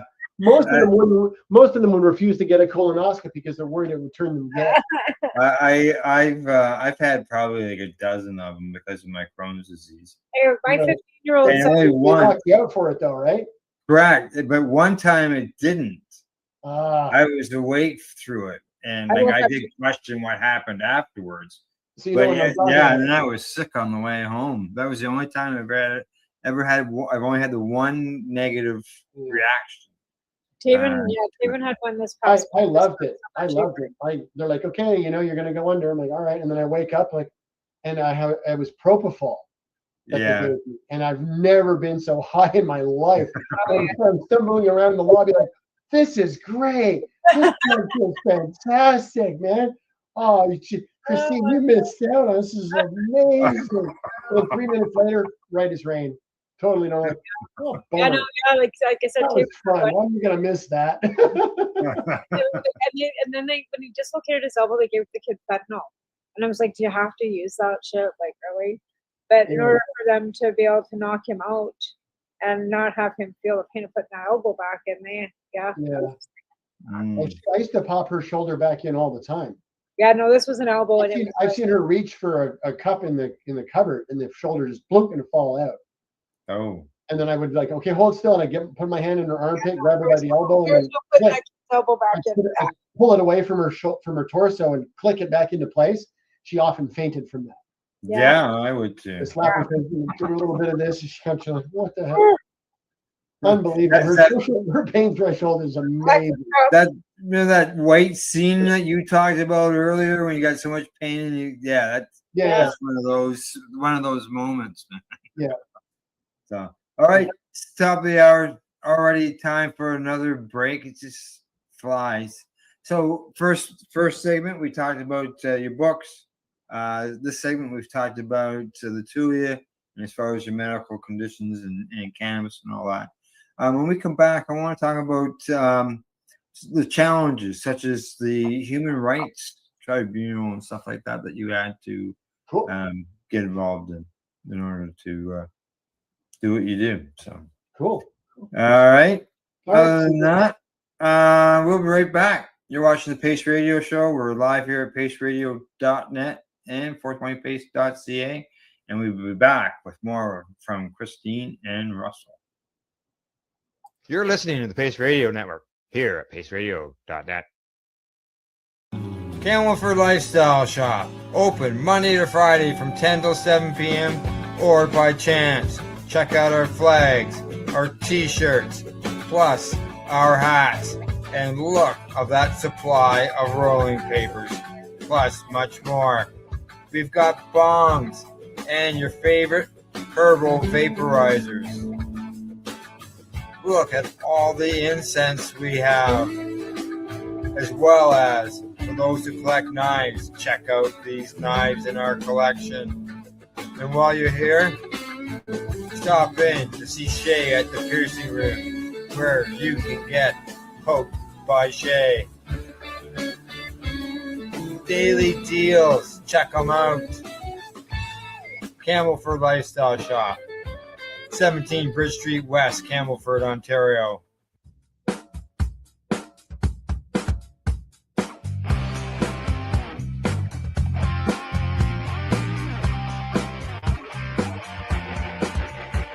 I'm having an awesome day, and I'm gonna make sure it stays that way. I'm having an awesome day, and I'm gonna make sure it stays that way.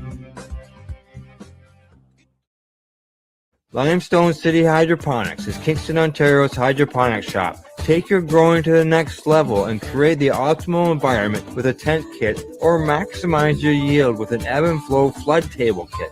Either way, Limestone City Hydroponics has more sizes and options to fit your needs. Are you looking for the power of the sun that adapts to your budget? Then look no further, as they have professional grow lighting. They have indoor grow systems that are easy and cost effective, with many options to fit your living space and lifestyle. Cultivate your growing potential. We have everything you need to succeed. And if you can't make it to the store, they offer local delivery to the greater Kingston area. Remember, when you're looking for experts to help you grow, then look no further than the locally owned Limestone City Hydroponics, 105 Sunderland Drive in Kingston, Ontario. Call them at 613-548-0420.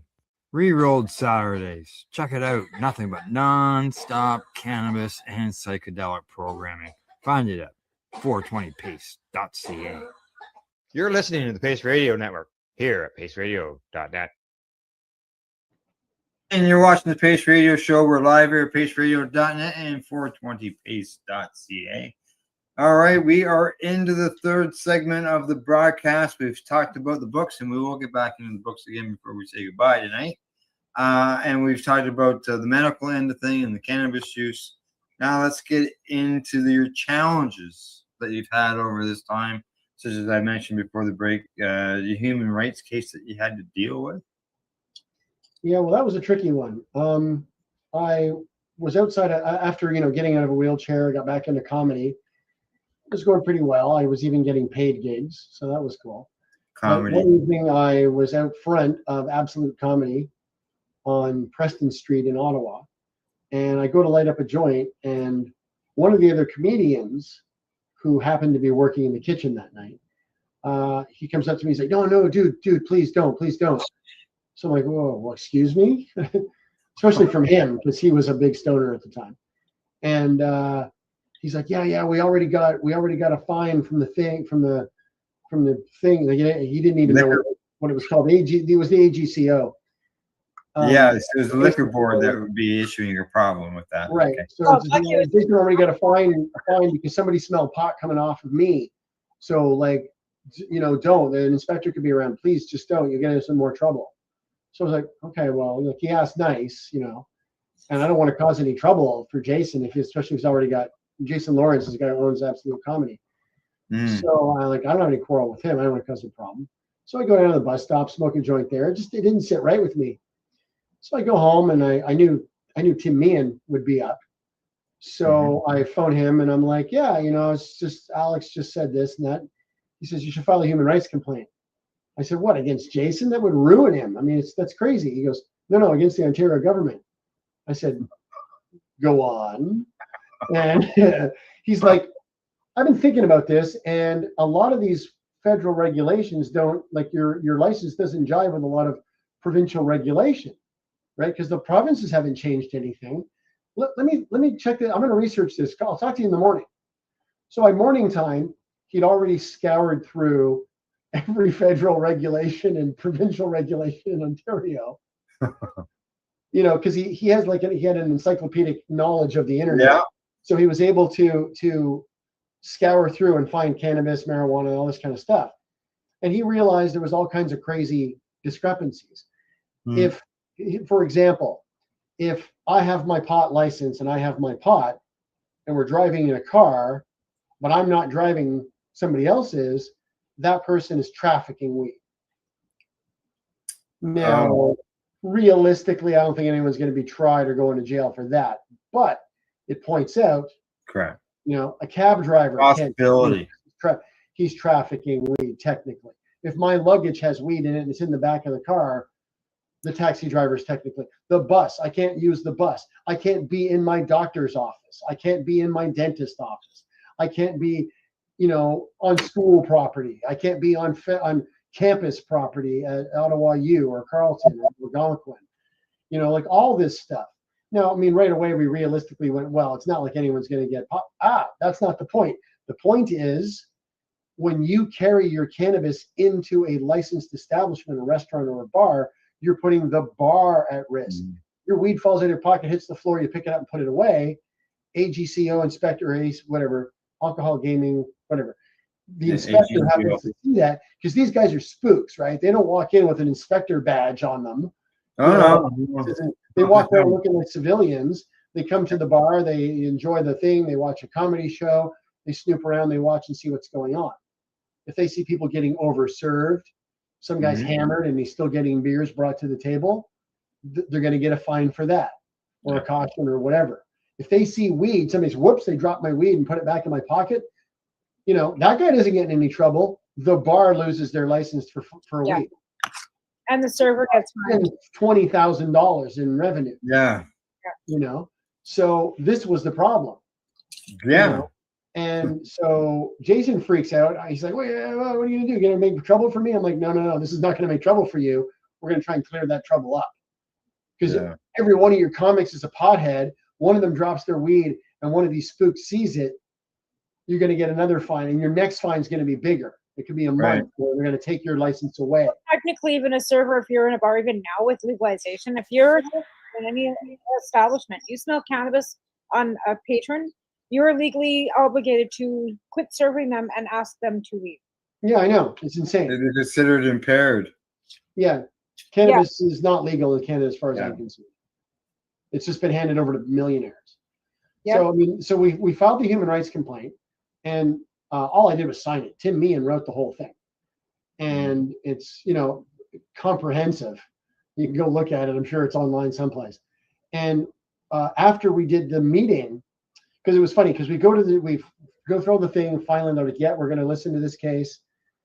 So the arbitration meeting was going to happen. So the lawyer comes in with this other lady who's the sort of main arbitrator. And they're like, these things can get pretty heated. Like, are you guys going to be okay with this? I'm like, there's no one in that room. It's not like a bar that refused me service or something because I'm disabled. No one in that room has done me any wrong. It's regulations and federal laws that don't jive. Yeah.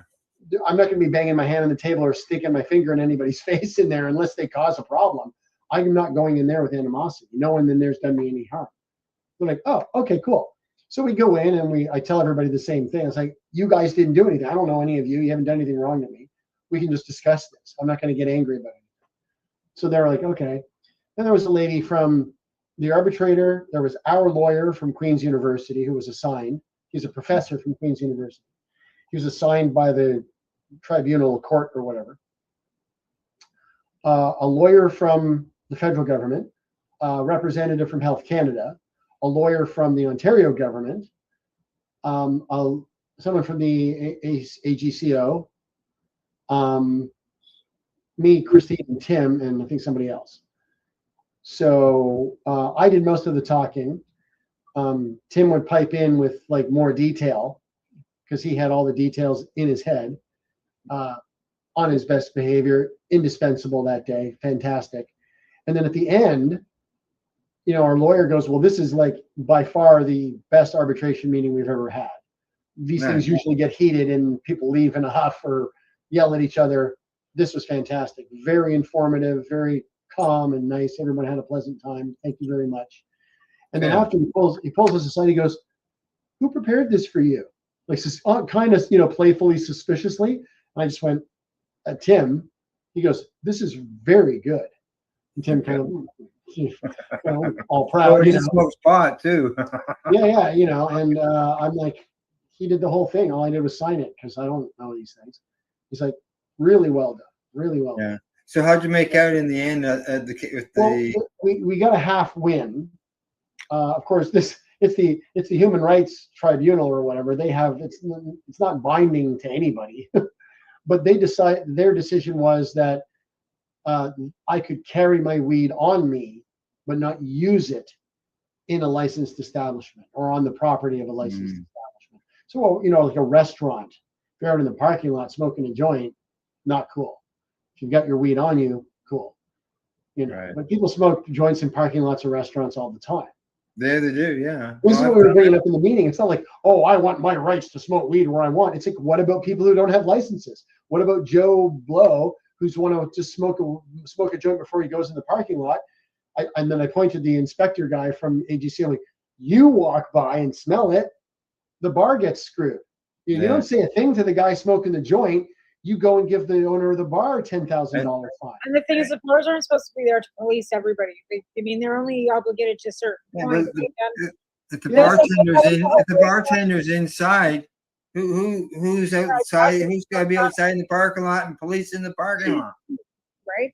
Exactly. And that's the whole thing with the breakdown of provincial laws and these stupid fucking regulations and bylaws for anything. Ridiculous. Howard Wagman from Yuck Yucks said, if we refused entry to everybody who smelled like weed coming into Yuck Yucks, there'd be no audience. There'd be no comics. You'd have nobody there. Because even the comics who don't smoke weed smell like weed because they're standing out in the alley with the comedians who smoke weed. Yeah, exactly. Because there's 3 of them out there smoking 3 joints before they go on stage. The other guys are just having their cigarettes. The whole alley stinks like a dabathon. So what is he going to do? You can't refuse entry to people who smell like weed in Canada. That's ridiculous. Especially a comedy place, half the clientele would be refused. Well, they do. Earlier on you had mentioned about getting access and stuff like that. Was that a challenge for the two of you to get access to? Oh God, so hard, man. It started off, Mike Foster was already running a compassion club by the time, very discreetly, by the time we broached the topic with her using. We're like, we want to find out what do we do about opening a compassion club. He's like, well, funny you should mention that, and he was taking a bath on that, man. He put so much of his own money into that. Yeah. And then he had people go and talking to the media, talking shit about compassion clubs, saying, "Oh, most of these guys are only in it for the money." And there's Mike. It's almost like an episode of the Office where you kind of like at the camera, like kind of thing. Kind of like running anything when it came to cannabis, like trying to. There was never any money to be made. It was always about compassion. It was always about helping. Right.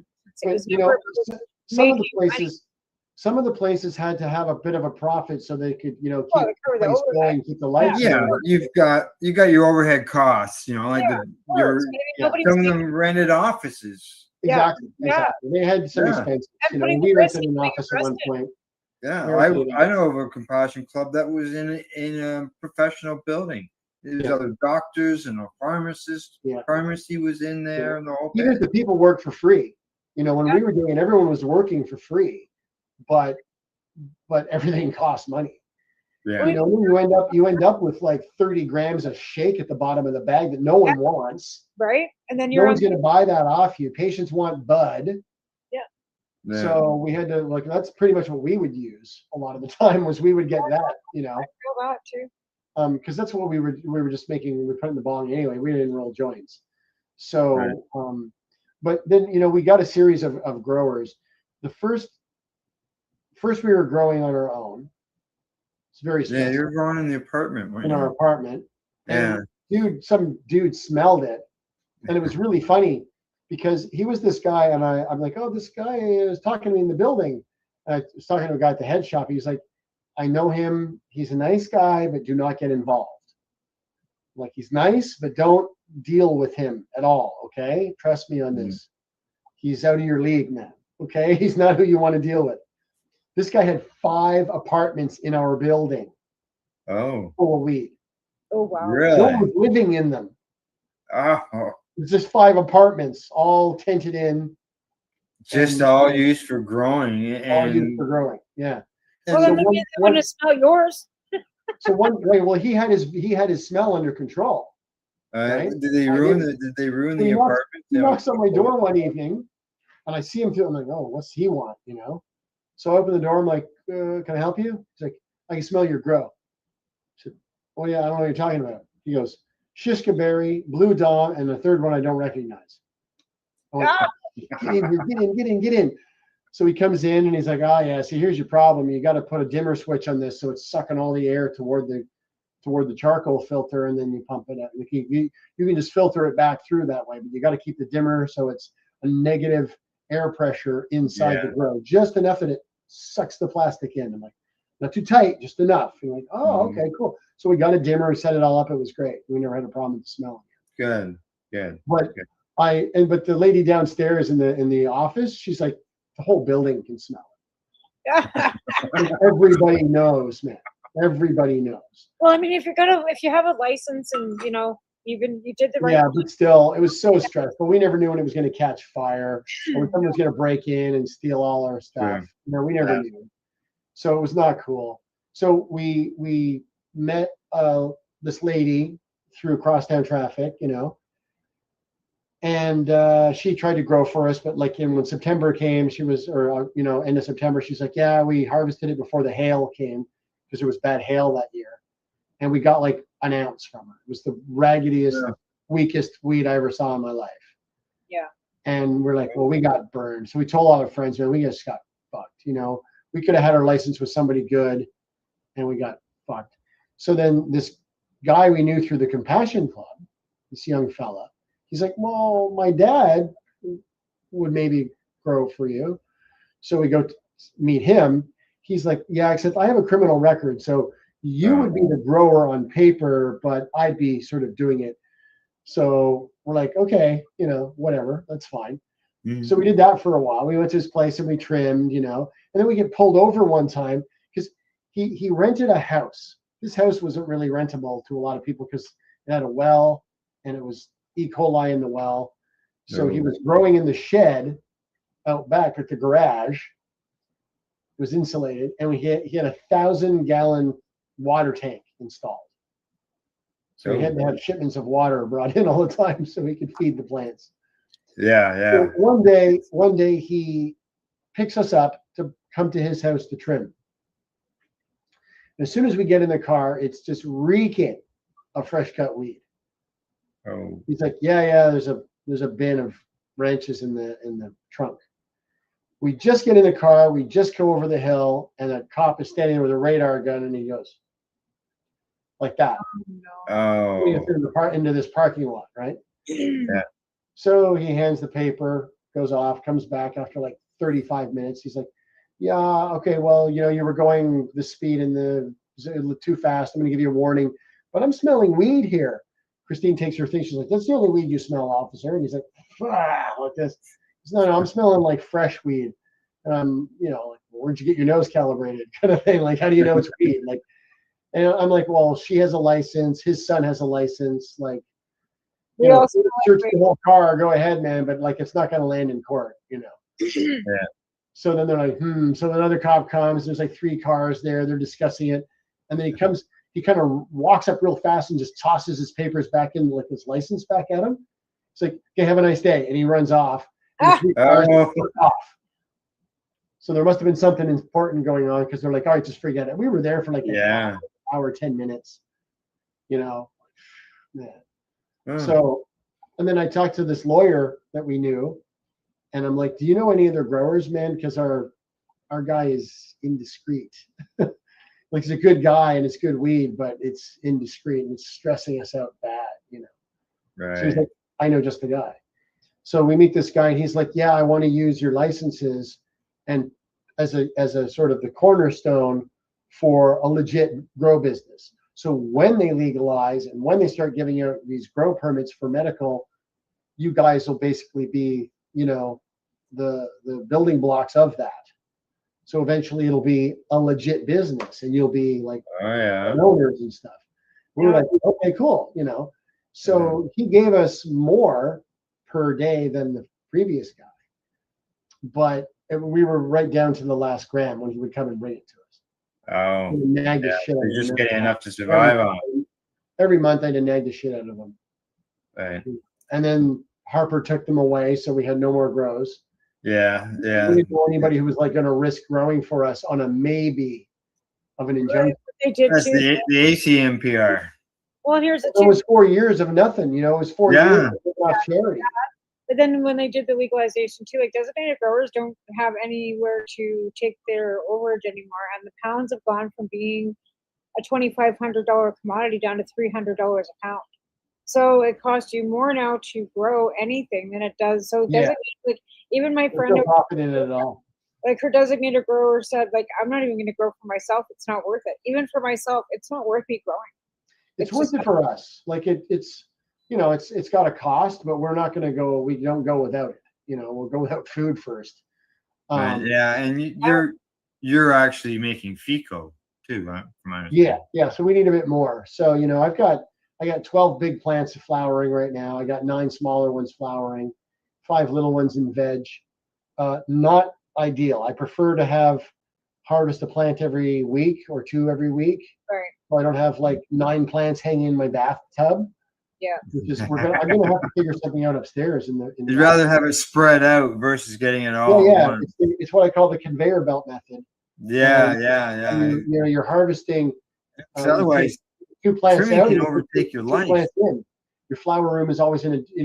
Every plant's in a different stage. Yeah, I look at them and I go, okay, that bud is pretty big. I'm going to start giving them just water now. And then I look at it when the hairs or half the hairs are brown. Yeah. Time to cut. I wish I could, but no power, no room, no nothing. I'm sitting here looking. Well, I got a 500 square foot basement, unfinished, but I got less than half of it blocked off for plenty of room for our needs. But we got arsenic in our well this summer. Oh. Because we had the worst drought in probably Nova Scotia's history. Right. And our well didn't go dry, but our neighbor put up a post going, got my well tested, we got arsenic. I'm like, oh Christ. So then I see 2 days later, you okay? Mm-hmm. Yep. The province puts up a thing, check your wells, arsenic all across the province. No. The whole thing from Lace Bay right down to the bottom tip. Everybody who's got a well has got. Now, I mean, you can drink water with a bit of arsenic in it. It's not going to kill you, right? It's not a good thing to accumulate in your body. No. But we got a water filter and we started filtering our drinking water. And but the plants are really sensitive to arsenic. Oh yeah. Hot plants especially. So I was checking with ChatGPT and he's like, oh yeah, the slightest bit of arsenic in your well water is going to kill your plants. Yeah. 27 plants I had to scrap. Oh no. 2 months worth of Oh. medicine at least. You know, which is why I had to, you know, scrounge from a friend, and I may have to scrounge more. We'll see how the how. But you know, these guys, the ones downstairs now, these girls are probably first 2 weeks of January. I'll have medicine I can use. So. Okay, so I you're looking think I should at be able to squeeze through you're the looking cutoff. at another month before you harvest. Yeah, at least, you know, there's 9. They're between 9 and 10 weeks. I don't even really count. I don't keep dates on them or anything. I You sprout just a go. seed, I put it in soil. I go, okay, that needs to be in a bigger pot. Okay, that's about the biggest it's going to get. Put it in the flower room. Okay, it's flowering nicely. Oh, these leaves don't look good. Pick all these fuckers off. Yeah. Yellow, brown, you know, strip her down. Yeah. And you know, you're a big useless thing. You're not even getting any light down there. No point you getting moisture and food. So I just do that, and other than the arsenic, I did pretty well. You know, I'm not going to win. Yeah, it's too bad about that. Holy fuck. Yeah. Oh yeah, it was Yeah. pretty bad. And then the other thing that happened too early on, I got some seeds from various places, and the sticky zipper, you know, those zipper door things. Yeah. It's like a red tape, and it just came right off of the plastic. So I go downstairs one morning. My basement light had been on all night, and the flap is just open. Oh no. You know, so my plants got a big dose of light poisoning during their flower cycle. So I asked Myrna, I'm like, what's that going to do? He's like, oh, they could go hybrid on you. There's all kinds of stuff, man. They Aphrodite. So what happened was they went seedy on me. Yeah. I know. They're not super seedy, but they're seedy. So I can sprout the seeds. The medicine's still good. Yep. Getting some good FICO out of it. I mean, you wouldn't maybe want to roll up a joint of this stuff. It's funny because one of the Snap, crackle, and pop. Well, somebody came by and they hadn't been by a while. They're like, well, how's your pot grow going? And I went, well, I'm not going to win any awards, but we're getting by. You know, it's all trial and error, and you know, you guys have been at it perfect. You'll just get better and better each time. Yeah. Well, hey, the first batches we did in Ottawa when we were in the apartment, well. Yeah, it will. We nailed it. But Now it's sophomore time. That's usually when the problems start. Yeah, I couldn't grow in all. It's part of the reason we had to move is I couldn't grow in our Ottawa apartment. I could in the winter, October to April, nice. But then it gets hot. Too hot. Know?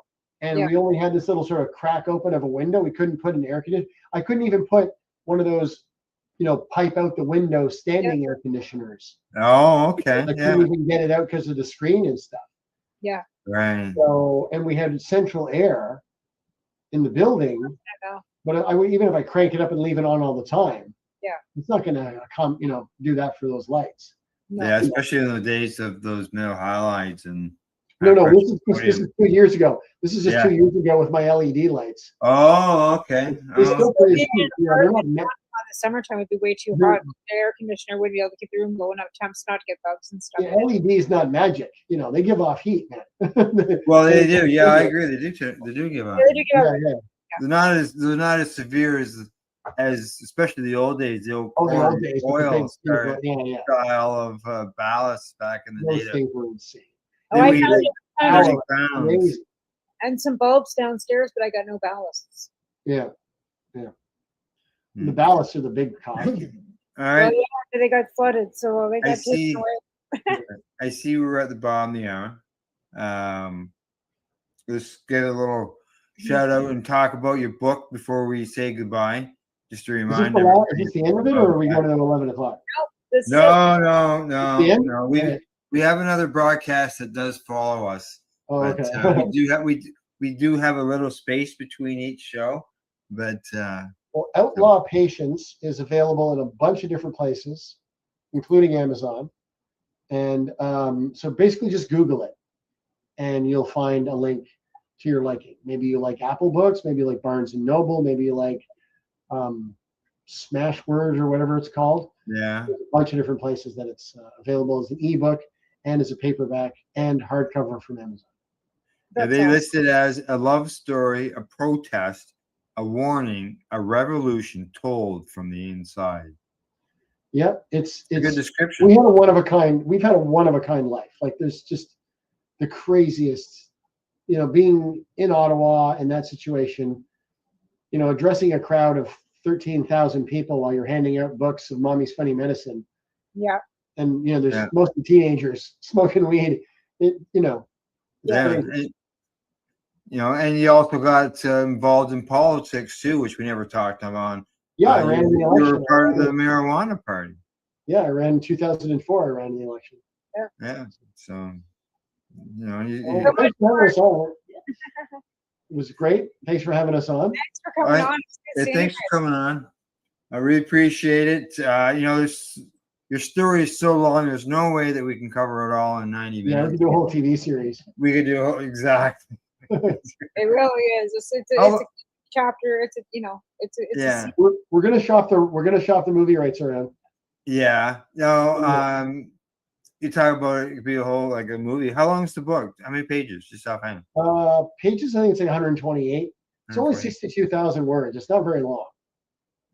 All right. It's not like the Thorn Birds or something, or Jaws, Yeah. It's not that big. Good. Yeah. All right. The audio book is only 5 hours, like 4.5 hours. Is it? Yeah. So it's pretty short.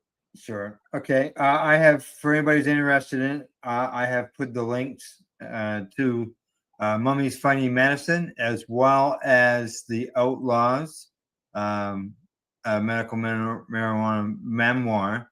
And since we're here right at the end, one other spot, if you want to check out more write-ups on these two, I'm going to suggest to you, this is a little bias on this one. This is a story that I wrote on Christine and Russell for Cannabis Digest magazine. The Pied Pipers of Pot. Yes. Yeah, the Pied Pipers of Pot. Right. Russell Barth and Christine Lowe. So there you go. And I think I still have an interview in a book of mine that I started writing. It was supposed to go into 12 High Chicks before 12 High Chicks had to be sold. Oh, right. Yeah, it didn't get in because the magazine stopped. It never made it into the magazine because the first article did, but then the second volume never came out. So the article was written, but never was published. Yeah. It was I have like this much like interview. Remember, we spent hours and I spent hours. Yes, I completely understand where you're coming from because that's how ours was. We did a long interview. It was hours long in order for me to write the article. So I could just imagine, Russell, you would type it out because you lived it. You didn't. Yeah. You couldn't get an AI to write this. Like, there's no way it could say, "Oh, well, here's the outline. Go ahead." There's a book like this. Like if it was fiction, you could go, "Okay, here's the story. Here's the outline. Here are the characters. Give me 65,000 words." And yeah, okay, that's what you use an AI for. But a memoir like this, every keystroke was mine. I might use AI to edit, but that would be that's just by spelling in my punctuation because I still haven't gotten any better at that. Yeah. I use Word for that. Just have that in your word processor. We had no paragraphs. They always ran together. So there's that to learn how to do It paragraphs. kept changing words on me. I always turn that stuff off so I can write myself. Yeah, right. I'd rather have a couple of typos in it anyway. So yeah. Oh yeah. That happens. Yeah.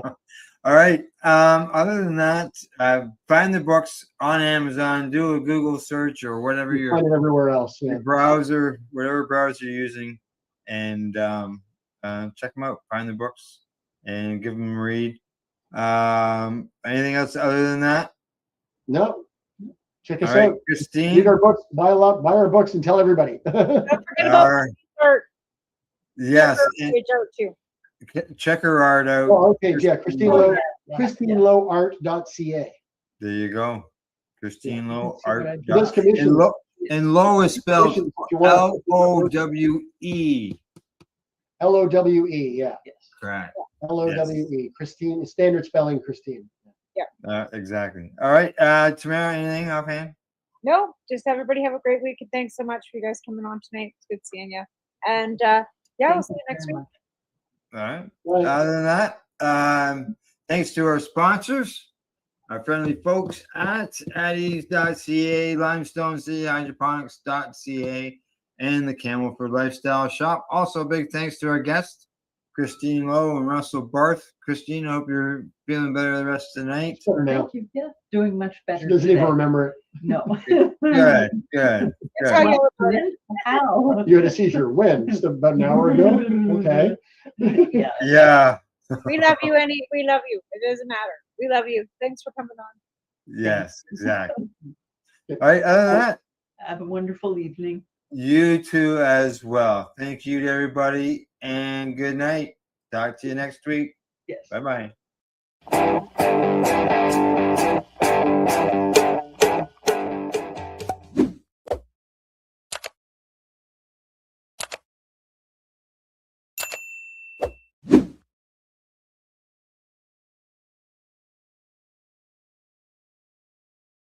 Let's share PACE everywhere. That way it can help create peace.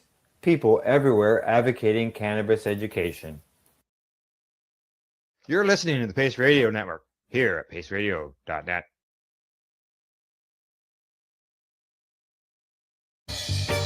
You're watching the 420 Pace, found at 420pace.ca.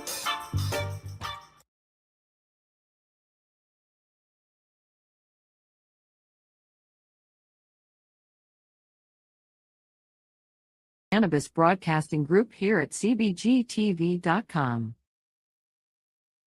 Individuals during this broadcast are their own and may not be the opinions of their group or other organizations they may be involved with. All medical advice during our broadcast is not a medical opinion and should be checked with your medical physician. Hi, I'm Timmy. And I'm Mary Jane. He's the newbie. She's the doobie, and this is the show where we toke cannabis. Talk. From both sides. Is that even possible?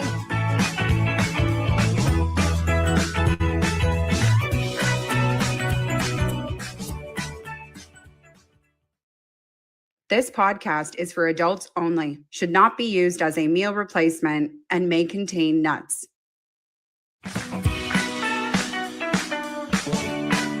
Hey, everybody, and welcome back to another episode of The Newbie and the Doobie. I am Timmy, the newbie. Mary Jane, also known as the doobie. Today is Umbrella Cover Day. An interesting day to be sure, and we'll talk about more about that later. Absolutely. I thought we were celebrating umbrellas, but... It's the covers of the umbrellas. Yes. And we'll get into that later. Who knew? Yeah. Right? Learning every day. There's a whole thing on there. Also, today we've got our high five list. High five. High five. And of course, our word of the week. And we're going to be playing a little newbie or doobie with our special guest, Stephen Stairs. Looking forward to another great episode. This has been fun. We are on episode 12 right now. 12. Is that what it episodes. is? Yeah. I've lost Crazy. track. I haven't. It's I'm 12. glad somebody's keeping track. Literally is 12. And just for the record, I am hearing a lot through my headphones right now, so I am trying to remove that. But anyways, so here's the thing: we wanted to talk about before we get into some cannabis-related conversations, as we are wont to do. We go down other little rabbit trails that we find interesting. Yes, and it was very difficult to ignore the fact that this was Umbrella Cover Day. And like you had pointed out initially when we looked at it, we're like, well, umbrellas, okay. And then we noticed that there is actually a thing, that there are people out there that are pretty passionate about not the umbrella, but the umbrella cover. Yeah, the thing that most people lose. Right? Like I have an umbrella collection. Like when I like something, I get into it. And I happen to have a lot of umbrellas. And when I heard Umbrella Cover Day, I was like, yay, I get to bring the umbrellas out. And I realized that I don't have the umbrella cover for like half of my umbrellas. Right. And I also realized that the umbrella cover is only on the smaller umbrellas. Okay. And not the large, like the fighting style umbrellas. The umbrella cover to me is the thing that if I ever bought an umbrella, and I'm going to admit right now, I'm in the minority here. I don't buy umbrellas. So you're saying that your 2 umbrellas here you didn't purchase? They were gifted to me. Okay. People gave them to me because they have connections to things that I enjoy in life. But if it's raining, I go walk in the rain. I don't. That's true. There has That's never true. been a time that I have walked outside and felt that it was raining too hard that I needed an umbrella. I put my hood up maybe and go. At the very least, I take my pants off and just enjoy the afternoon. But there Go isn't singing in the rain. So umbrellas to me are I don't really utilize them in general, but I do have 2 that I enjoy. See, I think they're an accessory. Well, there is A very like people miss it. They don't think about it. But if it's rainy day, you're not going to want to have an umbrella that doesn't go with your outfit. But is a cover? So then that means that the umbrella cover is an accessory to an accessory. Exactly. Oh my gosh, I never thought of that.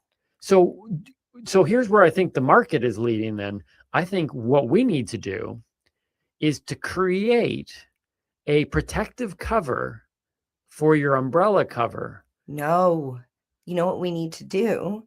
Create an attachment Sorry, piece. I got caught up in your hair. Is it? It's just the way their light reflected off of it. You look like Morticia Adams from the Addams Is it better Family. that way? No, it looked pretty hot before. Anyways. Okay. There we go. Anyways, sorry. So we need to, when kids used to lose their gloves all the time? Yeah. And we would put that little clip thing. Yeah, we attach it to their. We need to make one of those Right. to attach to the umbrella. Yeah. See, if I was using one of these umbrellas, if it was raining and I was using one of these umbrellas, the first thing I would get rid of and throw in the garbage would probably be the umbrella cover, because it's just stopping me from utilizing my umbrella. Well, honestly, I feel they're impractical because I can tell that this one's been used by the way that it's been shoved back into the cover. Yeah. And this is the problem, that when you take it out of the umbrella cover and open up the umbrella, Yeah. it's darn near impossible to get it. It's like a sleeping bag. How you roll them up and get them in the cover is beyond me. It's near impossible. An unnecessary necessary element. But like, how could you not love umbrellas? Okay, so let's look. Let's just look right here. So what, you got a cannabis one? I got a cannabis Clearly, one, okay, which I got from Nova Scotia. with a nice cover. Yes, with a nice cover, Okay. which now I'm realizing I probably No, won't be able to don't get put the back cover in. back up. Yeah, don't worry about putting Okay. them back in. And what's this one here? That is my latest edition. Oh, you took it out. Okay. No, it's fine. It's fine. It has to come out eventually. I get it. Okay, excellent. High five. All right. That deserves a 5. Let's do. So then I have my Batman one. Now this one's again gifted, but a beautiful gift. Like it's that one was from me. It's a fantastic. And I'm looking not one. ashamed to admit that I found that at the Dollarama They're selling Batman for for $1. $4. $4. Remember when Dollarama actually meant dollar? You know, $1 or $2. Yeah. They're not Like $1 or $2 $17 anymore. items in there. Yeah, it's sad. That's a Dollar weird- Tree. That's where everything was like $1.25. Yeah, and there were now they're trees. starting to go. Well, there's always trees, isn't it? That's very true.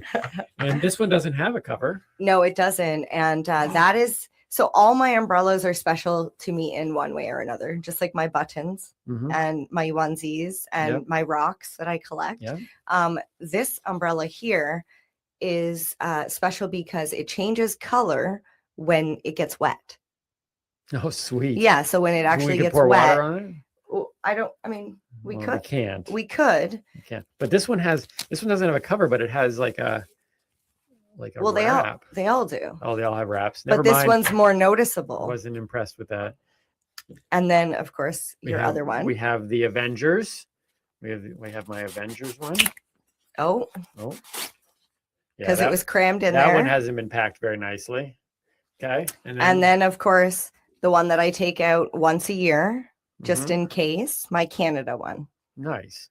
All right. So they say that you should never open an umbrella inside the house. They also say breaking a mirror is worth 7 years of bad luck. And if that were the case, then I would have a lifetime of bad luck. And you know I'm one of the luckiest people around.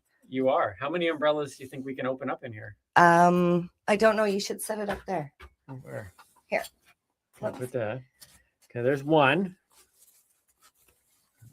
I don't even know where this one is. No, that won't work. Here, I'll hold. How many can we get? Bam. Yeah, the Avengers. Okay. Okay. This is They should go buy Batman. Yeah. And then there's this one. Oh, I like it. Oh, yeah. Oh, yeah. Bam. Okay. There's that one. Okay. Okay. Okay, we're at 3. Count it down with us. How many umbrellas have you opened up in a small space? When people say, what do you do on your podcasts? We do stuff like this. 4. Yeah. I can't hold anymore. Yeah, let's do it. You're going to have to hold them. 5. Finally. We have the cannabis. Canada. Right Oh, yeah. beside the Canada one. Nice. Can you do it? No. Jeez. You didn't open it. It has the wrap, Oh, remember? the wrap's very, very well done. It holds it in place. Well, that's good to know. Woo! Ladies and gentlemen. 6. 6 umbrellas is the new record in the podcast world. We'd like to challenge other podcasters to open more than 6 in their small studios. I'm losing it. We've done it. Okay. All right. So let's just put these down here for now in case it rains. Here, you take this one. I'll take this one. Ooh, I'm dropping them. So on my high 5 list, Okay. They're going down. on my high 5 list, it's connected to this whole umbrella thing. We're going to do our high 5 list, a word of the week, and bring in Stephen Stairs, who is Whew. I shouldn't have wore a dress for this episode. That was hard work. Hey, yeah. All those days of carrying dishes and catching chickens really came in handy. barely ever open an umbrella. Get it? And- Handy. oh, the puns are flying today. I'm on a roll. So here's I was trying to think of what should my high 5 list be today. Timmy's high 5 list. I try to connect it to the day. Yes. Sometimes I do the day and cannabis. Sometimes I just do cannabis. Today, though, I was thinking about these umbrella things, and for me personally, I'd be like, that's so unnecessary. Like, what is the point of these things? I would toss these things immediately because it would get in the way of. I seriously got to keep putting that back on. It's like, just get rid of that. Yes. I'll just open my umbrella. And when I now need you it. have 4 to put on. Now I have 4 to put those on later. That's so funny. I thought about, but is unnecessary that I won't get rid of. Okay. So Timmy's high 5 list today is 5 things that I have in my house that I won't how did I rate it? Get rid of? Yeah, you wouldn't get rid of. I wouldn't but they're unget useless. They're unnecessary, but I wouldn't unget rid of them. Okay. Or I would unget rid of them. You know what I'm saying? I'm trying to use the word in there. It doesn't really matter. The point is You would keep them. I'm keeping these Okay. things. Okay, so here we go. Number 5 on my list at the bottom. I have this, and I'm probably not alone in this. Feel free to comment on the YouTube or wherever you see this thing. I have a box about this big of cables. Some of these cables go to my old BlackBerry phones. So these aren't even cables that, in case my toaster breaks, like I'm going to somehow mechanically fix that with some other plug. These are cables that serve no purpose, but for some reason I keep them because just in case I might need that cable. So you do know that some of those cables could be extremely rare and worth a lot of money. You can sell cables? You can sell anything nowadays. Really? Absolutely. Well, I have a bin, but for some reason I cannot bring myself to get rid of them. I'm probably not alone. If you ever want to test somebody's patient, like their patient level, give them a box of tangled wires and let them go to town. Tell them they have to organize it all. Do you want to organize my cable box? I actually do really well with wires. All right. Challenge. Christmas lights, not so much. All right. That job is yours, but I'm going to see how much money I have. I take 30%. All right. Let's make a mint. Okay. Number 4 on my list, you might think is an odd one, but it's Ariana Grande posters in my bedroom. No, I don't think it's odd personally, because I've asked you why they're still up there and you kind of just dismissed the conversation. Look, I'm not going to lie. They're unnecessary. Do I need Ariana Grande posters? Dangerous Woman on my bed in my bedroom wall. I have very few things on my bedroom wall. But you should have other. I have 3 things on my wall. I have a Canada flag, I have a picture of you, and I have 3 Ariana Grande posters. You have a picture of me. The painting. All right. It's abstract. It's abstract for it's sure. cute. But those are unnecessary, but I still have them and I'm not getting rid of them. So I'm just saying, but unnecessary. Number 3 on my list of unnecessary things that I get rid of Okay. is my LED dance party lights surrounding my entire room. Mary Jane over here encouraged me and went out and encouraged. You mean like got them, brought them to your house? It was like we're hanging these in your bedroom. So now I have the ability, if need be, we can have a party. To have a dance party. They flash all different colors all the way around my room, and I can control them. You can set them to music. Yeah, I can play music with them. I can honestly say that I have used them twice. That was for videos we did for once TikTok. We did a video, and once they turned on by accident because I said, you said turn on the party light. Turn on party. I said turn on party lights. But that was an accident. Yeah, yeah. Okay. I didn't mean the party lights. So unnecessary, but I've got them.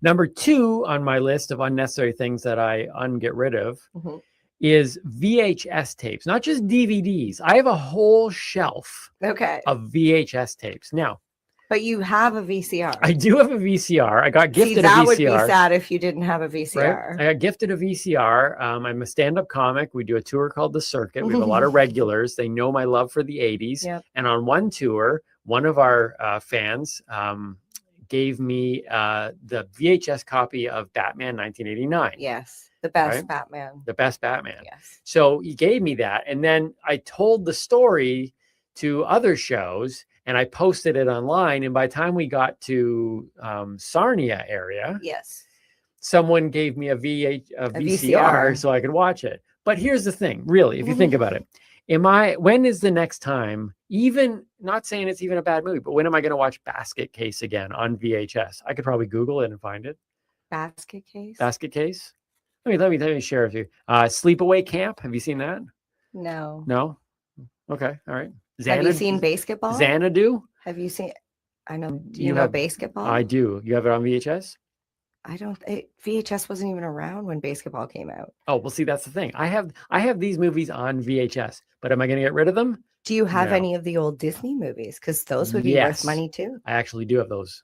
Yeah, I have the ones that we are need to go through your house, Timmy. I don't even sitting on a gold mine. I don't even need to do this podcast no anymore. more comedy. I'm literally a millionaire. You're out. Let's go. Yeah, actually, that actually being a millionaire would allow me to do this podcast even more, right? Because I'd have no worries at that point, right? Or see, I'm wondering what makes the number 1 because I have a few ideas. Okay, well, here we go. The number 1 unnecessary thing in my house that I refuse currently to get rid of is my Google Home. Listen. That's funny. That's not what I thought it was. I walk into my bedroom and right here for those in the podcast, literally like an inch away from my hand is my light switch. That's and like I could right just, where light switches I are could when just you walk switch in the room. it on. Yeah, for those of you who are listening, right on the wall. Just think about where your light switch is. I could switch it, but instead I look over at it and go, not today. Google, turn on bedroom lights. No, you don't. You walk in your room and you say, "Hey Google, I'm home." Okay, that's true. Okay. And what does it say? It says, wait, what is it? Wait. And all the people rejoiced. That's right. And all the people rejoiced. Okay. Yeah. And when the lights turn on, and let there be light. And when I go to bed, I say good night, and it says, "Timmy, you're awesome." Yes. Yeah. I didn't set these things up. Yes, I did. So, but it's so unnecessary. But I use it every day. And then the worst thing about it is that I say, Google, turn off bedroom lights. And it turns off my bedroom lights. But before it does, it says, okay. And it yells it at the top of its lungs. At least it's in an Australian accent, a female Australian accent, which is the best. And you say, okay, turning off bedroom lights. Just turn off the lights. No, it says turning off 2 lights. Or 2 lights. Yeah, that's right. As if to say, not just one. Not just one, it has to do 2. But it says that specifically because it wants me to know that the party lights are still available. Just these 2 lights are going off. These aren't the party lights. Party lights are not the bedroom lights. Those are the party lights. Yes. And these are the bedroom lights. Anyways, 5 things. Those are 5 unnecessary things. I'd be interested to know. Please comment below in this YouTube or on the podcast form or on our social media. What is it that you have that is so unnecessary, but you refuse to get rid of it? I'd like to know it. What did See, you think was number 1 on my list? I honestly, I thought it was going to be your entire collection of teddy bears. Those Yeah. aren't yours, are they? No, I can't get Okay, rid of you're them. gonna They're live mine. by that. Someone else's. So in my house, Those aren't mine. In my house, they're Tim's, right? Okay, so in my house, I can only think of one off the top of my head. Okay. Can you guess what my one item would be? Do you even dare? No, I don't. This is a trick, man. This is a trick. Okay, but at least I'm giving you the option to opt out. Okay, I'm opting out. So it would be my rocks. No, but they have sentimental value. So yes, I disagree. Yes. However, a lot of them I just spent money on, Mhm. and they're different crystals. They weigh a lot, Mhm. and to move them, when I have to move, I have to pack really small boxes, Mhm. and it's a pain. Takes a whole truck. It takes a whole truck, and it takes up a lot of space in my house. Yeah. And there's just like, I got vases of rocks, I got shelves of rocks, and yeah, although some of them have sentimental value, just like my buttons, Mhm. it can get to a point where like you and I have been somewhere and you've heard me, I'm like, okay, like 2. I tell myself like 2. So I end up like picking up a bunch and leaving with like 2. Yeah. Yeah. Right. So Well, I think there's sentimental value there. Anyways, that is my list, and we'd like to hear from you as well. All right, let's do our word of the week and then bring in our guest, Stephen Stairs. all right. So our word of the week is tinctures. Tinctures. Yes. So basically, a tincture is a liquid form of cannabis used. You'll find it with glycerin, alcohol, or an MCT oil. Okay. So it's kind of like an extract, but it's in liquid form. All right. So most generally, you'll see it in an eyedropper, and it's administered sublingually. Subliminally. So you don't know what's happening. No, under the tongue. Okay. And the effects of a tincture are very similar to an edible because it's going through the same system, except it hits you faster because it's meant to be like held in the mouth under the tongue to go directly into the bloodstream, and it's supposed to hit you quicker. Okay. Yeah. It's in my opinion the more thought upon as medicinal way of taking your medicine because Right. you can dose it by the milliliter, and you can, in your drink, in your mouth. So is tincture, let me see if I'm learning stuff along the way here as the newbie. Would tincture be in the same thing of going, you can have a joint, an edible, or a tincture? Like would it be in, could you describe it that way? Like is it a version of consuming? So flower, Yeah. edible, Yeah. tincture, topical, extract, Okay. or concentrate. Those are all the different ways. Different types. The different types. Of different types Okay. of cannabis. The tincture. Yes. All right. Cool. Yeah. Excellent. All right. That's a good word. I just like saying it. Tincture. All right, let's get to our guest, Stephen Stairs, who has been waiting patiently. We're very excited to have him on the show. Yeah, Stephen's done a lot out where he is, and done a little bit in the politics. I know he's done a lot in the activism world, and I'm excited to hear about 420 and plans coming up because I heard a little bit about it, and yeah, I'm gonna let him talk about it, hopefully with more stuff. And yeah, without further ado, let's bring in Stephen. Hey, Stephen, how are you doing today? I'm great, Timmy. How you doing? Doing very well. Thanks so much for being on the show. I don't know much about you, only what I've heard from MJ, and I don't know which stuff is true and which is not. But from what I've heard, it sounds pretty awesome. So thanks so much for joining us today. Thanks a lot for having me, you two. I appreciate it. Yeah, so I met Stephen, I want to say through social media first. Yeah. Okay. And here's a guy who's going through life trying to make the best of it and found, just like most of us, that cannabis is beneficial and it's helping him. And he wanted to be vocal about it. So I was like, I need to reach out to this person and, actually see what he's doing and how he's doing it and what can I do locally, because Stephen you're in Manitoba? Yep. Okay. Yeah, Winnipeg. So after all that research and buildup of going, I really got to check. Were you disappointed when you eventually connected and found him? No, No, okay. absolutely not. Right. No, Fair enough. and even less so when I met him in person. Okay, Yeah. all right, nice. So thanks, MJ. Now, Stephen, I don't know. I assume you might be aware, just simply by the title of the show, that she's the doobie, I'm the newbie. So I'm always very interested in how cannabis even became a part of your life, how you entered into the community. Have you always been involved in it? How did that journey begin? Well, I have watched the show, so I get the premise. And honestly, your two banter is perfect. It's exactly what the internet needs right now. Thank you. Yeah, no, but it keeps me entertained. Hilarious. I was laughing a lot during your high five things. Man, I've got beta clips, VHS, everything. Man, we could talk. And I don't have a beta player, so it's kind of sad, but That's whatever. funny. But no, I got into cannabis kind of on a whim, actually. I always used cannabis as a kid, but teenager in my adolescent years. And then I didn't smoke cannabis for about 3 years. It was just a lifestyle thing. I wasn't doing it. And then I was at U of M and just starting my political science degree. And someone mentioned to me that I should get into medical cannabis. And that was in 2009. And I thought, well, that sounds cool.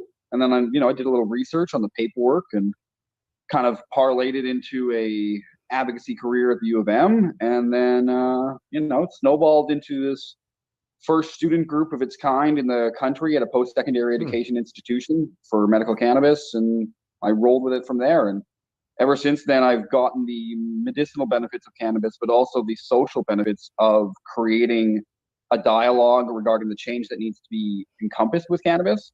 And that's given me the passion that's driven me for the past 11 years to constantly fight for not only the needs of cannabis users, but cannabis itself and how we interpret it in society and how it's accepted.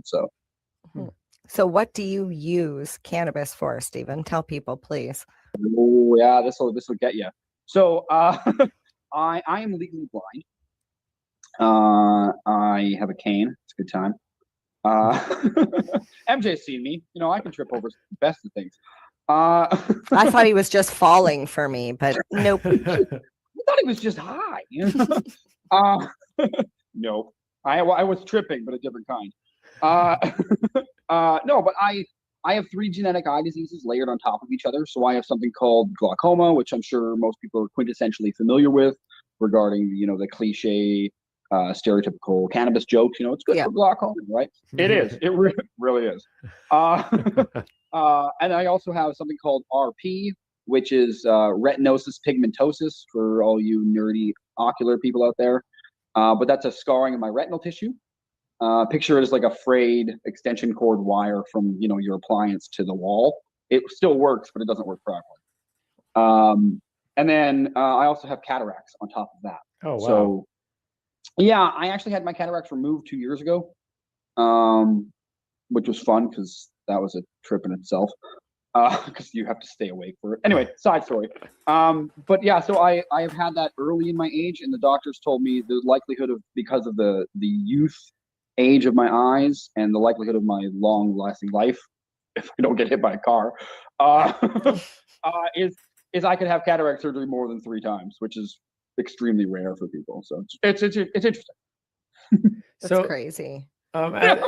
This isn't cannabis related. We'll come back to cannabis in a second. But when I was a youth pastor, I had a kid in my program that was legally blind. I think he was a level 3. I think it was, if that was right. So he went to school for the blind. He was legally out. He needed a book with large print, that type of thing. You'd never be able to drive.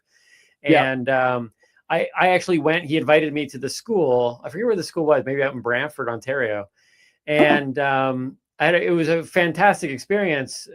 But there was this one game. I don't know if you ever went to a school for the blind or anything like that, but there was this game where they roll. Everyone gets blindfolded because some people can kind of see, and they roll this ball with a bell towards the other goal side. ball. There's 5 of them, and then everybody just has to decide whether to fall left or right and create this wall of person to block it from going in the net. Do you know what I'm talking about?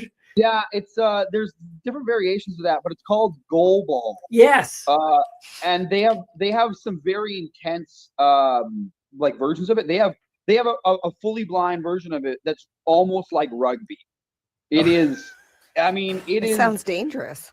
Oh yeah, man! You see these blind people, and seeing these blind people is a funny pun already. But you know, they have no. There's no. The inhibitions are gone. It's literally I'm following that sound. Yeah, and then they flop to the side, and there's no padding. It's like a solid floor, and they don't even hesitate. They're just like, there's the sound, and they fall to it was absolutely incredible. It was one of my favorite experiences being there. I'm glad. I have no idea, but I want to check it out. You guys are ever in Winnipeg? We can come play it here. I know a group. It's good. Sweet. Okay. I would try that. Blindfold me. Sign me up. Oh yeah. Yeah, let's do that. See, I've always believed that you should try and experience somebody else's their perception. Like I wanted to spend a day or two. I know there's no way from a day or two I would ever know what it would be like to be in a wheelchair, but to actually be in a wheelchair for 2 days and try and do life, because just going shopping through. Yeah, I was just to say, try to get into a stall. You know? Exactly. Yeah. Well, that's exactly why I tried cannabis, right? It was like the life of a cannabis user, and it ruined my bowling score, Stephen. So I will never try it again. My bowling score is way too important to me. Yeah. As a blind bowler, I'm actually pretty passionate about how high my score might. That's funny. So did I hear this correctly as well? Whether it was through MJ or maybe you hinted at it. Politics, is that in your frame of work? It's probably the making change, right? You want to make change, so. Yeah, I learned at the University of Manitoba, taking political science, that in order to fix the problems, like I was originally in social work, okay? And I didn't like the idea, and this might sound kind of crude, but I didn't like the idea of having people complain to me about their problems. I wanted to fix the things in society that cause them to have those problems. And that's a systemic issue. That's a policy and framework issue that only comes from politics usually, right? Sometimes it comes from non-governmental organizations, but generally it's politics. So I figured, well, I don't really trust any of the politicians. They're all affluent people who've never struggled or had to pay a cell phone bill or worried about what's in their fridge. They're all these, I'm not going to lie, now it's changed a lot, but 20 years ago, that's all it was. It was basically affluent people who, white men who called the shots. And I figured it'd be smart to have a disabled person who maybe has had a hard time in life to actually know what it's like to be part of society and have things, be a chore, be a struggle, to be a real citizen of this country, not an overly privileged one. And those are the people we need in power in Ottawa making decisions. So I ran for the Green Party in 2015, the year Trudeau came into power. I ran for MP that year in Winnipeg. And then the following year in 2016, because I didn't get elected clearly, I ran in 2016 for MLA. So wow. So I could have been a politician back in the day because I didn't pay my phone bills either. Well, there's still time. You could still be a politician. I just find it so much easier just to open up an account with another company. Yeah. There's a chance. So what is the battle in the legality of cannabis? Obviously, Canada is legal now, but what I'm finding coming in from having no knowledge really is that legal cannabis still comes with a lot of things that kind of are causing kind of people going like regulations. How legal? Yeah, okay, how legal is this? Do you remember I told you Stephen lives in like the only province in Canada that does not allow home growing, even though Canada has said you are allowed to grow Right. at home. Yeah, that's what I'm trying to get at, is that, like, so having a political mindset and being in that in a province that is doing that, how are you going about making the change in that? Is it a hard fight still? Like, some people think, the battle's over because legalization happened, but apparently the battle's not over. No, I mean, that's a great point, is that legalization, all it did was just cause the fight to have a different battlefield. I mean, in my advocacy, I've always been a proud, proponent of the idea that you need to know when to hold up a protest sign, and you need to know when to sit around a board table. And if you can do both of those, you will be a successful cannabis advocate, or any advocate for that matter. But I mean, if you talk about the serious systemic changes that need to be made in Manitoba, Mary Jane touched on it. I mean, well, technically Quebec has a ban on it too, but that was ruled unconstitutional. The province is appealing it, but the appeals court is most likely to uphold the decision because it's a constitutional thing. So Quebec is pretty much taken care of.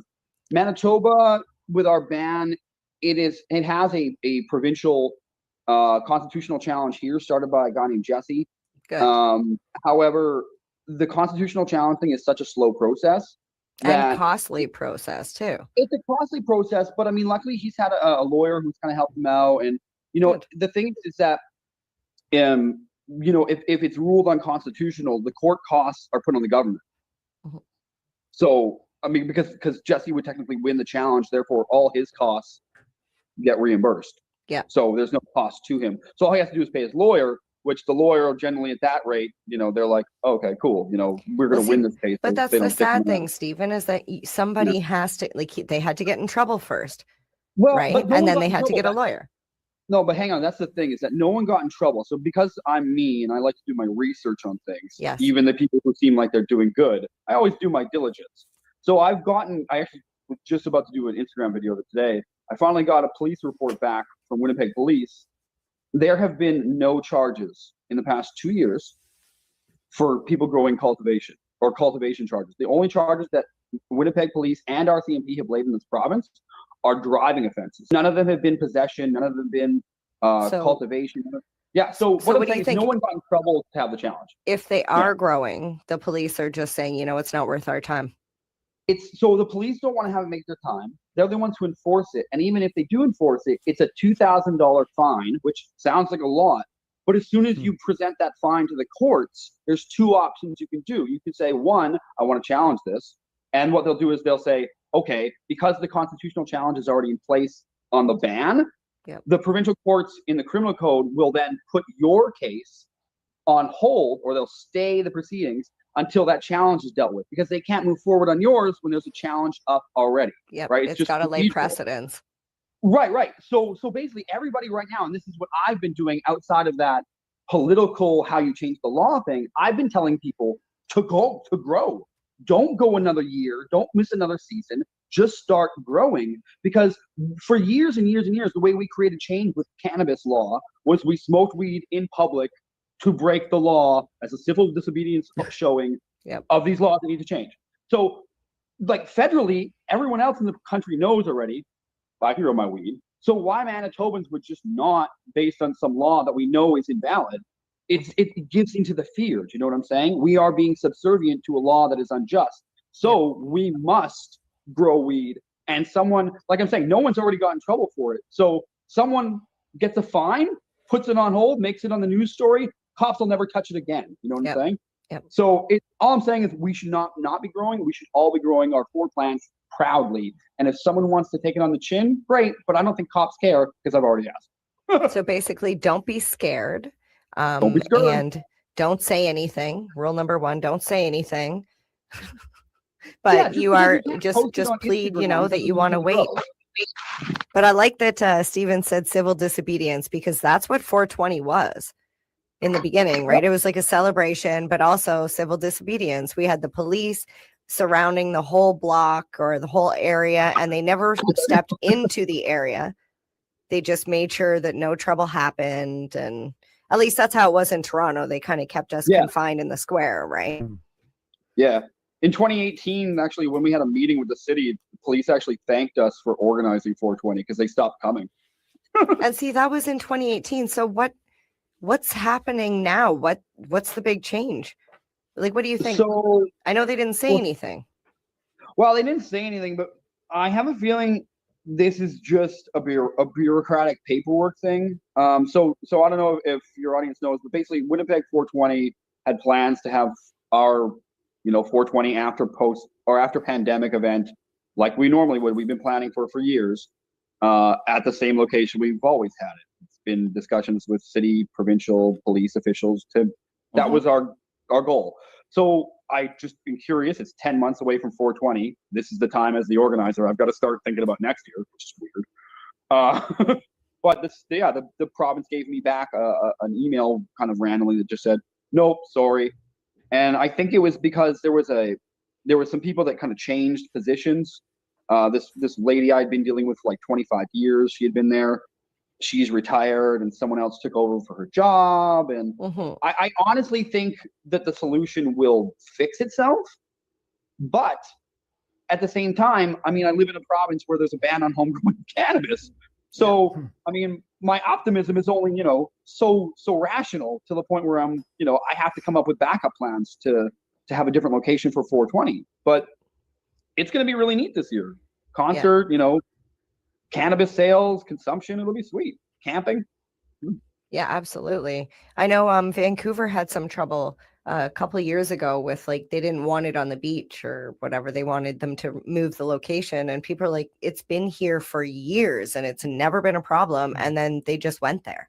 But like in Toronto, I don't know if people know, we had Yonge and Dundas Square, and then they moved us to, or we decided we were going to go to City Hall. And that was a huge problem with the city. They did not want a bunch of stoners around the big Toronto, was it Nathan Phillips Square or whatever, City Hall? They were like, no, we don't want you. A lot of police presence. And they had never shut down people selling bongs or anything like that before. And they shut down everybody that year, everybody. And they walked right through the square. And the next year, we ended up in Woodbine Park. And that was where I took you for the first time. Yep. And I bought you a rain suit because you don't believe in protecting yourself from rain. Right. And exactly. I brought a tent. Way and to I brought tie in chairs, the theme with, and I brought a rain suit and rubber boots. And he was like sitting there for like 3 hours, 4 hours, and was like, so this is what it's like to be comfortable in the rain. It's true. It's true. The cannabis culture technically taught me how to camp. You know what? We try and think of everything. We look at every aspect, like every side, and we plan our days. Or is this just me? Stephen, do you like, I'm going to the beach. I know what I need to get. Like 100%. 100%. It's like a methodical, it's because when you smoke weed, it creates new waves of thinking in your brain. So therefore you think, all right, what do I need to pack? Yeah. All right, that's a good idea. Like when you start, packing stuff, and next thing you know, like, I could bring that too. Oh, that's a good idea. And then you pack stuff. And then by then it's dark outside, and you forgot to go to the beach. No. By then you just got ash and all your stuff you've packed. That's funny. It's not like the song, I was gonna go to work, but then I got high. Well, you've encouraged me already to into this civil disobedience thing in Toronto. I'm actually maybe next weekend I'm going to go drag a dead horse down the street. Apparently, you can still go to jail for that. Sunday, if it's on Sunday. On a Sunday, so I'm actually going to do that. Yeah, Yonge Street on Sunday in Toronto. Yes. Drag a dead horse down, and I don't think still that's illegal. a legit rule. I'm going to try that. Yep, but I think it's like a $10 fine. Maybe I won't try that then. No, you got $10. That's not worth it. So what do you think is going to be the impetus to change that particular setup in Manitoba that is still kind of causing this problem? What is going to cause it to happen? Just more civil disobedience? Well, I think the old adage of grassroots cannabis advocacy needs to come back in full force. With legalization, society basically fell off the map regarding their interest in cannabis. Oh, cool, I can buy it, great. But all the nuances of legalization and where it can be sold and all those kinds of things are only cared about by the people who really cared about cannabis, you know, the real advocates.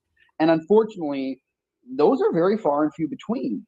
So it's almost like after legalization, the hardcores out there are at a point where we need to create another group of people in this after legalization society who are just as passionate, who realize, oh yeah, we still got a lot of work to do.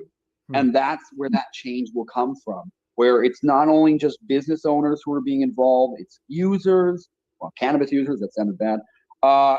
You know, it's everybody who's part of that society being part of the change, rather than it just being the one or two really loud people who it was before. Those might be the drivers and the impetus, like you're saying, but it needs to come from society as a whole. And I think with legalization, we've gotten past that hurdle. Now it's more of an education thing, right? Yeah. So. Well, I just want to add that I've done a little bit of like researching and learning on the back end through like a cannabis course that I took, and speaking to a few like legal LPs and stuff, and like researchers, whatever. And they're saying that they're looking at changing regulations for smarter, better, you know, coherent sales and research. And they're looking at having like education centers that are actually able to give people information, because the problem that people are finding as bud tenders in the retail position is you're having people come in and ask for medical advice. And in the recreational aspect of it, you cannot speak to the medical benefits. And as we've said many times, if you experience a medical benefit from cannabis, it's dependent on you. Not everybody is meant to have cannabis. Not everybody gets a beneficial experience. Some people have negative experiences. And I mean, it is what it is. It's a plant. And this is why we're here talking about it, right? It's a plant. It's a plant. 100%. Okay, so with all the nuances that might be available, let me just ask you this question. True or false? Cannabis is legal in Canada. True. Okay. With regulations, but anything that is legal has regulations. Yeah, Agreed. I know. So it's interesting though, because I think just in the conversations that I've had, people within the industry and without, like some people, okay, so coming from the world that I came from, a lot of people feared the legalization of cannabis because they thought that it was now going to be just the Wild West. That's because you say you people.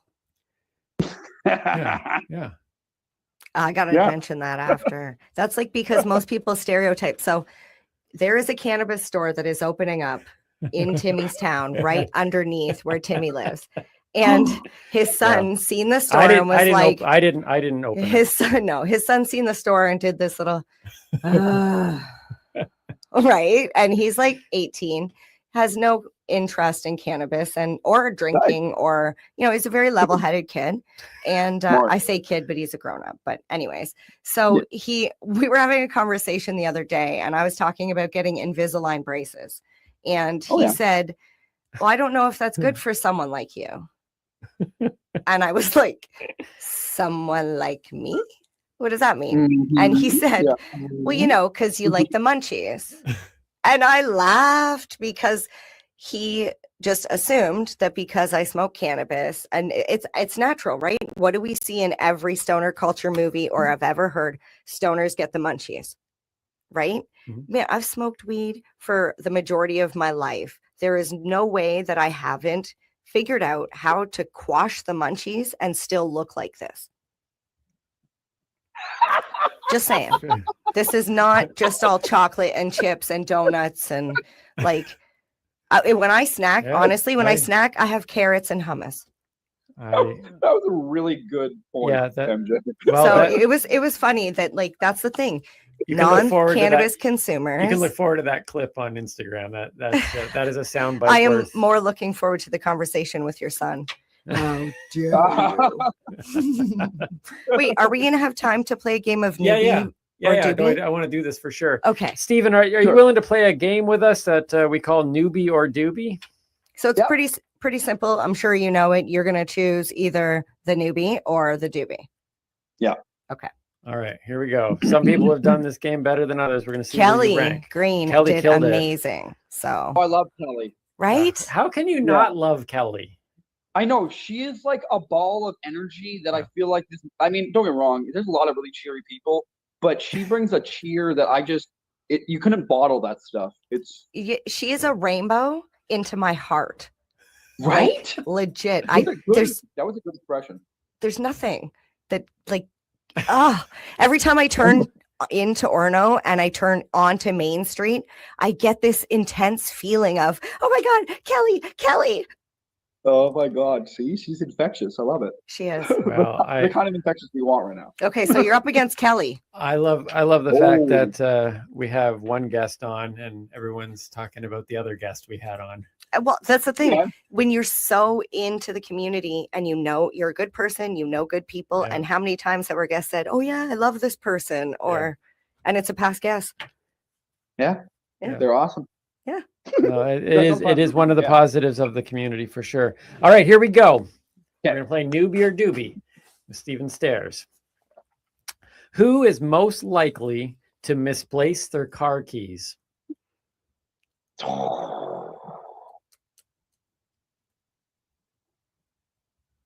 The newbie. No, I am most likely to lose my car. I can never find where I parked my car. That's true. Really? But MJ loses her car keys all the time. Mine are always in the place. Dude, where's my car? What's funny is we drove to the hotel last night and we're standing there checking in and Timmy's like, "What's the license plate number?" And I'm like, "I don't remember." And then he's like, "What's the make of the car?" And then I start telling him his vehicle and he looks at me, he's like, "We drove your car." And I looked at him, I was like, "Oh," he's like, "You drove." I was like, "You drove oh your my car. God, I forgot." And I didn't even smoke before we left. It was late. It was late. It's never the weed anyways. No, never it is. So I might lose my car. She loses the car keys, except for last night. That was a different thing. That was weird. Good to know. Okay, number 2. Who is most likely to disappear and never return? Disappear and never return? Yeah, I know. These are deep questions that most people don't ask. Newbie or doobie? I've got to say MJ. No, I could go nowhere. Really? I love people way too much. Oh, the moment this podcast generates enough cash that I have enough to sustain myself, I am out of here. I might still do the podcast, but it will be from a remote location, probably a beach place, and I will never come back to society. Never. And you will see me at every event. So I know that, but I really figured the kid was his anchor. But I guess his kid's 18. He can screw off. It's all good. Yeah, no. Stephen, I have 2 kids. I have an 11 and a 16-year-old. But the 18 thing I figured would be like the grown up. I mean, 16-year-olds are their own independent kid already. My 11-year-old didn't want to have anything to do with me. He figures that's why your 18-year-old's still at home. Now I really get to look forward to that conversation. Yeah, he's at home. I'm really bad at this game. All right, so 0 for 2. Kelly was already 2-0 at this point. That's funny. Here we go. Who would be the first to die in a zombie apocalypse? Newbie or newbie? Yeah. Right? Well, I want to say MJ then. Yeah, that would be me. Yeah. I'm not running anywhere. MJ absolutely would. I just figured you're so nice, you'd like offer the zombie like a joint. Be like, no, honestly, you know what the problem is? I don't see anything other than people. I see people. Doesn't matter if you're, black, white, what color you are, what gender you are. I just see people. So I would look at a zombie and be like, "Oh, did you want a light?"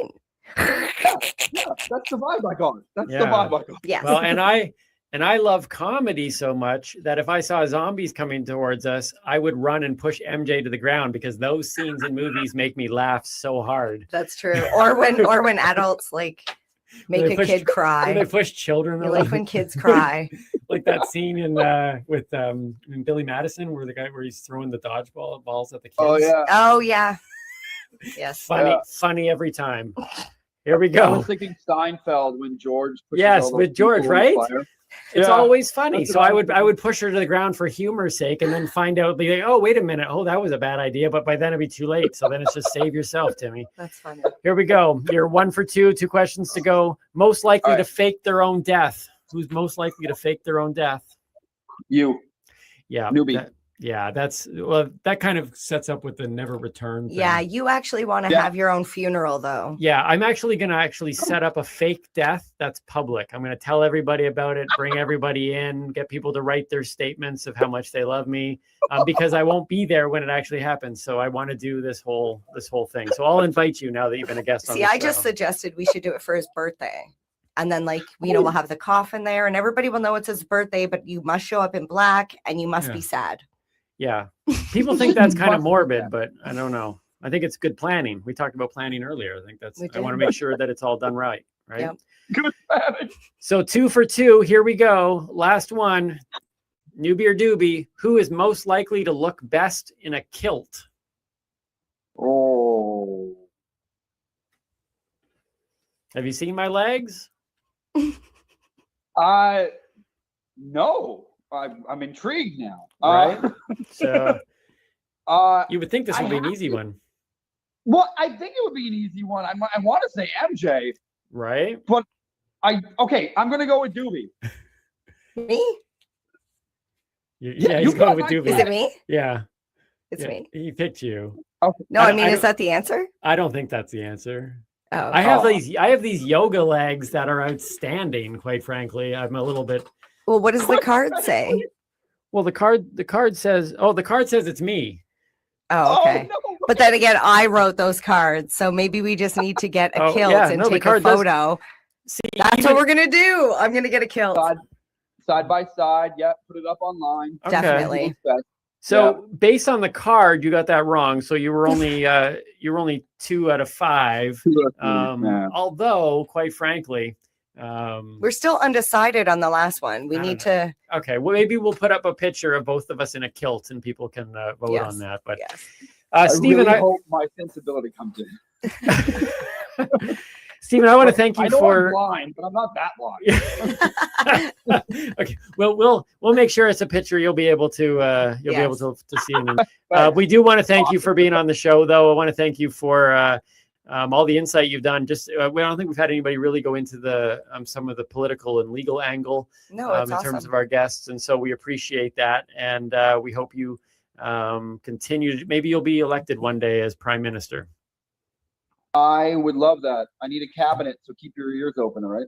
Okay, all right. Do you have a preference in type of wood? Mahogany. Mahogany. Okay. Every once in a while, she tries to pretend she's the comedian, but very well done today. Very well done. Thank you. Well, thank you for coming, Stephen. It was fun for sure. Oh, I love you, MJ. Timmy, you're the best. Thanks for having me on. I really appreciate it. And you guys, your clips, your shows keep me entertained the whole time.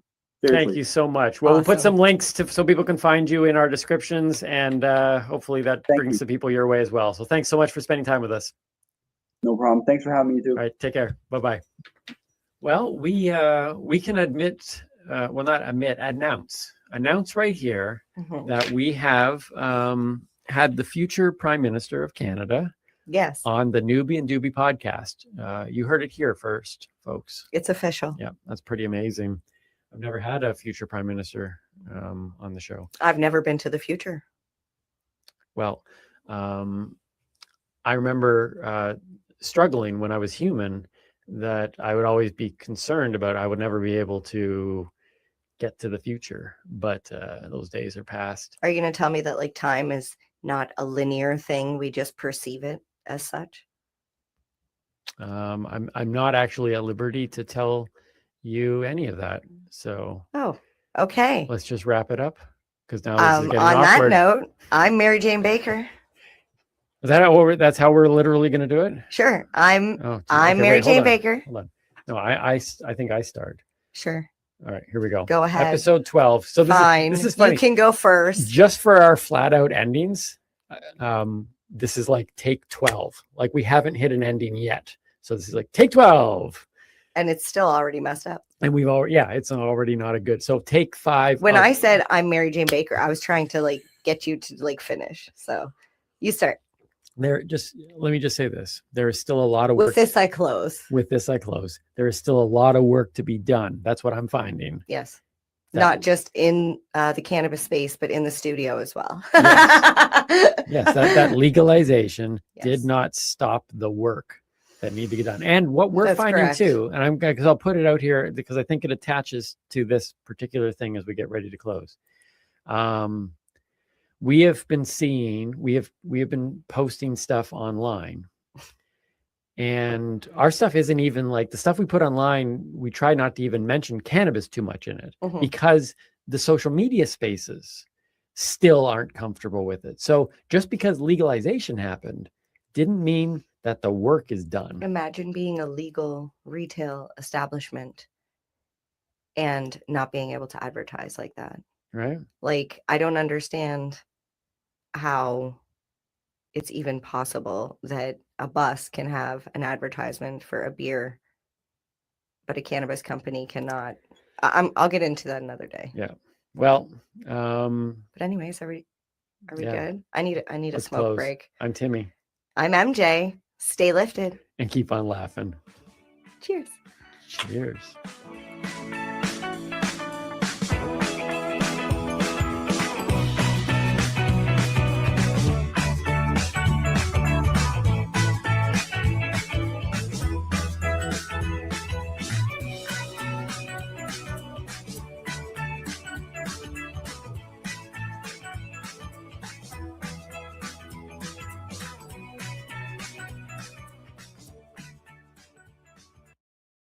This broadcasting group here at CBG.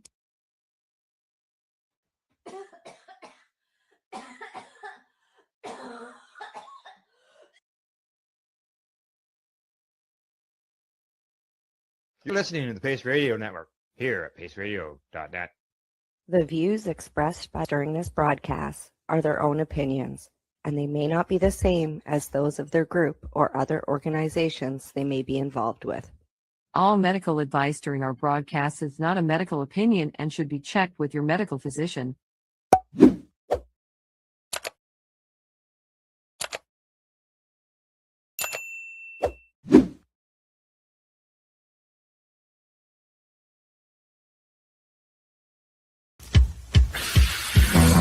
Oh yeah, baby, that's lovely.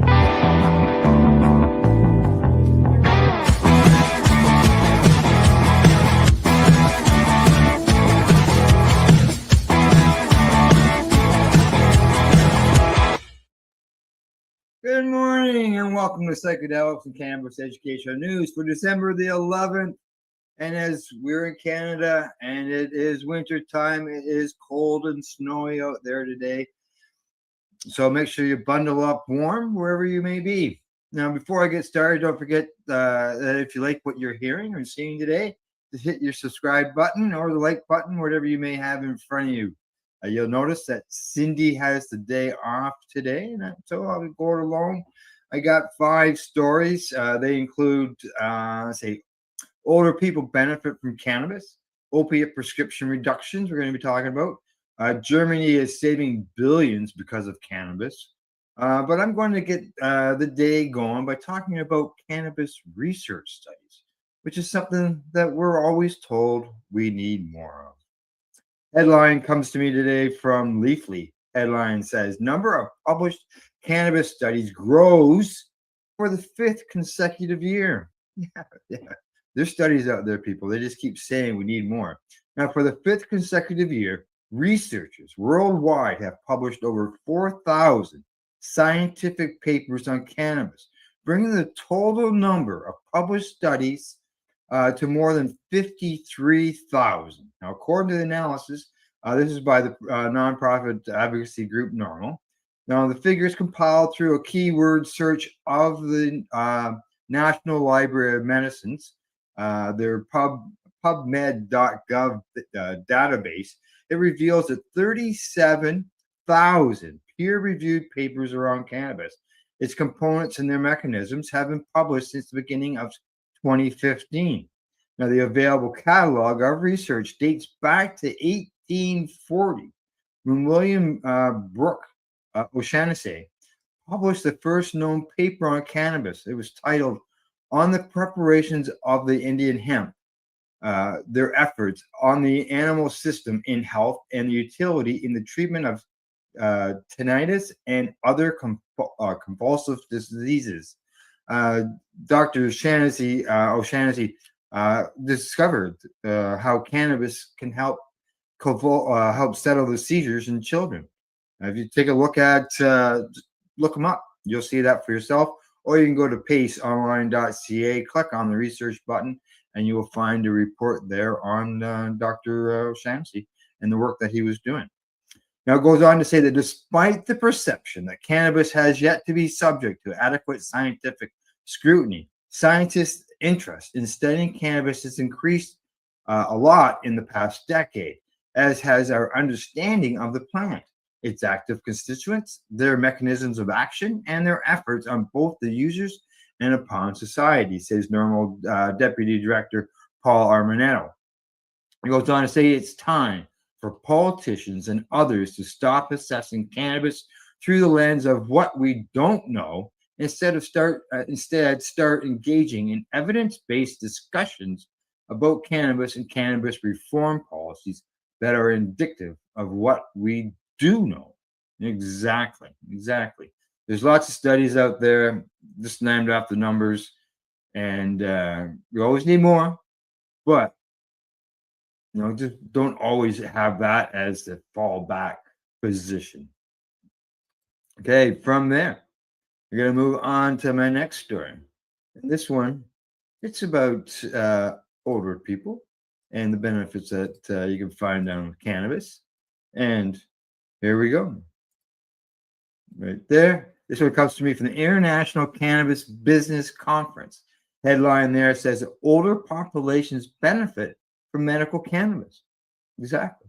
Older generations were unfortunate victims of a significant amount of cannabis prohibition propaganda. It is no coincidence that in an essential every cannabis reform poll, older poll participants consistently demonstrate the lowest level of support. The sad irony is that arguably the biggest potential beneficiaries of medical cannabis reform are the older population. It is no secret that as the human population ages, various ailments, health conditions, aches, and pains begin to accumulate. Medical cannabis therapies can help effectively treat many conditions that older individuals experience. A team of researchers affiliated with various academic and health research institutions in Canada conducted a survey asking older adults about medical cannabis use and how it affects anxiety, insomnia, and depression. They said that a total of 1,615 older Canadians completed the survey, of whom 322 reported using cannabis for mental health symptoms. Most, which about 71%, found cannabis somewhat or extremely helpful in managing their symptoms, and 74% viewed cannabis as a safe or very safe compared to pharmaceutical medications. The researchers also found that cannabinoids hold promise for supporting healthy aging and enhancing the quality of life in older populations, according to the research. Now, it goes on to say that survey data indicates that as many as 1 in 5 older adults consume cannabis products, with most saying that it improves their overall quality of life. That's what we need. Exactly, it's what we need. Now, this is what NORML found in their survey from this, what is happening here in Canada, and yeah, it helps with the seniors. There's no doubt about that. And I know if you look at the stats, you'll see that people 55 and older are a huge growing area of people who are turning to cannabis because they're tired of pharmaceuticals or they've gone that route already, and just find that cannabis is healthier and a better way to go. So nothing wrong with that whatsoever. All right, from there, I'm going to move on to my next story. And this one is talking about opioid use, which is something that I'd like to talk about as I get going through the story. But here's the headline on it, anyways. And that is coming to me from the Cannabis Health News. And it says medical cannabis linked to reduction in prescription opioid use.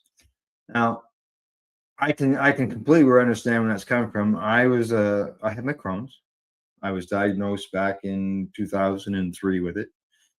And during that time, in all these years, I've only had 2 prescriptions for opiates, and that was while I was hospitalized. Other than that, I haven't used any opioids out of the hospital to deal with my Crohn's in all these years. All I've been using is cannabis. Does it kill all the pain? No. Does it dull it? Yes. But all you can do is keep, try. So for some people, it doesn't work, but maybe it's because it's the strain that they've chosen. Maybe it's not. Who knows? Maybe it's the method that they're using. And as I always say, even cheeseburgers aren't for everybody, and cannabis might not be for those people as well. So here we go. Adults with chronic pain who participated in New York's medical cannabis program were significantly less likely to require prescription opioids, according to the study. Now, the study was published in JAMA Internal Medicine and led by researchers by Albert Einstein College of Medicine and Montefiore Health System. Involved 204 adults who were prescribed opioids for chronic pain and were newly certified for medical cannabis between September 2018 and 2023. Now, participants were tracked for 18 months with data on both their cannabis and opioid use collected from the New York State Prescription Monitoring Program. At the beginning of the study, most participants reported high levels of pain and were taking an average daily opioid dose equivalent to 73 milligrams of morphine. Over the 18-month follow-up period, the average daily dose fell to 57 milligrams. It's a 22% reduction. Those participants who received a 30-day supply of medical cannabis used the equivalent of 3.5 fewer milligrams of morphine per day than those who received no cannabis during the same month. Now, chronic pain and opioid addiction are 2 of the most pressing health challenges in the United States, says Dr.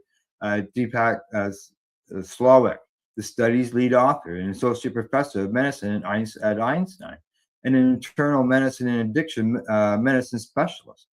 He says that our findings indicate that medical cannabis, when dispensed through a pharmacist supervised system, can relieve while also meaningfully reducing patients' reliance on prescription opioids.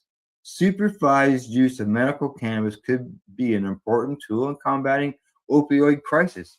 And I was going to get to that. North America has an opioid crisis. People are dying daily because of the opioids use. And cannabis can make a difference. It's been proven. It's been shown in many studies that cannabis can reduce opioid use. And save lives at the same time. Why don't we have more of these cannabis substitution programs that spread across North America in order to help people get away from these harmful and deadly medicines? It's just not right. Give them the choice. Give them the option. Allow them to use cannabis. So, all right, from that story. Now, this next story sort of blends into that story because when people are suffering from pain and other problems, they are not going to work. They're sick. They're not going to work. They're not producing anything for anybody. And how else can cannabis help with that? Here we go. This is a report that comes to me from the International Cannabis Business Conference. The headline there says reduction in German cannabis patient sick days saves billions of euros. There you go, right there. It's all right there in the headline. If you can give somebody cannabis instead of opioids, maybe some sick days will be reduced and your workplace will be more productive.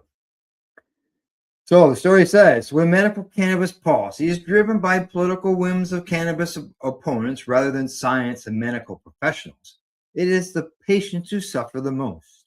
Cannabis is an effective, safe medicine, and suffering patients should have significant safe access to it if they and their doctors think that medical cannabis therapies will help.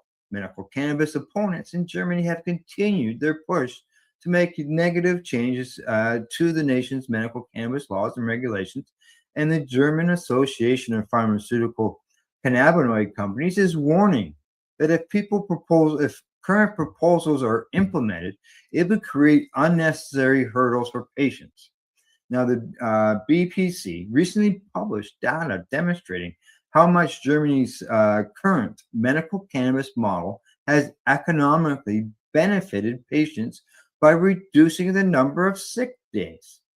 Report says, according to a recent projection based on a survey of 8,831 cannabis patients, medical cannabis therapy has already generated significant economic benefits in Germany, amounting to billions of euros. The surveyed patients reported that since starting their cannabis therapy, the number of their annual sick days had decreased by an average of 58%. Extrapolated, the economic benefit of this reduction in sick days for cannabis patients in Germany is estimated at more than 3.7 billion euros.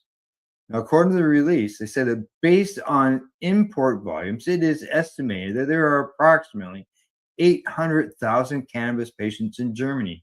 This figure is still lower than the number of people who regularly take opioids or antidepressants. Now, according to Pronova, they said that 22% of adults also take prescription sleep aids, which equates to more than 10 million people. Now, the Robert Koch Institute estimates that 53% of adults in Germany were affected by chronic illness or a long-term health problem in 2024, which reflected in sick days taken at work in Germany. Now, the report included the following findings as part of their recent announcement. The participants or the patients surveyed stated that prior to starting their cannabis therapy, they had been absent from work due to illnesses for an average of 37.6 days per year. Now, after starting cannabis therapy, these days of absence were reduced by 58% to an average of 15 days. Around 1/5 of those surveys stated that they had been unable to work for a long time before starting cannabis. For example, due to chronic pain, this improved after cannabis therapy. People are smoking cannabis. People always say they're unproductive. And there's a report here that's showing when people are smoking cannabis instead of taking painkillers, that their production is going up and they're going to work. It's always nice to see these studies. It just proves all these types of myths and stories that we've heard over the years. It's just too bad that all that stuff has done a lot of damage. But hopefully, yet again, we can make a change on that. Some of these, as I mentioned earlier, some people don't find any benefit over cannabis. Well, what if maybe we can, be more specific on what we want for the cannabis? And apparently, they're saying now, there is a way to do that. So here we go. This headline comes to me from the Marijuana Moment. Marijuana breeders can use AI to design new strains, the study demonstrates. Designing new strains with AI. Now, cannabis breeders may be able to design new strains and speed up their growing cycles by utilizing artificial intelligence, according to this new study. Researchers found that by feeding genetic markers, growth measurements, environmental data, and chemical assays into AI models, breeders could stimulate thousands of potential crosses and stimulate speed breeding through machine learning before ever planting a seed. The authors argue this approach could cut traditional breeding cycles, which currently last between 6 to 8 years, down to a fraction of that time, while also improving consistency. They say this is a challenge for the commercial growers. Now, one of the biggest challenges in cannabis cultivation is the complex interaction between genetics and environment, light spectrum, humidity, nutrient availability, and subtle temperatures. Shifts can reshape a plant's chemical output. Using instruments like gas chromatography, mass spectrometers, researchers can employ AI to measure cannabinoids and terpenes across a plant's life cycle. Combined with the imaging tools that assess traits such as trichome density or stress responses, these data points give AI models the raw material to make increasing accurate predictions. Report says this capability allows breeders to design strains not only for chemical profiles, but also for resilience and adaptability in diverse growing environments. Now, highlighting the importance of reproducibility, they noted that the global cannabis industry demands high-quality, reproducible strains, creating the need for precision breeding technologies that reduce time to market while maximizing yield and potency. Now, the writers caution that for all its advantages, AI enabling cannabis breeding faces challenges, including data quality constraints that affect the accuracy of genotypic and phenotypic predictions. They also note complications surrounding complex polygenetic traits, ethical considerations, and regulatory barriers, observing that legal restrictions on cannabis research may limit data or access. So there you go, AI helping you design and figure out what cannabis strains you want, and how, finding the strains that you want.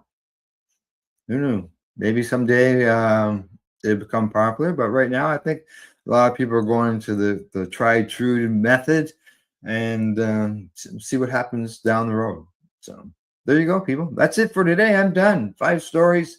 Zip, zang, boom. Got them all done. I hope you found it informative and educational. Thanks go out to you guys, everybody, for tuning in to the program, whether it's the audio podcast afterwards or right now in the live video one. Other than that, thanks to our sponsors, Limestone City Hydroponics.ca, the Campbellford Lifestyle Shop, as well as at ease.ca. We'll see you at our next show, Monday morning, 10 a.m., right here at paceradio.net or 420pace.ca. And as I always say, and I've been saying this for, well, I'm going to say probably since 2008, don't forget to educate, medicate, and do not incarcerate. You're listening to the Pace Radio Network here at paceradio.net. The opinions of the individual broadcast are their own and may not be the opinions of their group or other organizations they may be involved with. All medical advice during our broadcast is not a medical opinion and should be checked with your medical physician. Enjoy the buzz of legalization with Campbellford Lifestyle Shop. From lights to plant nutrients, books, consumption accessories, and more, we've got all your basics to grow or consume cannabis. Visit our info center or take a look at our piercing services and body jewelry, now available in-store through Campbellford Lifestyle Shop, 17 Bridge Street West, Campbellford. Limestone City Hydroponics is Kingston, Ontario's hydroponics shop. Take your growing to the next level and create the optimal environment with a tent kit, or maximize your yield with an ebb and flow flood table kit. Either way, Limestone City Hydroponics has more sizes and options to fit your needs. Are you looking for the power of the sun that adapts to your budget? Then look no further, as they have professional grow lighting. They have indoor grow systems that are easy and cost effective, with many options to fit your living space and lifestyle. Your growing potential. We have everything you need to succeed. And if you can't make it to the store, they offer local delivery to the greater Kingston area. Remember, when you're looking for experts to help you grow, then look no further than the locally owned Limestone City Hydroponics, 105 Sunderland Drive in Kingston, Ontario. Call them at 613-548-0420. We are people advocating cannabis education here at paceradio.net. Rerolled Saturdays. Check it out. Nothing but non-stop cannabis and psychedelic programming. Find it at 420pace.ca. You're watching the 420 Pace, found at 420pace.ca.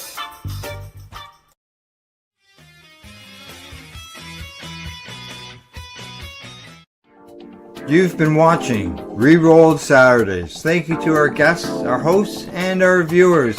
Up next, Rerolled Saturday Nighttime Edition. It gets started at 4 p.m. See you then.